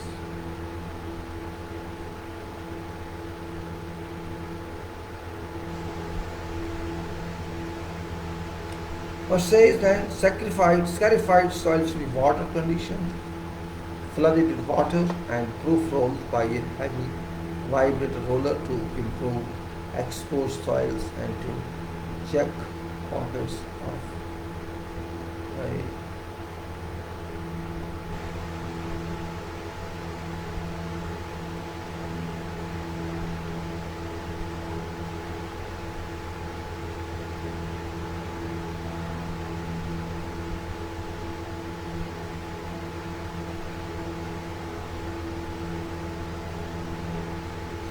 okay, then we condition it, water condition and flooded waterproof roll the heavy vibrator roller to improve exposed soils and to check pockets of soft material hidden beneath thin crust of better soil. If it exists, we have to check pockets of soft materials. Whatever soft material thus exposed shall be removed and replaced with well compacted selected materials. You may say you have to improve soil, remove soft soils and fill back with well compacted selected materials. Cut and fill side slopes, production and monitoring. Cut and fill side slopes.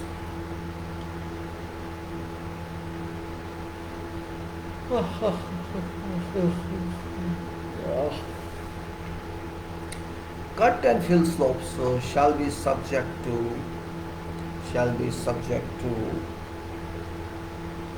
wind erosion. Cut and fill slopes shall be subject to wind erosion, drying and occasional sloughing. And in order to additionally protect personnel and equipment,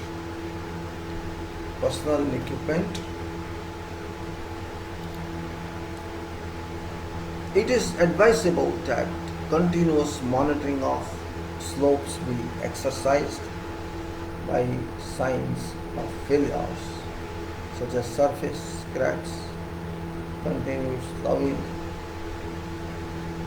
or carrying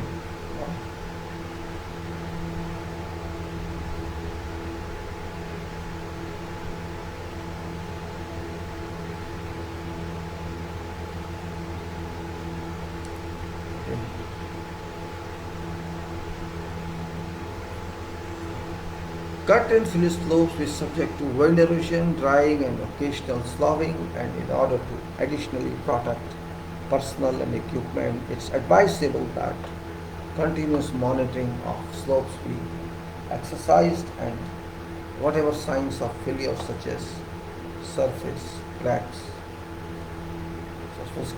continued sloughing of or curving.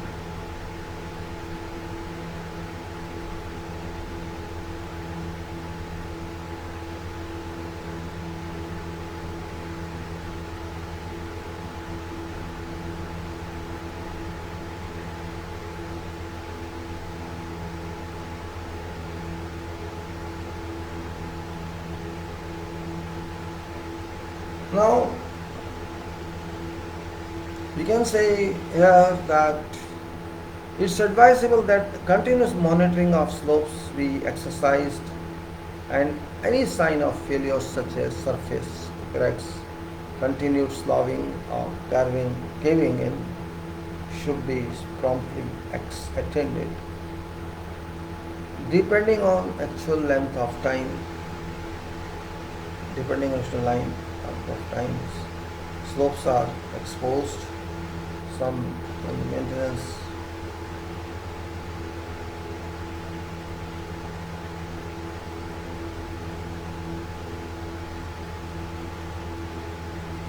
Then you can say continuous sloughing and caving should be promptly attended. Depending on actual length of time, slopes are exposed, some maintenance may be required, or slopes we maybe having to be first.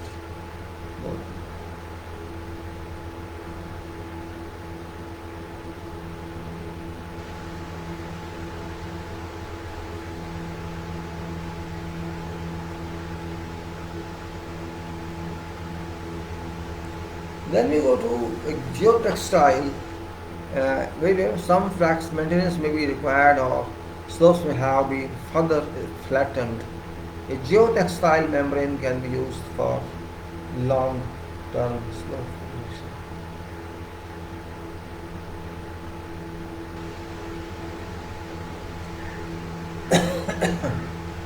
Some more water I have to take.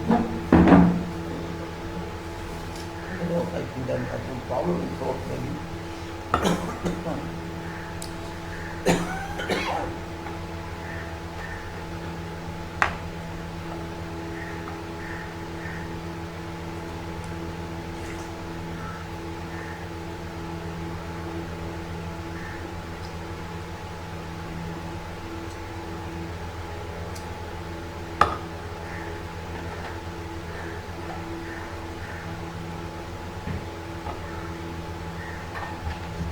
Alright.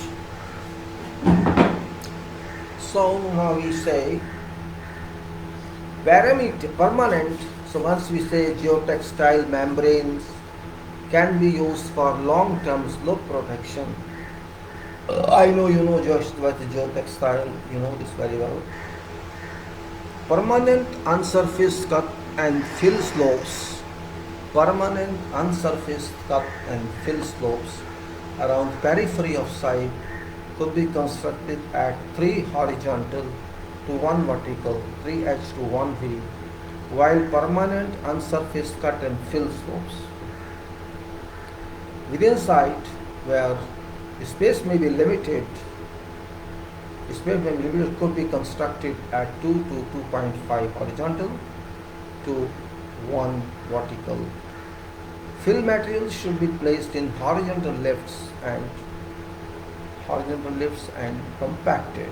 Slopes should be overfilled and then trimmed back to expose a dense compacted surface. Earth dikes and beams. Dikes should be used around structures containing hazardous fluids. Fill materials from on-site sands. May be used for this purpose. Side slopes of dikes shall not be steeper than 1.5 H to 1 vertical. If these materials are used, provided that exterior surface of sides constructed using on-site sands shall be protected from erosion, cement, bitumen, sand or other suitable materials with thickness of approximately 25 centimeters.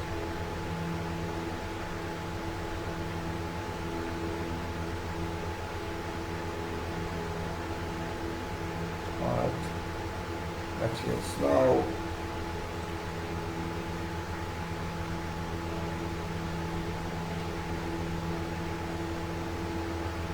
cement, bituminous sand, or other suitable materials with thickness of approximately 25 centimeters.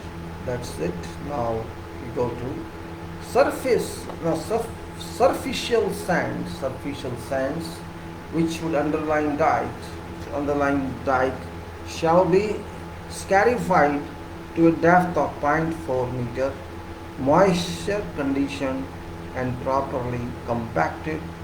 Dike fill material shall also be moisture conditioned and compacted to at least 95% per ASTM 1557. Distance between structures and dikes shall be lined with 0.4 meter of cohesive materials. That is, between structures and dike shall be lined with 0.4 meters of cohesive materials to prevent infiltration through side sands. Stabilized side sands may also be used for this purpose. Drainage. Drainage, I think it's rain again. It's raining again. Let me see how many times it's raining. Let us know.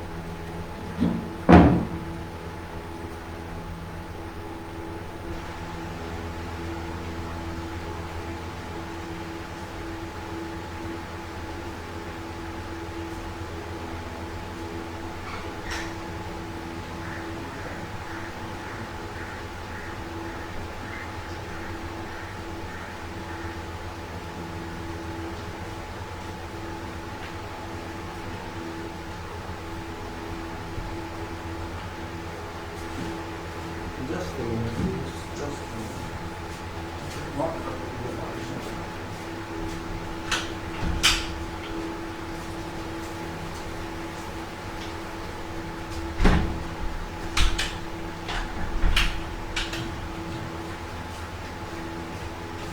Okay, let us see. So just another 15 minutes, I think I have to close after that. Drainage. It's recommended that proper and efficient surface drainage be provided at location of structures both during and after construction. Surface water should be directed away from edges of excavation. Dewatering. No groundwater table was encountered down to maximum explored depth, so dewatering is not required. Excavation method and excavatability. It is expected that most of excavation be in sandy materials. Therefore, conventional excavation equipment such as excavators, loaders, and bulldozers shall be required for excavation work. Every effort should be made to avoid soil disturbance at foundation levels. No soil disturbance. Materials encountered in site are dune sand materials, so a bulking factor of 1.05 and a shrinkage factor of 0.89 can be considered for estimating quantities of earthwork. Excavation, side slopes and or lateral support systems. Now, to minimize instability of problems, to minimize instability problems in construction of slopes and for temporary purposes, it's recommended that sandy materials at site be cut to face inclination not steeper than 2 horizontal to 3 vertical. Excavation, side slopes and little support system.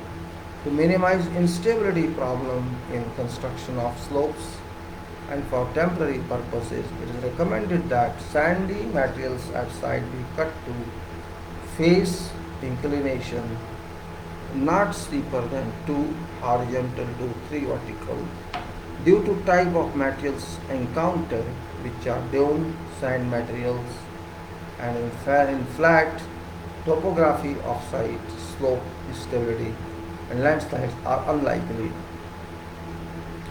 Backfill material and compaction criteria. Backfill material and compaction criteria. Most of materials which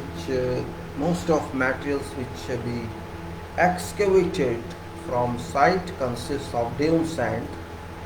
These materials probably be satisfactory for backfilling purposes. Dune sand. I repeat, most materials which be excavated from site consist of dune sand. These materials probably be satisfactory for backfilling purposes in confined areas. Suitable surface protection shall be considered if dune sand materials were used in open areas. Structural fill. This is very important point, structural fill. In case structural fill under foundations is required, material to be used shall be free of organic matter or other deleterious substances. Chloride contents shall be less than 1% and sulfate content shall be 5%, provided project specifications. Well-graded granular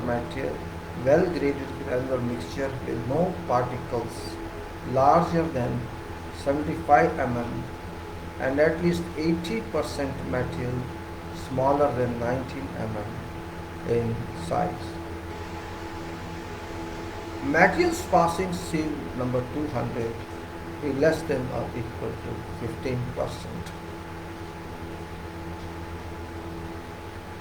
Plasticity index less than 6. Materials under foundations shall be compacted to 99%.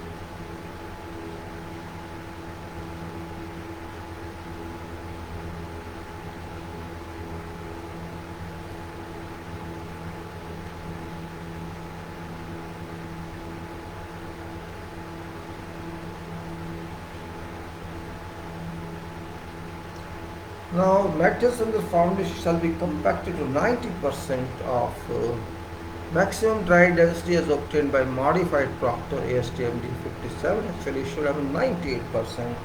Something is wrong with this, I think typo error. Because in below foundations you can't do 95%. And 98% is must.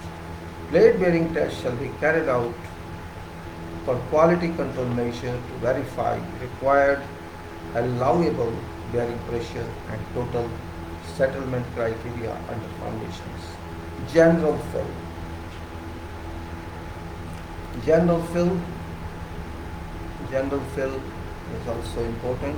These people are not, these people are unnecessarily sending messages really. Sometimes, feel up. General fill. Materials to be used for general backfilling purposes be of selected fill composed of sand and or gravel or granular mixture free from organic matter or other deleterious substances. This is granular mixture. Plasticity index of backfill material shall not exceed 15%. It shall be spread in lift not exceeding 25 centimeters in uncompacted thickness moisture condition to optimum moisture content and compacted to a dry density not less than 95% of maximum dry density as obtained by standard practice ASTM 698. It's now for general fill. Again I say general fill.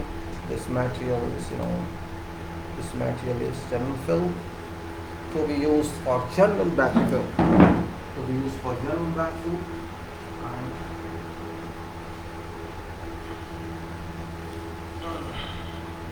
and for general backfill. You see. General backfilling purposes shall be selected fill composed of sand and a granular mixture free from organic matter or other deleterious substances. Plasticity index of backfill material not to exceed 15%. Spread in lifts not exceeding 35 centimeters in uncompacted thickness. Moisture condition to its optimum moisture content and compacted to dry density not less than 95% in maximum dry density as obtained by standard Proctor's test ASTM D698. Then borrow source is that's from where you get your material for fill. Following borrow materials are available in Emirates of Abu Dhabi. One is dune sand, other one is gach, and one is gravel sand mixture from Suhan, gravel sand mixture from Suhan and Alain. So these are three: dune sand and gach and gravel and sand mixture. Nearest borrow areas to Asab, that is within site area, dune sand. Borrow areas which are Habsham, Banunaha, Madinah, Jayed, where materials composed of mixture of slightly cohesive silty sand and lumps, this is gach. Borrow areas which are near, where materials composed of mixture of slightly cohesive silty sand and lumps is gach. Soil resistivity and corrosivity. For a preliminary assessment of corrosivity of soils, often resistivity of soil is determined, and table number 7 gives a rough indication of soil corrosivity, and this is we give soil corrosivity versus resistivity. What it says actually, for preliminary assessment of corrosivity of soils, often resistivity of soil is determined, and that is what we have to see. Soil resistivity and corrosivity are here. Resistivity is ohm meter and soil corrosivity. Now, if resistivity is below 5, it's very corrosive.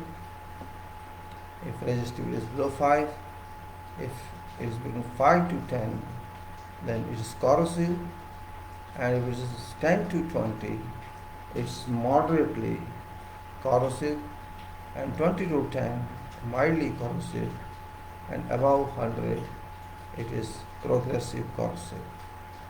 American National Standard for Polythene Encasement for Ductile Iron Pipe Systems, 1993 ANSI AWA C105 A215, Denver, Polo, American Water Works Association.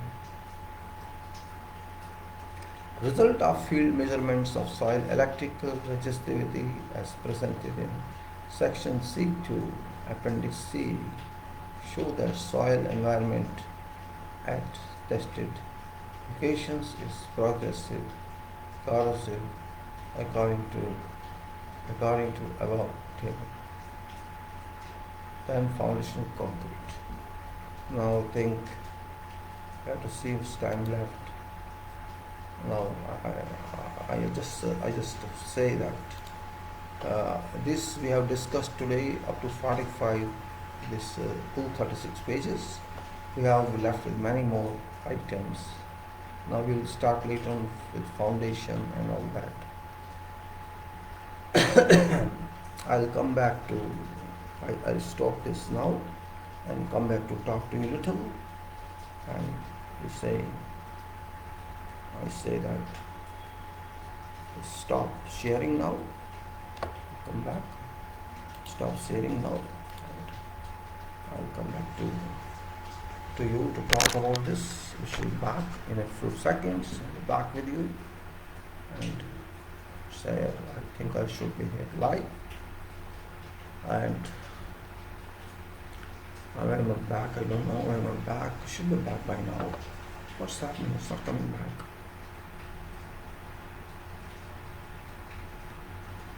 Come on, where are you?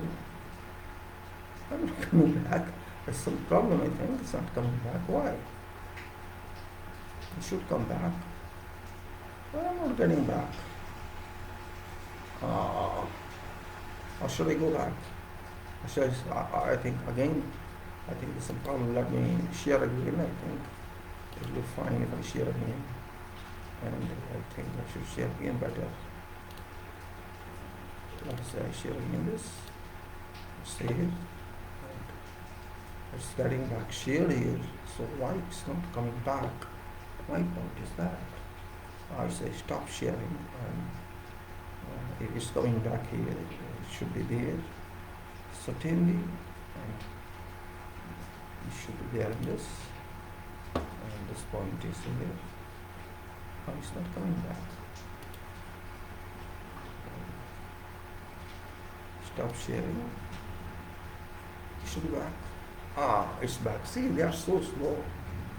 They take time. They're not monitoring the system. Please, it should be back. Well, my friends, it's almost 5 minutes more for 5 hours. I have covered today something on soil technology. That is, I should call it technology. Is technology. Yesterday we covered about capillary properties and more, and today something about permeability, not complete yet, because I wanted to shift to structures. Then I talked something about structures, the analysis of a structures format according to Kani's rotation contribution method. We discussed you right on long back, but it's long back. Kani's rotation contribution attributes to design, and I did use those forms, those customized formula on many projects as well as my own, and of course some more formats are there. I cannot take up all in this directly, and many on Excels, and I've also given many such talks about this report of soil report. About 45 pages I have covered till today regarding what should be done on before starting site, what we have to understand about soil report, how we have to interpret. At least if you cannot say, we cannot do soil investigation due to many reasons, that we don't have that organization, we don't have that establishment, we don't have laboratory, we don't have equipment, and I agree with that, because no one can do this except you have background of that. But we have to have sharp interpretation, detailed interpretations of this professional activity, this professional subject, I can say, not simply activity, it's a whole subject. And if we cannot do that, if we cannot construct real interpretation of soil report, if we don't have comprehensive understanding, if we cannot analyze report one page by one page, one entry by one entry, or we cannot raise questions to laboratory. Maybe laboratory by mistake has reported incorrect input, means we have to analyze that. It doesn't take much time, I understand. It takes probably a couple of days if you ask some experienced professional engineer go through this report. I don't think that person will take more than a couple of days or maximum 2 or 3 days to go through that and ensure that report is professional, and we can rely on that. If reliability, though it's generally reliable, yet in some cases there may be repetitions or there will be copy paste. It happens. We have to make sure that report is genuinely done, and we can extract materials that is for use. That extraction of materials, the selection of materials which is ignorable and which is usable, that's also a job of engineering. That's a job of project engineering, I should say. It's not simply engineering. This is very important report that makes basis for project foundations. And if foundations are not understood, are not well designed, whatever complications you solve in superstructure, there is no meaning of that if you do not understand soil. And soil is such part of a structure which gives engineer confidence that you are fine, you do this, and if you do this, you shall be fine and okay. Of that confidence level is required.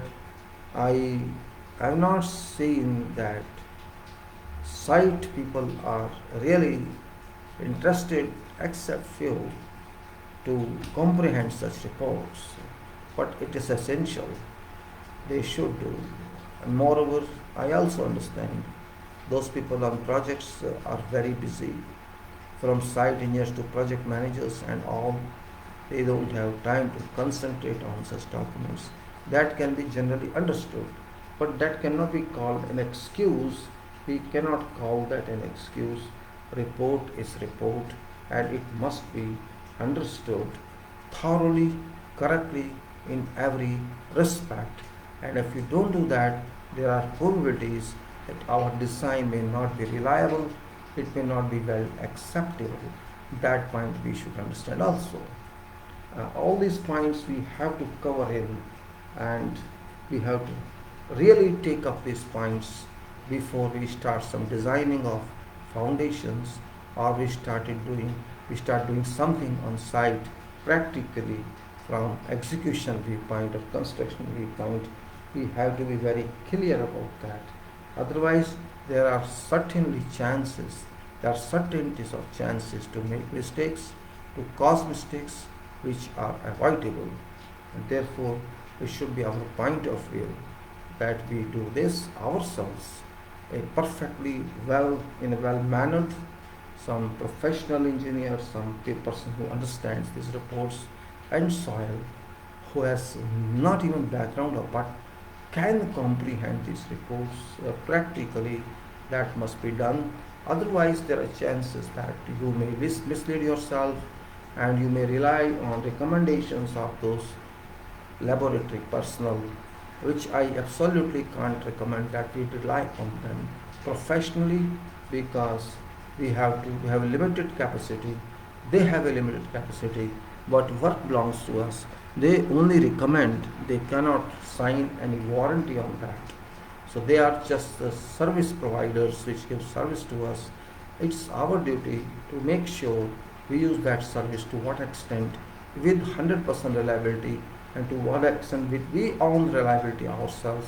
We adopt that slope based on our analytical understanding, and then we say, okay, we are going to do like this. We have done this, we should do this. That point is really very important from each and every aspect of life, and that way we should do that. And otherwise, we can provide, we can, if we have to follow blindly,